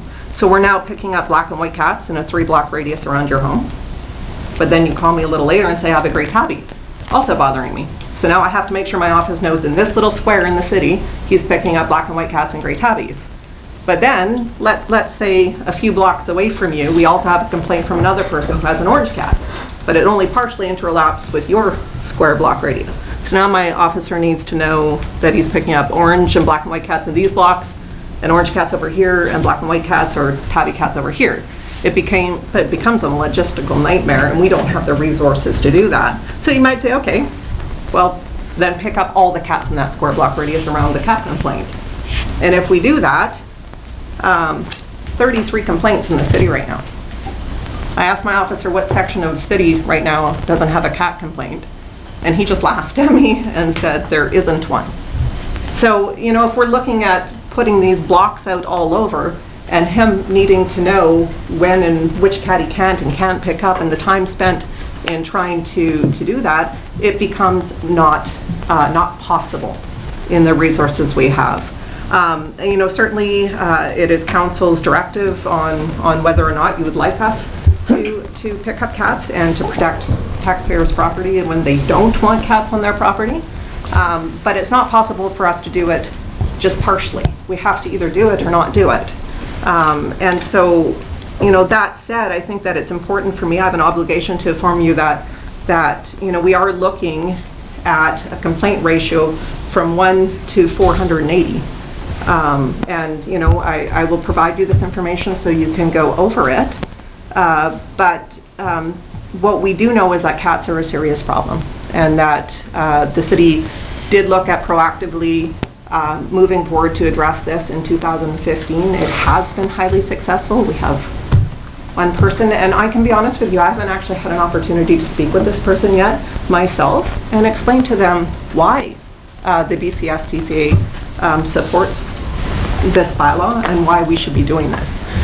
This is to protect animals. It is protect property payers, our taxpayers, to protect people. From my point of view, it protects animals from being in potential harm.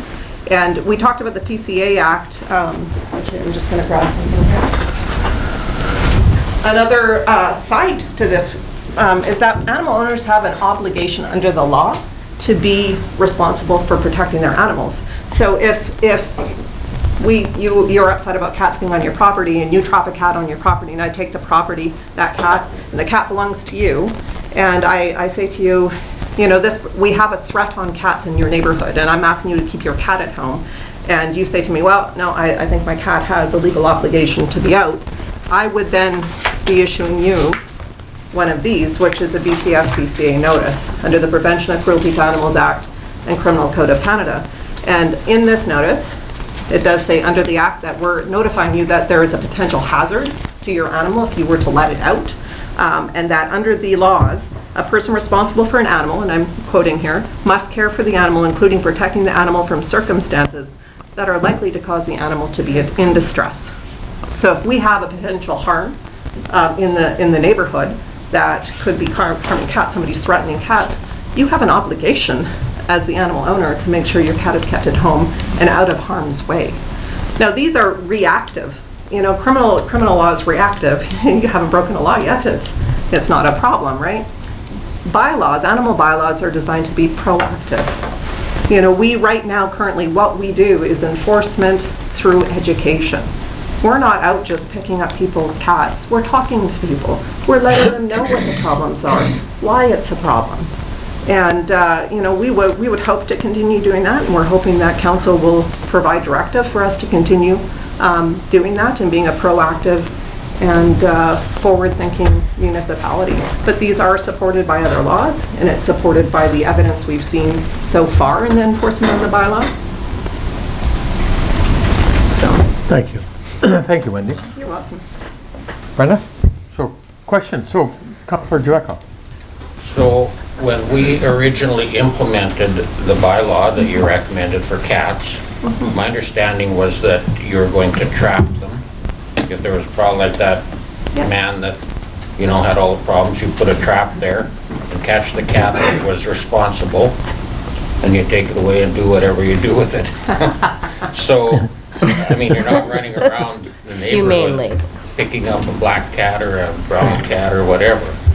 Yeah. So is that changed? So, and that's where we're looking at being a more proactive and educational situation. The bylaw under 5.3 requesting that cat and dog owners keep their cats or pet dogs at home by keeping them indoors or in a fenced area, preventing for leaving. And this is a result of enforcing this for 4 years.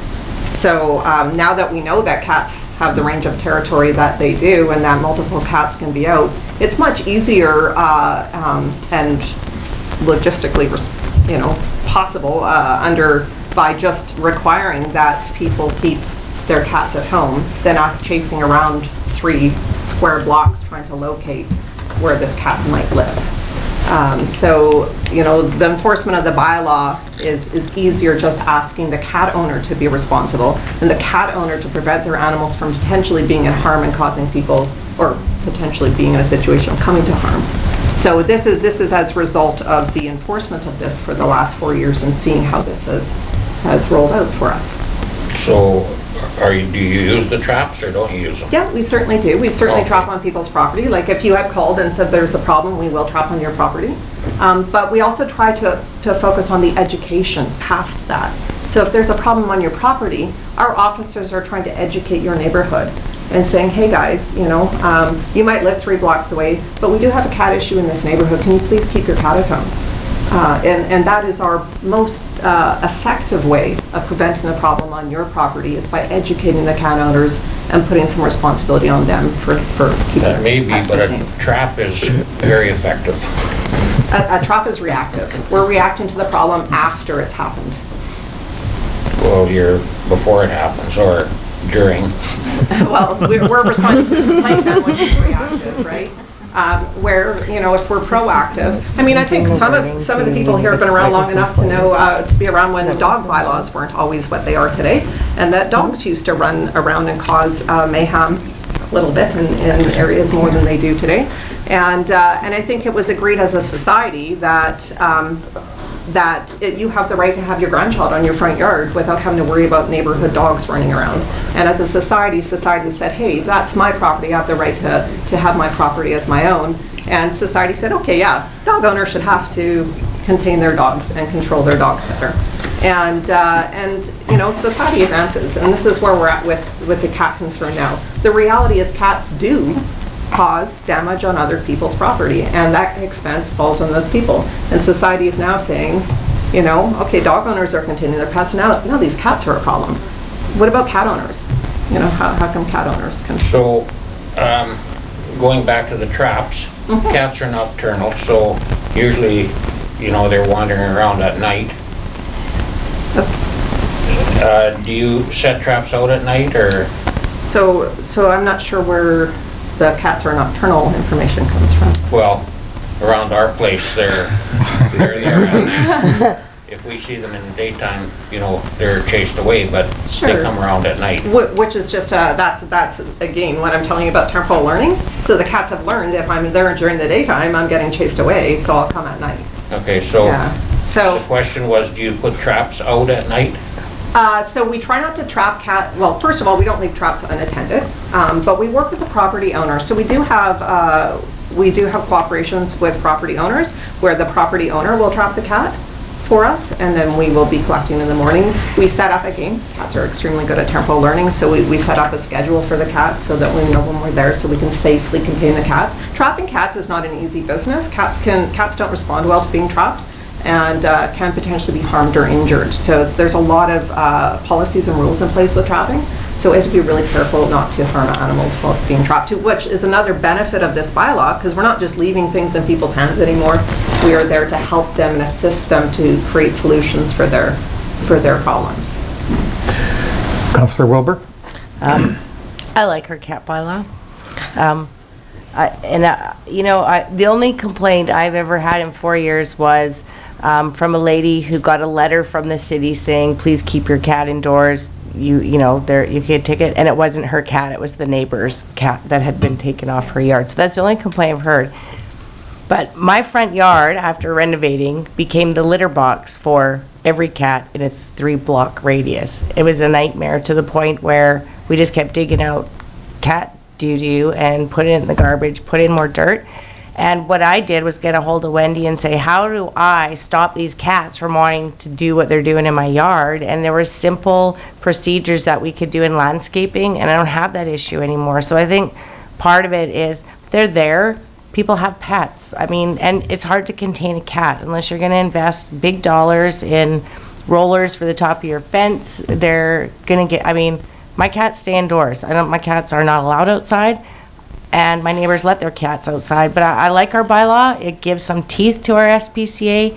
And I think, we have to work collectively. If you're a pet owner, you should be responsible. But also, we can have some responsibility through education to make them not want to be in our yard. So there's things we can do to deter them from figuring out when to come visit and when not to, that they just don't want to be there at all. So honestly, I think a lot of work went into our bylaw. I like our bylaw. I think it's put some teeth for our officers. Like, really, to me, it's a moot point. They're cats, we have a bylaw, we have prevention measures, we have education measures, and I think we just move forward. I think we could go around and around, right down to, are you a cat or a dog lover? I don't know, but they all, you know what? They're there, and we finally have teeth to move forward. So whatever Wendy and them are doing, whatever they recommend, I think they know. They've been working it for 4 years, and I'm happy with that. And so thank you. Good on all of you for what you guys have been doing. It was a lot of work to get to where we're at, so. Thank you. Brenda? Okay. Sorry, Councillor Dubakov. One more question about leashes. So a dog in the back of a pickup truck and you're requiring a leash. Are you the only agency that has jurisdiction over that? No. No, Because that I'm is, just thinking about, the people from Rolla that come into town or Poos or whatever. that's actually a supportive bylaw that supports the Motor Vehicle Act legislation. So it's actually, that's enforceable through RCMP anywhere in British Columbia. Thank you. Brenda? Okay, the next item I have in that bylaw is about vicious dogs. So currently, there's a dog license, and then if the dog is vicious, he's designated vicious. Council suggested that we do a 3-tier model instead. So what has been proposed is the first level being a nuisance dog. Those that are seized or fined 3 times within a 12-month period, or that have caused damage to property. So that's nuisance. The next level is a high-risk dog, which are those that show aggressive behavior, such as pursuing or threatening a person or animal.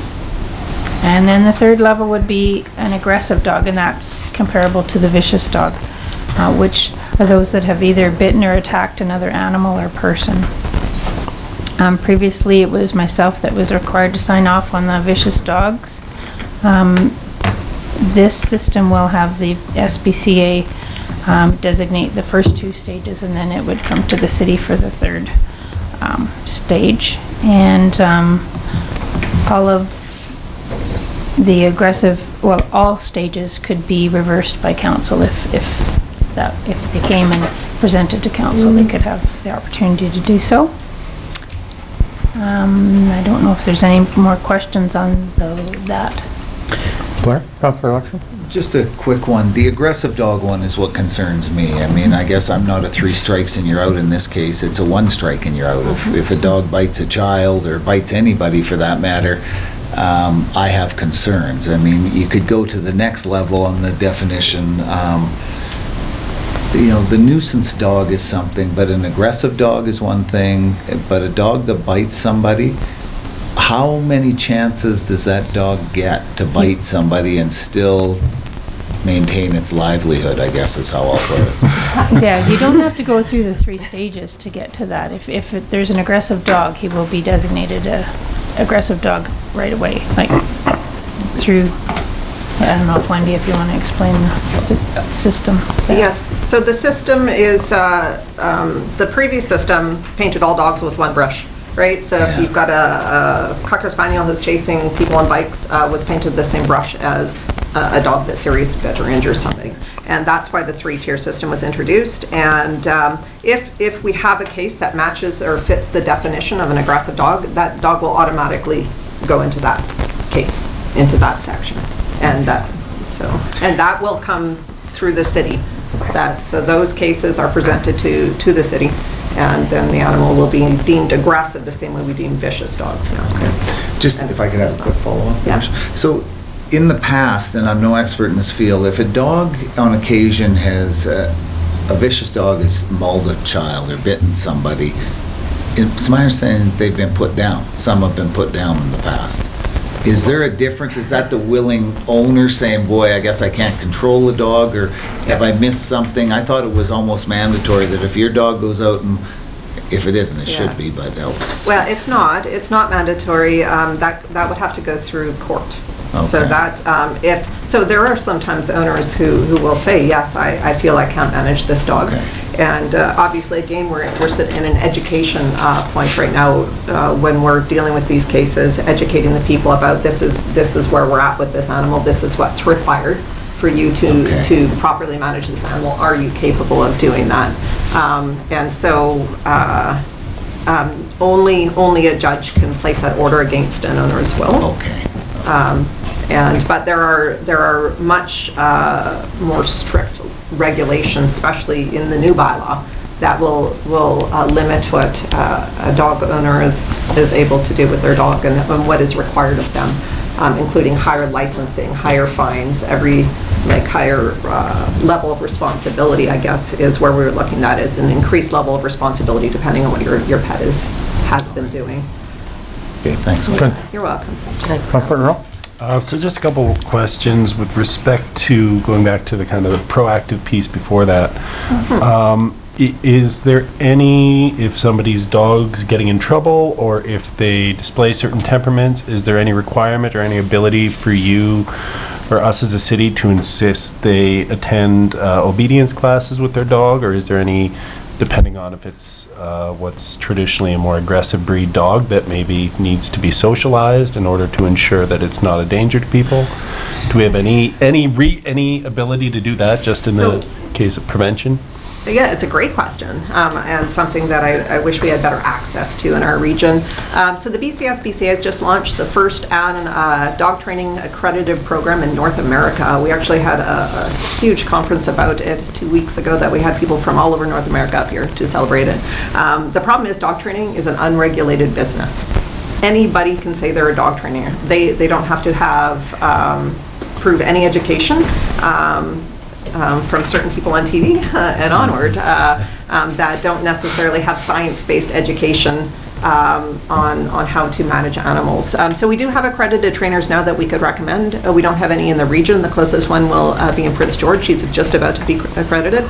But for us, we need to make sure that, so aggression is a fear-based behavior. So we have to make sure that the training provided for that animal is the type that will reduce that fear instead of increasing the problems that we're already seeing. So we just need to make sure that if we're doing that, it's in the right context. So, sorry, just a quick. Go ahead. So it's similar to the definition between a dietitian and a nutritionist. One is a legally protected term, the other is not. So is there now a distinction made between those two where, an OBD is legally protected, or can people use the terms interchangeably to... They can do whatever they want right now. Okay. There's no legislation saying... Okay, that. so that was just for my own curiosity. Yeah. Thank you. Yeah, unfortunately, that is something we'd like to see changed as a BCSBCA, but it's not there yet. Thank you. Brenda?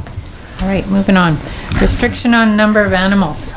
So the current bylaw doesn't limit the number of animals unless there is violations of the bylaw.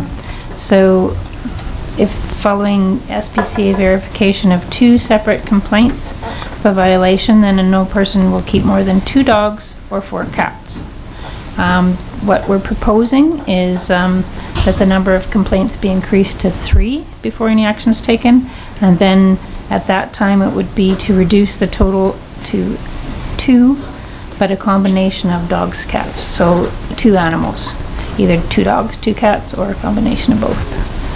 So I'm looking for any feedback on that, if that sounds reasonable or not. So for clarification, Brenda, right now and continuing forward, people can have unlimited number of pets. That was changed, I think, a few years ago. It was a lesser amount and it was increased to unlimited. However, if we have to respond to 3 complaints, now you would only be able to have 2 pets in your home for a certain period of time, correct? Yep, they can apply to have that reversed after a certain period. Councillor Lexter? Thanks, Your Worship. And Wendy, maybe through to you. When we look at that, unlimited number of pets concerns me in the city. Okay. But if you were to have, and 2 questions. One, is there a standard kind of throughout the province, and I'll speak to the province based on the number of pets people are allowed to have. This sounds unusual, but maybe it's in line with everybody else. I'm just not sure. I'll let you answer that one first. And then.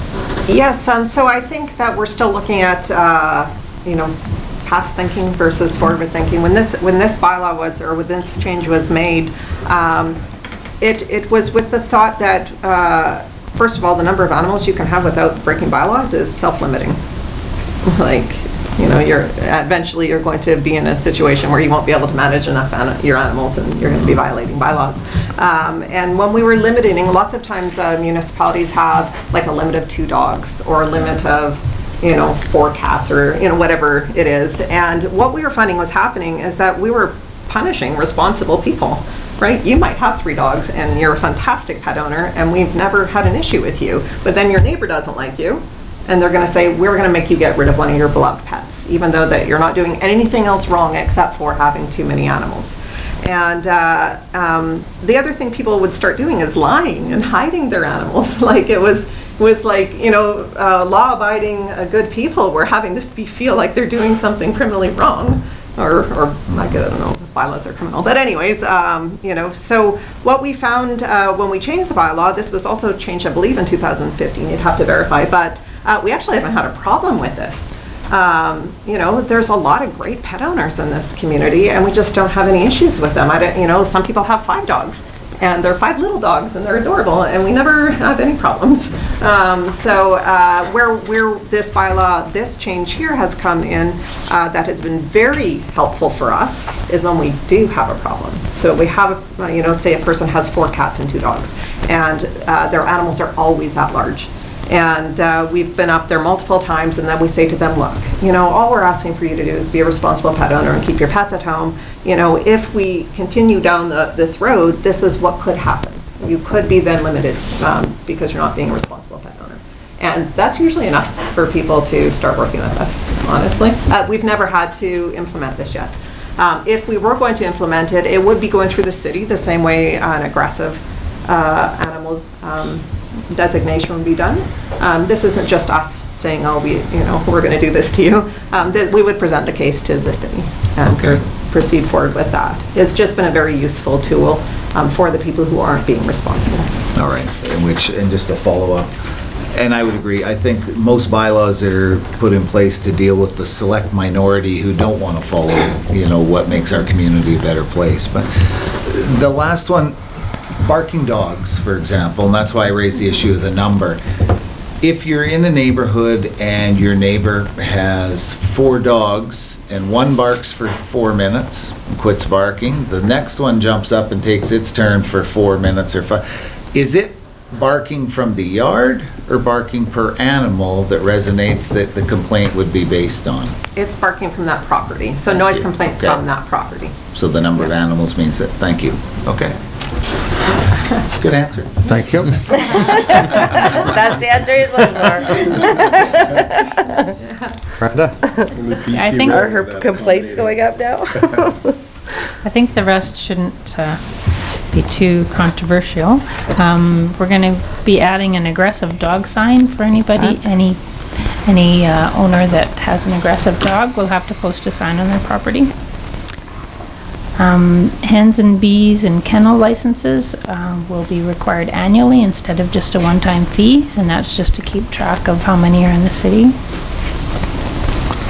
And the fees are reasonable at $20 a year for hens and bees, and kennel licenses are $115. Just maybe a quick question on the kennel one. They have to fall within a certain permitted zoning use, correct? They can't be located in an RS1 or RS2. A dog kennel, sorry? Yeah. Do you know the zoning on dog kennels offhand? I want to say it's industrial, but I don't know. I think it is. Just a question. We can find that out later, but I think that question may come from somebody in a residential neighborhood. Say, gee, can there be a kennel next to me? I think the answer clearly is no. It has to fit a permitted zoning use. We only have one in town. So. Yeah, okay. We'll find that out. Okay, thanks. And the last item, just the license fees, seizure and impoundment fees will be adjusted in accordance with current costs. The 3-tier system that we're suggesting for the dogs will have different license fees for each stage of dog. They'll be increasing as to... Sorry, Like you need to say something. yes, the nuisance, is that not nuisance animal, not just nuisance dog? I believe we had nuisance animal, is it not? Because that, again, that would apply to those cats that are out being nuisance pets. We can look more into that one too. But that's all I had on the animal responsibility bylaw. Thank you. Cats. That's it? That's all. Thank you, guys. Spicing up committee of the whole. That wasn't ever. Brought to you by Brenda, yeah. Greatest discussion we've had all day. Thank you for coming today. All the cats from Wendy are a special kind of cat. It's been a long day. Thank you. You chose that cat. Anything Oh, I got further? both of them. Anything further, Brenda? Only if there's questions. Any further questions for Brenda On her report. on her report? Just, Your Yep, Worship. go ahead. I note that the following opportunities have been posted and awarded. One of them was the very last bullet, the railway crossing assessment RFP closes June 28th. Okay, pardon me. I'm ahead of the game on that one. I just wanted to put a plug in, because at 1:38 on Sunday morning, they were moving 3 or 4 train cars and their whistle was blowing loud and clear. So once again, CN's wonderful ability to schedule their trains was front and center, but we'll deal with that. I don't even hear that train. Like, That's unfortunate. Come to my I would house. like to find the CEO of CN's address and radio to somebody to blow a horn every time it blows in our community at 1:30 in the morning. Duncan? M3 Industrial Heavy Zone, 4 kennels. All right, thanks. Thank you. 14.3, we have a report from our Chief Financial Officer. Good afternoon.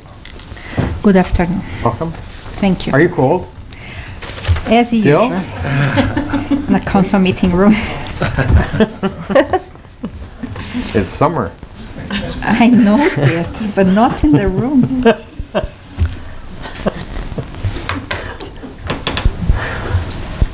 So, I think I would like to, there are 2 topics here on this report that I would like to address. One is the provisional budget timeline for 2020. We are already talking about budget timeline for 2020. So, I attached, there is an attachment with the proposal dates. We can't confirm the dates for 2020 because we still don't have the council, the meeting dates set yet. But give us an idea which direction I would like us to go. There is something new on this proposal, which is 2 public consultations. One would be, my suggestion is that we would do the first one in the time of the budget assumption. And this one would be to give opportunity for the public to come with ideas. And I don't know if you had the chance to see the 2020 public consultation from the province, where they actually visit around on the region, and they came with a proposal, some questions, some requesting some suggestions. So I was thinking something in the same line. So before starting the budget, we would put then open the door for the public to come with some suggestions that we can take consideration during the process of the budget. And then the regular one that we have after the second council meeting, after the second draft, which would be about early February. So that's something new I'm suggesting for 2020. And Flavia, the first budget consultation would be here in council chambers, whereas the second one would be more of that public venue, is that correct? Exactly, that's correct. And so it would be, the first one would be exactly on the date where we'll be discussing the budget assumption, which I'm proposing to be early on September. So it would be the first meeting September would be already start to discussing about budget. And then the first draft, the proposal is to have on December. So the first meeting on December would have the first draft discussion, the second draft in January, then the public consultation in February, and then March we would be entered then to already the 5 years discussion and then go towards that. And also the idea of starting at least 2 months early, when we have a number pretty refined by February, we can either discuss about, and this happened already, but we can start in the tendering process because you really have now a good idea. The only reason that I don't suggest that we enter on adoption just immediately like on February and March is because we are dependable of BC assessment number, which come by the end of March, the final number after appealings, and then also the final approval of the PRA. Because the PRA agreement, we get the first draft number by the end of January, but really the confirmation come on the first week of April for the numbers that we are suggesting. So we are pretty tight. This is over 50% of our revenue are dependent on these two sources of revenue. And that's the reason why I can't suggest yet we would have a budget adopted like by March. But we can definitely have a draft set at the beginning. So that's something that I would like to suggest. So I don't know if there is any comment or is think I'm being too aggressive or it's... Certainly, I agree with the one aspect of adopting too quick because our neighbors in Fort St. John this year, the appeal process came through. There was $600,000 change in revenue for them just as a result of appeals by property owners of primarily commercial properties. Well, 600 grand is a big number to change and swing in terms of revenue. So we tend to be pretty stable. I think our assessment, both residential, commercial, we don't face those, and we haven't faced over the last number of years the big swings up or down. But until you see that preview assessment roll in terms of what your projected assessment is looking like, it doesn't. You got to be sure about that. So I agree with that. Councillor Jabeka? I like the whole process to move it up so that, in February you can get a pretty solid number and you can start with, starting the summer work. I think that's important. We've been, it's delayed until after May, and then you got these waiting times and all that, and so I really like that schedule. I think it'll be a big improvement. Councillor Earl? And with respect to the preliminary meeting in September before we actually start May, I think given the direction we're taking and the strategy we've outlined over the next 7 years, bringing the public into the conversation earlier and giving them an opportunity to contribute to finding solutions will be valuable as we move through what are likely going to be some very difficult choices over the next several years. So I think that's a great thing, and just getting the process started a little earlier so we have that much more time to communicate the city's priorities. I mean, and obviously I've got a very limited experience because it was my first budget last year, but it felt like we had to accomplish a lot over a very compressed timeline, and as a result we didn't have the opportunity to engage and communicate to the extent some of us might have liked. So I think that helps address, or this timeline helps address that as well. So very good work. Thank you. All right, and then the second topic is about property taxes. There is a schedule here regarding how much have we collected so far. That was until June 15, but I can say until last Friday we collected over 53%. And normally it's the last 2 weeks where really you can get the flow of the money coming in. But we are pretty standard with the last 2 years, which is good. And we also give here, based on our request from council on the last CAL meeting, regarding to the advantage for the residents to prepay the property tax. So we highlighted here some of the benefits of prepayments and interest that we're paying. Just to close, we have a new tax collector clerk that accepted the position. She's coming from the recreation side, from the swimming pool, and we are looking forward to work with Sarah. Good. And I'm available for any question for the rest. Thank you, Flavia. Councillor Lexstrom? Thanks, Your Worship, and thanks, Flavia, for your report. It is always welcome and very well done, so thank you for that. A quick question on what is the benefit of prepaying property taxes. I think it's laid out pretty good. Currently, the prepayment interest rate is 1.95%. That's what we pay people on the money they give us. Yes. Now, we get to use that versus going to the bank and, having to utilize, whether it be short-term, whatever. What interest rate do we pay when we go in there? What's the difference between the 1.95 that we put out to the homeowner who prepays versus if we have to go to secure revenue to be utilized?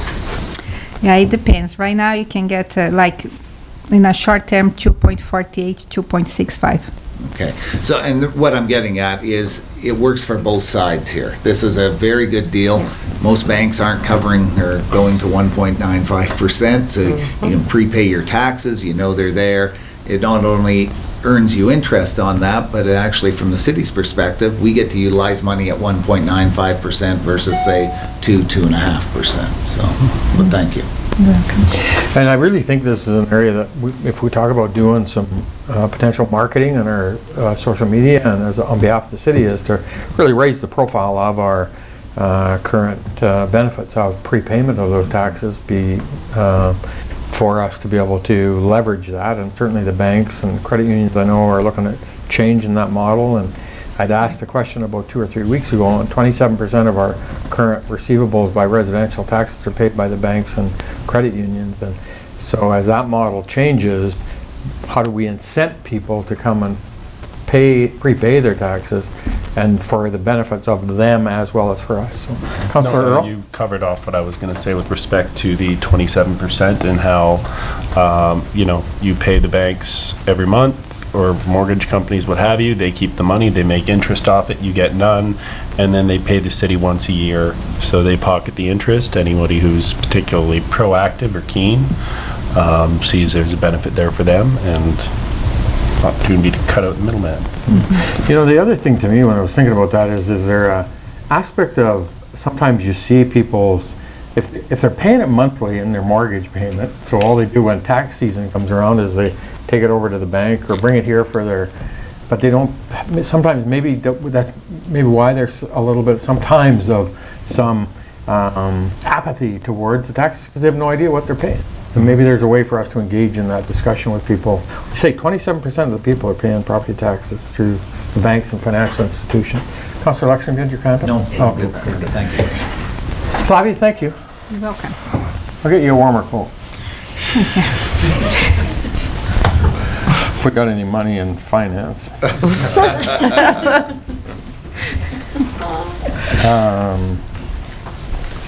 Next up, we have our General Manager of Community Services. Welcome. Thank you, Your Worship, members of council. To my colleague's point about poaching staff, I'm not sure if we should adopt some kind of a policy that somehow restricts that poaching. Anyway, you're welcome. Lots going on in community services, certainly.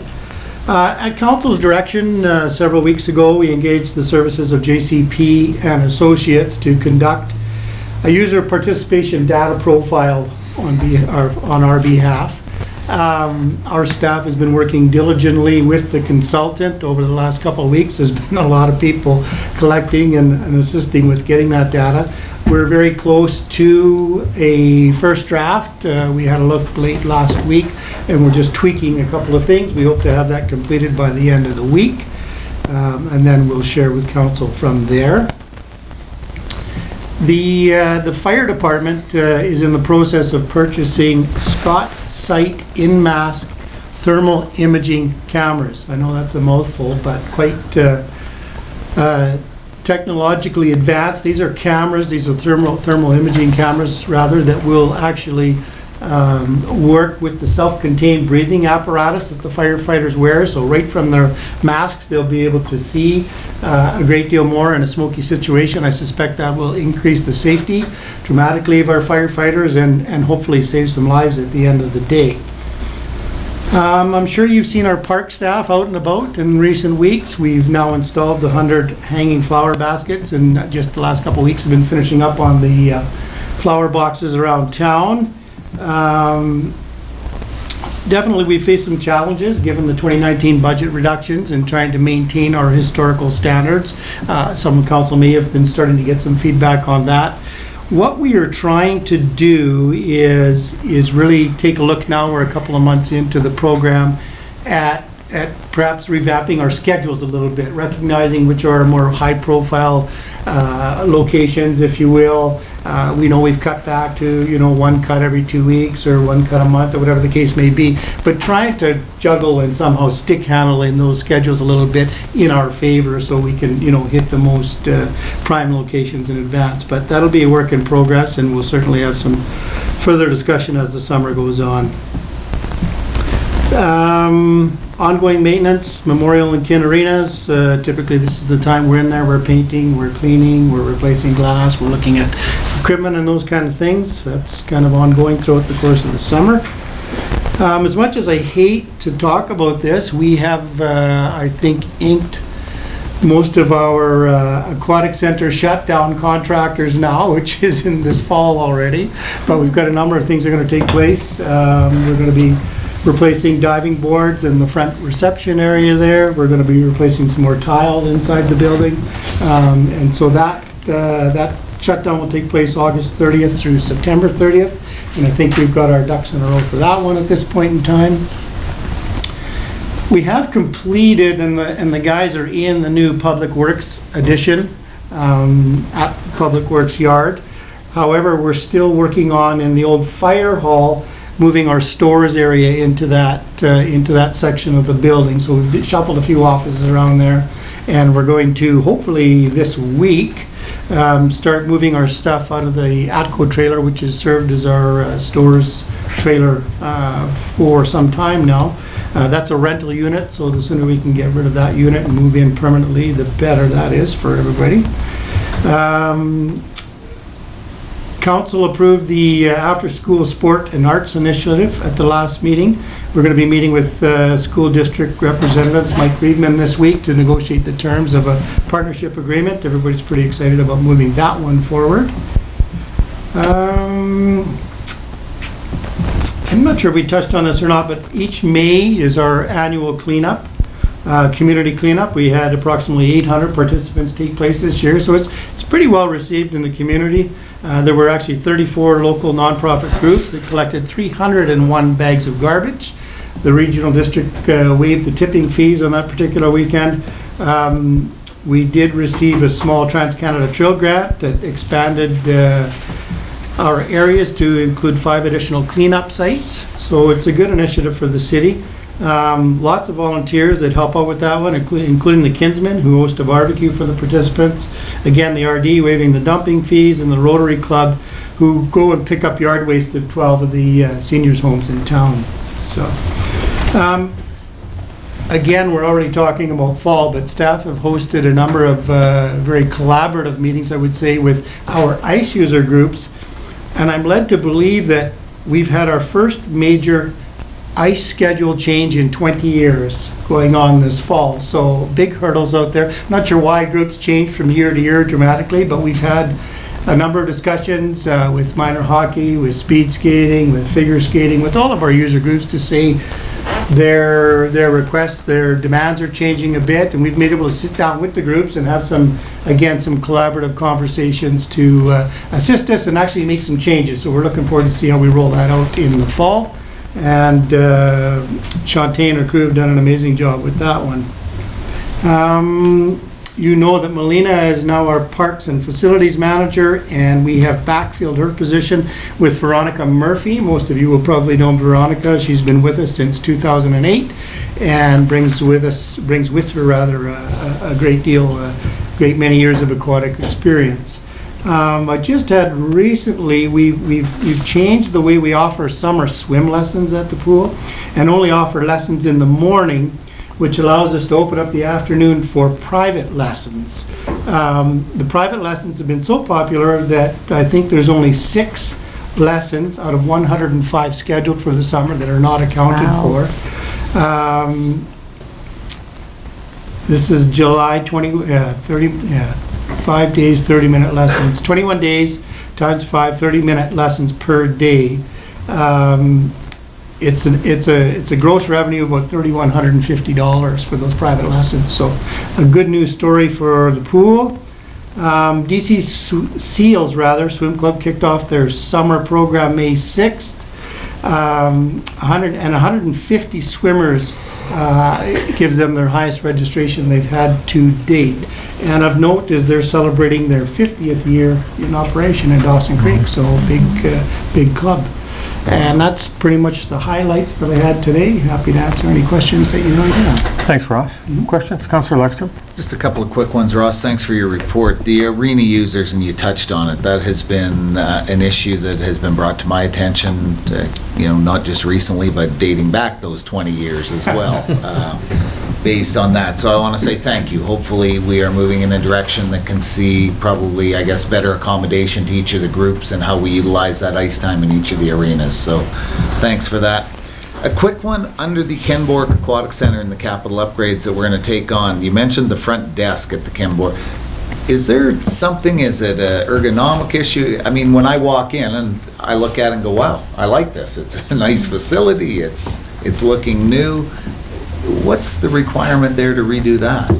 Agreed. I don't think it looks aesthetically like it needs to be done. I think there are some accessibility issues there around the back, and just for, sometimes there are 2 or 3 staff members in that front area, so it's moving around each other, ensuring cash is in the right place and the computers and what have you there. So I think it's been an ongoing issue for a period of time. So. All right. Ross, the summer waiving of the fees, so that jacks up usage, or it did last year, and we Certainly anticipate that like again. yeah. So everything's in place and lined up for that to go? Yes, thank you, Your Worship. It is. They're ready to go. I suspect the numbers will rise again in the summer, but yeah, staff are ready to go. We're going to be, as a result of the tracking our user groups, we're going to be trying to keep these stats on an ongoing basis as well, so we can report in a more efficient manner each year as well. So, thank you. Yep. Any further questions for Ross? Thanks, Ross. Thank you. Appreciate it. Yep. Next, our development services. Good afternoon. Good afternoon. Thanks for dropping in. Sabrina, I have a presentation. No looks of surprise. Please, Lord. You did a what? It's only about an hour and a half. Okay. Rena's not exactly certain. She's getting warmed up. After 3, I'm taking a full day to get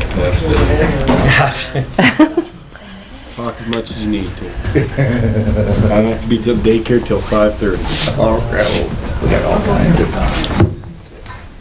You need the clicker. I promise you we're not going to be here till 5:30. Oh, no, Your Worship. No, don't make a promise you can't Yeah, keep. thank you. Yeah, no. Please? Kevin, are cats featured anywhere in this presentation? No cats were hurt in this All report. right. Trapped or otherwise. I'll start with just a couple of other things before I go on to my short presentation. Quick update on capital projects. 112th Avenue, back working on that on the weekend. There was a hiccup with the milling and the amount of asphalt in the road. It was more than what was anticipated based on our geotech report, so the contractor had to bring in some additional equipment, and anyways, they were back at it on Saturday. I haven't got an update as of this morning where they're at, but if they're working or not in the rain. 92nd Avenue excavation is complete, manhole replacements are complete. Storm sewer was supposed to start on Saturday, and some graveling has gone in. They'll be shut down now due to weather, I suspect, but that's ongoing and moving along. We had an email, I think Councillor Wilbur had passed that along, about some communication, so we've stepped that up a little bit. There was more that we could definitely do. Contractors are supposed to kind of inform the residents of kind of what the game plan is, but what we've kind of found out is it was fairly vague and maybe not up to the standards that the residents were looking for. So as of this afternoon, my engineering department has worked with Melissa, and they have sent out at least an initial one up, some social media regarding 92nd, specifically garbage containers. Residents were worrying about what about collection. So the residents can leave the waste containers at the edge of the road, or what, the excavation is. The contractor will take those garbage cans on garbage day to either end, and Waste Management will collect it there. So residents don't need to do anything. The other question was Canada Post. They won't deliver to an active job site. And we've talked to Canada Post to kind of say, hey, is there anything more we could do? And they said no. So the only option for the residents is to pick it up downtown, unfortunately.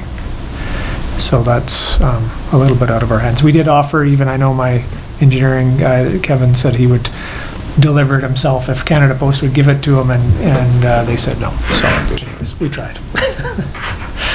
Have we ran into that before? Sorry, before when we do roadworks? It's the first time that I've actually run into this one, because we've done lots in the past. I've never heard that issue, but whether it's a new policy that they have, from a safety aspect, I guess I can appreciate it. They're a worker that's going into another prime contractor site, and they don't know what they're getting into. They haven't been, gone through any sort of debrief or anything. I can see where they're coming from. It's just easier to stay away than to deal with it. Kevin, we also had a concern brought forward around the track hoe on 92nd crossing 19th or 18th. Maybe we can talk about that a little bit. So that should have been dealt with the on 19th Street, track hoe was moving some sand, I believe, from one side over to the other. Thank you. And right where they were moving, that should be dug up for the storm sewer. They had to go across 19th at that locale anyways to do a tie into the storm sewer, and then we're going to be repaving that little area anyway, so it should be all looked after. Just to follow up, that was brought to my attention by some people who live in the area saying, Blair, it looks like we're chipping up the asphalt on a relatively newly repaved road. So I understand the part where we go across and we tie in. It's about a 3-foot wide cut. There's some other areas though that go far wider where we'll make sure it's looked tracks. after. Yeah, it's just one of those things where people, when they ask as an elected official, you get the answers for them. But it was a bit of a concern that, and then, I'll raise the issue quickly. As you come down our street, many people would turn up 19th to go somewhere during their work, and work much needed. So I appreciate the work. There was no signs or anything saying that road was cut off. You couldn't get through. Just some little minor things. I know they're not intentional but overlooked, but when we answer to the public, we'll make sure that we get the contractors looking after that. Okay. And I think we're finding, Kevin, that with our new Recollect app and some of our media and having someone looking after communications, there's some more opportunity to try and pump that information out there, and the contractors are focused on the work, and sometimes their priority isn't getting the information out. So we'll have a hand in that a little closer. We're going to try and give an update maybe once a week, or if there's a significant change in the project. I'm hesitant to give any sort of deadlines or commitments because there's a lot of unknowns and weather that come into play, but we'll try and keep people up to speed on what's going on. A little more so than we have, for sure. Councillor Wilbur, then Councillor Rowe. Yeah, I was just going to say thank you. I appreciate that. And I really think that, Ryder, that's really what it was about communication and information. So no, we don't want to give them deadlines, but I think if we keep them informed along the way as much as we can, it takes that stress off of them, and at least they feel a part of the process. Absolutely. So just hopping back to the 112th Ave and the asphalt, the amount of asphalt. The firm we employed to help us do some of that preliminary work, have they responded at all to our inquiry? Yeah. Okay. So we've had a conversation with them, and they obviously realized there was a mistake made and that there's some costs associated with that. So we're working with them to try and come to some resolve, and they've so far been fairly agreeable. So we'll see where it goes. A couple other quick things in the report, and then we'll go to the presentation. But the 8th Street frontage road, just reporting back on that. We had reached out, talked to a few individuals, specifically about parking issues on the frontage and by McDonald's Tim Hortons stretch there. So we kind of reached out, asked about one-ways, we asked about widening, whether there's any support. I think 2 individuals got back to us. I spoke to one of them. Basically, their comments were they didn't want one-way, absolutely didn't want one-way traffic. One of them was somewhat agreeable to creating some parking spaces. Neither of them had any interest in providing any funding for it. So that's kind of where it was left.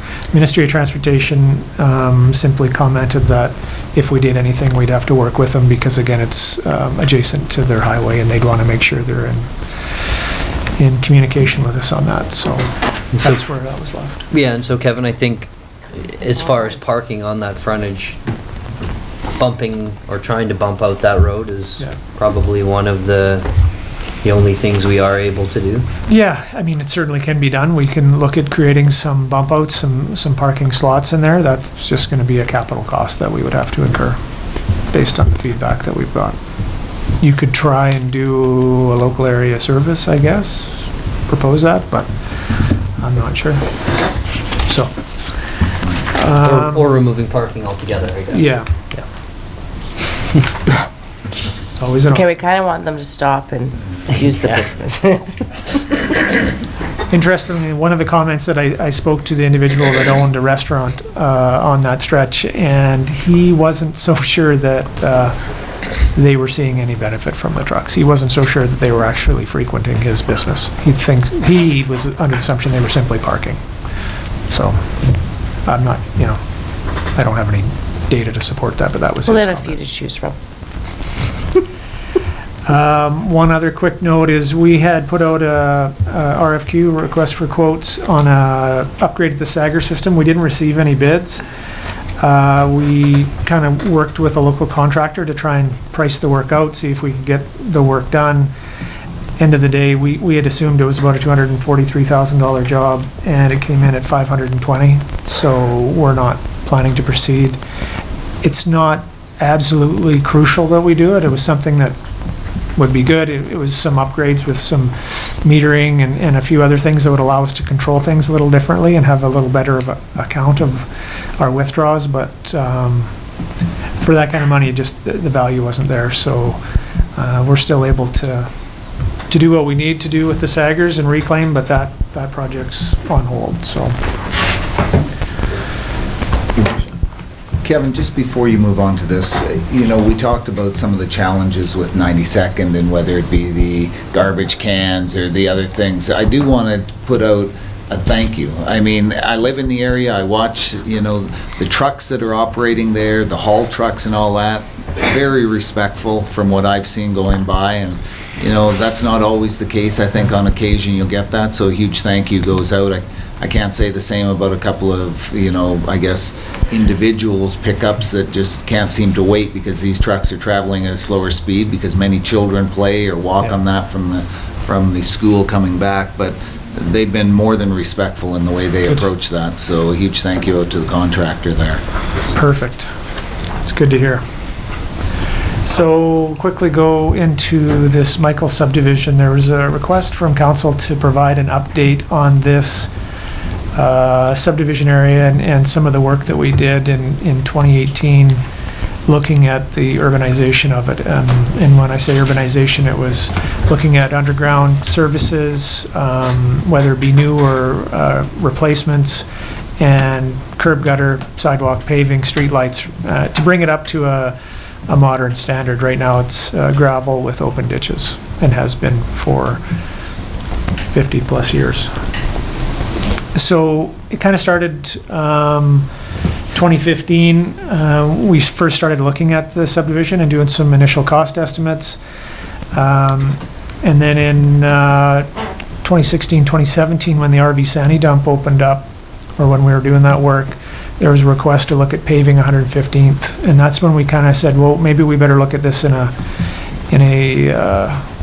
bigger context rather than just the one-off. So council agreed that we should look at the whole subdivision and do some work designing it and then ultimately phasing it and see how we could maybe chip away at it and come with some cost estimates. So went out to tender, got some proposals.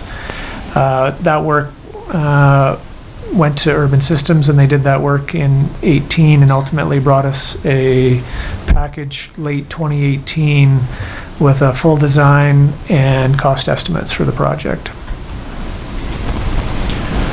So with that, We did geotechnical data, survey data, CCTV, cambered all the pipes that we could. Deep Utilities, had lots of meetings with staff, and ultimately came up with a 100% design cost estimate. And the outcome was a rather large number. $26.5 million is the estimate to completely do that subdivision. And again, that's replacing water, sewer, storm, roads, you name it. So what we've done is just kind of tried to break that out a little bit so you can see the differences. You'll see that the water sewer component's around 9.6 million, and roadworks is 16.8.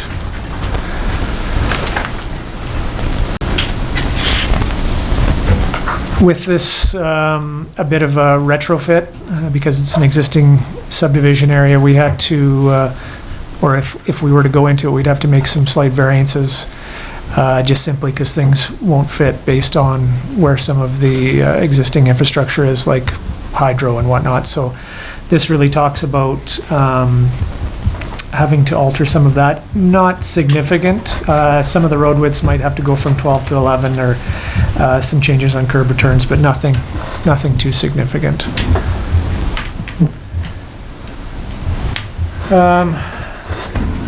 With the roads and sidewalk system, one of the things is just in behind Safeway, there's a bit of a there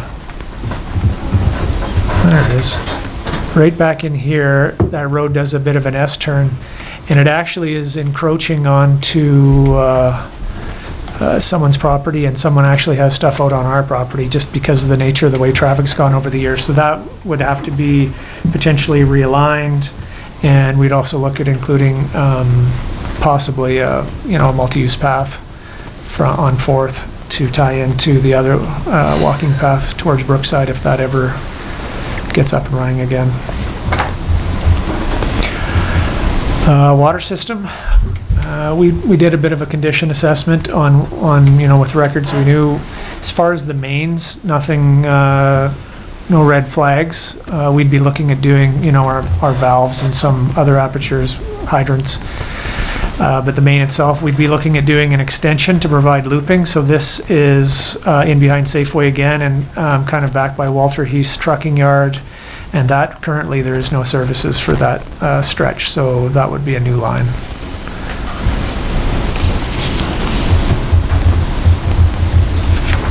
Sanitary sewer, we went through and cambered all the lines, and essentially we need to replace all of it. It's to the point where if we're going to go in and do this project, it would be advisable to replace all the existing sanitary and also run new services to the property lines. So that's just highlighting the areas that were identified for full replacements. Another sanitary sewer, this is just an extension kind of again over where the Walter Heath properties were, and just extending that just to provide sanitary service, because again there was no services for those lots. This is just pictures that we get to look at when we camera sewer systems and whatnot. So it's just, again, just a bit of an indicator of some of the conditions you'll see with broken pipes, misaligned pipes, and the such. Storm sewer, again, we went through all of that, cambered them. Again, there's significant amounts that need to be replaced. We also did some modeling, determined that some of it needs to be upsized, because that is one of our main storm sewer trunks that runs down through that area. We've got some issues there with very poor soil down in that area, so those present some challenges. And also, they've allowed for, in the estimates, oil grit separators at storm outfalls. So that's something that's likely to be coming, I'm sure, in the future for regulations, is we'll have to catch oil grit, anything before we discharge it into the creek. So, yeah. This is just highlighting the amount of storm sewer that we have in the area. And again, just some pictures of what you see in there, and some busted pipes, some deposits, rocks. You know, you see there's all sorts of good stuff that ends up in these pipes. And again, significant amount is in need of repair. So we went to a bit of a phasing plan, because realizing that it's a huge project, and you wouldn't be able to bite it off all in one chunk. So we took a look to see what would make sense. As I mentioned, the soil conditions aren't great down there, so one benefit of doing the utility work ahead and then ultimately paving down the road is that gives some time if you do have any settlements. Some of the infrastructure down there is very deep, 4 or 5 meters deep, so it's challenging and would have significant excavations to put back together. So so they broke it out in two segments: utility replacements, and then again roadworks sometime after that. So here you see the phases. Phase 1 would be a storm sewer outfall upgrade there. Phase 2 would be 115th Avenue utilities here. And then phase 3 is the green utilities, and 4 the blue, 5 and 6 and 7. So, and that's breaking it up into more manageable pieces. And on this page here, you can kind of see the numbers that go along with it. The multiple phases, so it kind of keeps it under $2 million per phase for the utility work. So that brings it to about the 9.6 for that.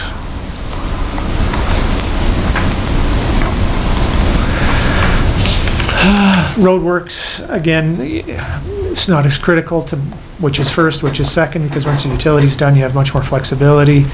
And so then this just really breaks the project into blocks and the cost. So bringing it to 16.8. And that's where we get the total, 26.5 estimate. So any questions you have regarding that particular project? Go ahead, Councillor. So, on the phasing, for example, 2A and 2B, which is the east end of 115th, that cost, is that to do the underground piping and stuff and then bring that whole grade up to a standard that will be eventually paved? No, that's just utility cost, getting it back to essentially the grade that you have here. Then we would come in at some point after that, excavate, do all your fabrics, grid, and like that. I believe that's how we chunked it out. So it wouldn't be you wouldn't want to bring all those gravel grades up and then leave it for years because all that gravel gets contaminated and you have to scrape a bunch of it off. So really it's just those phases, talking about the underground services and getting it back up to essentially where we are today. Thanks, Kevin. Councillor Laxton? Just a quick one, Kev. Thanks for the report. And looking at that, $26.5 million, obviously a significant chunk of money for a subdivision to be accomplished. Not that it shouldn't be, but I think we'll have to work towards that. The $9.661 million you talk about there for the utility replacement, that would not flow, or it would flow from the water and sewer utility under the capital. So a distinct difference between that and the operational or capital budget. So that's why we separated it out that way, so you could see the differences between the utilities in general. Okay, thank you. Thanks. Any Councillor Javeco? So are all these phases, like, are there grants available for all of them, or? There's always grants out there. Could always try and apply. I mean, we've applied on some this year recently for 96th Avenue and also the Encana Center parking lot. Haven't heard anything, so there's always those opportunities that come up. And so, Kevin, we don't have any of these projects at this time in our 5-year plan, I don't believe. And so we don't have funding to leverage against grants at this time. We would need to include them at some point in order to have that funding available. Thank you. Anything further for Kevin? Kevin, thank you. Yes, thank you. That's long awaited and really good to see that information put together today. Thank you. And our next now, we have a verbal report from our Dawson Creek Regional Airport, and I'd like to welcome our new contractors from Winnipeg Airport Authority. So maybe I'll just do a brief introduction, if that's all right, Your Worship. So I have James Lindsay and Rick Mansick, and they are from the Winnipeg Airport Services Corporation, which is a child of the Winnipeg Airport Authority, wholly owned essentially. subsidiary. Yeah.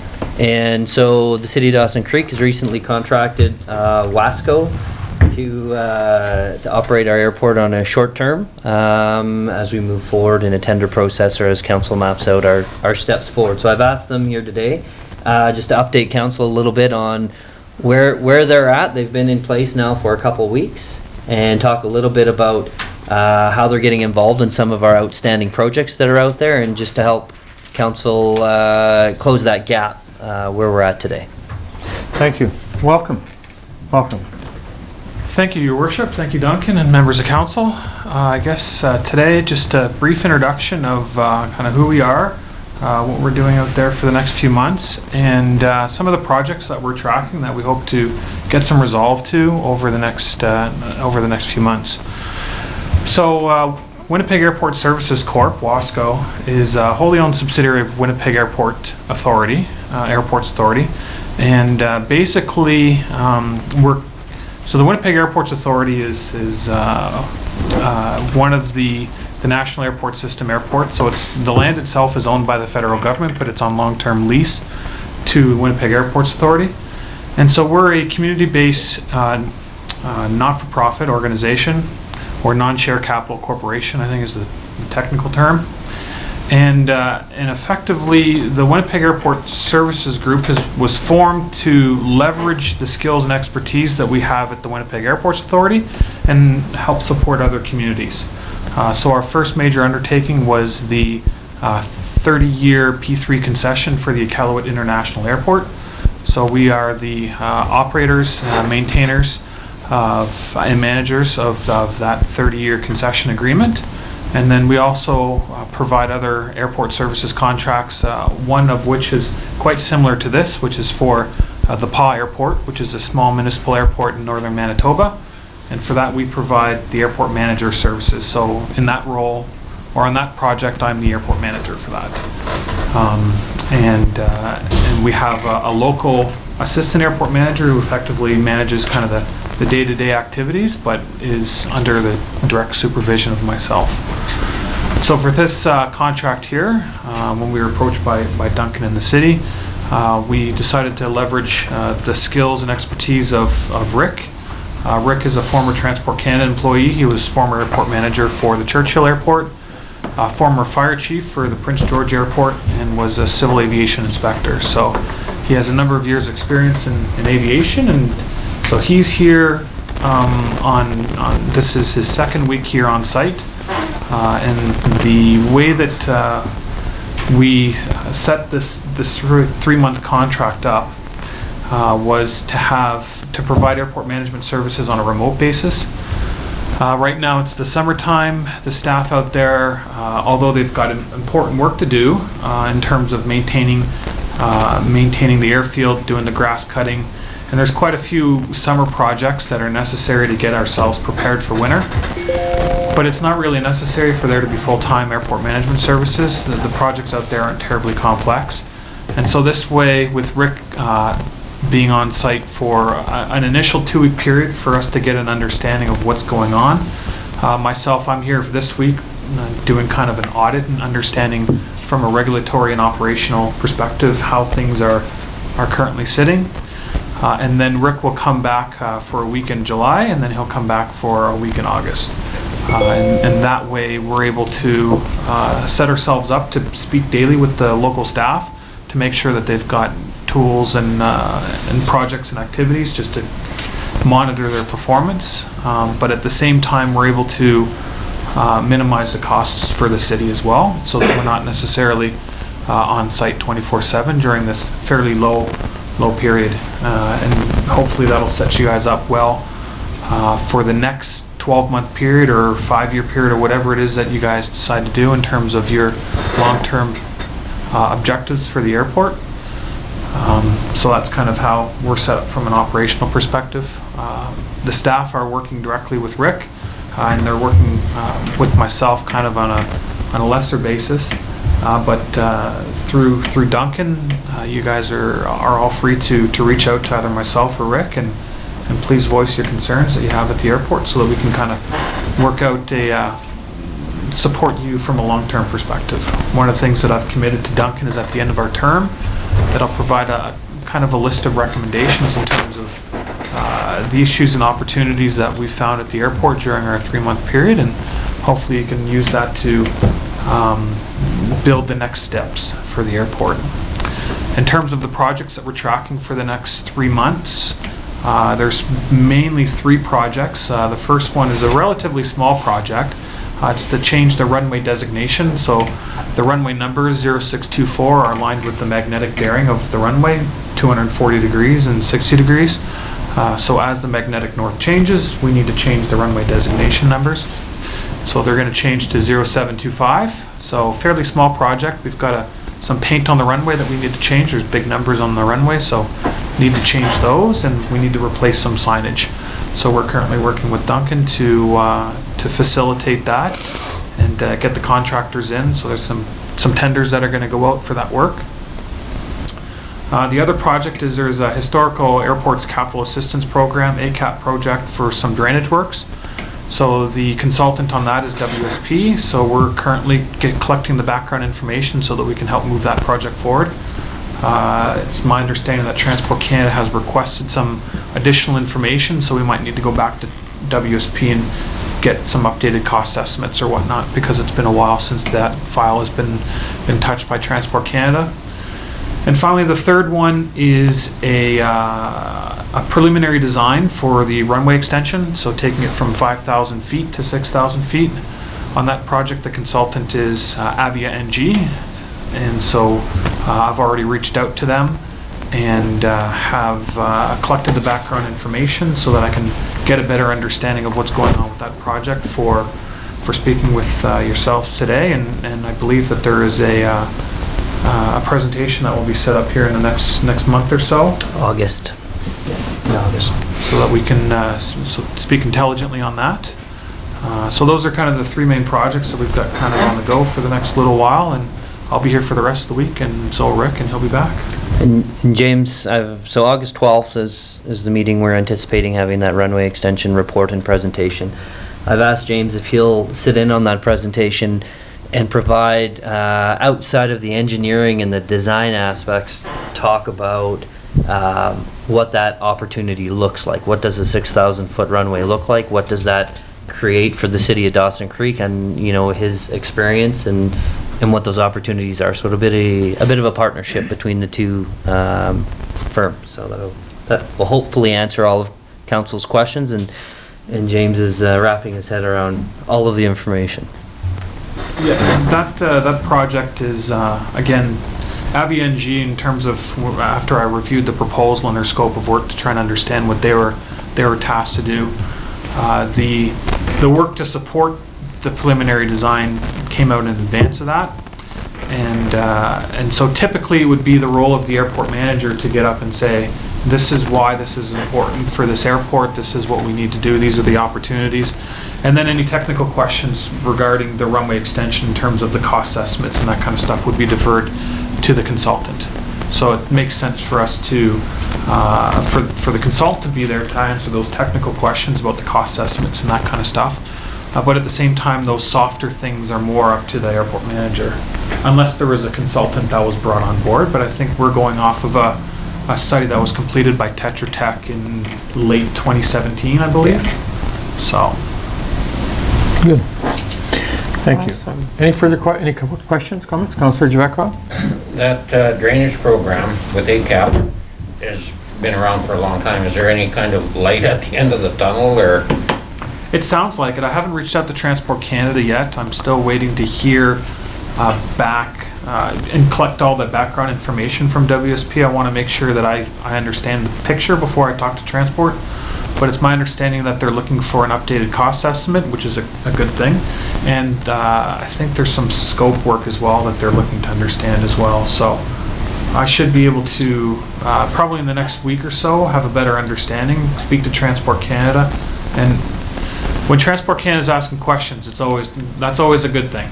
It means that it has gone from the back of their desk to closer to the front of their desk. Right on. Councillor Lexstrom? Just thanks, Your Worship, and thanks for your presentation here today, and welcome to our community. So, one of the challenges we face is we have 3 airports in a very close proximity to each other. We have Fort St. John to the north of us, just to the east of us is Grand Prairie. We have over the years, I don't know if the word struggled is what I would use, but been challenged to get commercial scheduled flights. And I don't say that with no respect to our carrier today. I meant numerous ones per day. Because everybody's life is a lot busier now. They're looking at, can I get there and can I get home the same day? Can I do that? With your experience across the country, certainly a pretty vast knowledge about what's going on, are we in a unique situation? Is this faced in others? I'm led to believe that there may not be another position of 3 communities in that distance that has 3 commercial airports in that kind of range. Is that? It's not unique in the industry at all. In fact, every regional airport struggles with this. Very few airports of this size are able to sustain themselves from an operational and capital perspective. Every airport is different, but every airport is the same kind of type mentality. As Rick just pointed out, there's a number of airports in Eastern Canada, so New Brunswick, that are just as close geography-wise. So there's Fredericton, then St. John's, New Brunswick, and Moncton, and they're all fairly close, within probably an hour and a half, and they managed to make it work. It takes some commitment. And also the infrastructure plays into it quite a bit. The runway length, 5,000 feet, is a good length for a regional, like a general aviation type airport. But as you start getting into the larger aircraft, even though, if we take the Q400, for example, which is a common aircraft used by Air Canada and WestJet for their regional markets, Porter Airlines manages to do Q400 off of 4,000 feet at the Bailey Bishop Toronto City Airport. So it's not unheard of for it to operate off of short airfields like that. But air carriers prefer more. And when they're looking at competing with different markets, because at the end of the day, the aircraft is a very expensive asset that's owned by the airlines, and they're looking to make every penny that they possibly can off it. And so if it means that there's a better chance of not operating restricted takeoff weights or something like that off of a shorter runway, then they'll gravitate towards the longer runways. There's a number of challenges with it, with the current, and I'm just getting myself familiar with it. So but the flight schedules is a big thing. Like we do a lot. I travel up to Nunavut quite a bit, and I'm able to get back from Iqaluit to Winnipeg in a day. In fact, it's kind of half a day, because I leave it. The flight departs Iqaluit 1 p.m. and I can get into Winnipeg at around 10:30, 11 p.m. at night. Whereas I can't get back to Winnipeg in one day from here. And so, the flight schedules have a lot to do with it. So there's some discussions and opportunities for discussions about that, and that leakage is a function of, well, if I drive an hour, then it only takes me a day to get to where I'm going, not 2 days. So it's challenges like that you have to work with your air carrier partners. You have to work with and you have to kind of present yourself, and you have to work with prospective tenants, and it's a challenge. It takes effort, and there are no shortcuts to it, because at the end of the day, you're dealing with air carriers who are soliciting or receiving solicitations from every other small regional municipal airport across the country. So it's a challenge. But there's opportunities here, for sure. All right. Thank you. Thank you. So thank you. We appreciate, obviously, you guys being here and look forward to working with you over the next number of months to improve the services at our airport. So thank you. Thank you, Your Worship. All right. Thank you. Thanks for sitting through our I was going to say, council thank meeting. you for sitting through the day. Learn the personalities. So we now need a We saved the motion long days, I to recess and move to close. Councillor Javetkov, second. Councillor Kemp. All in favor? Opposed? Carried. Do we have a choice?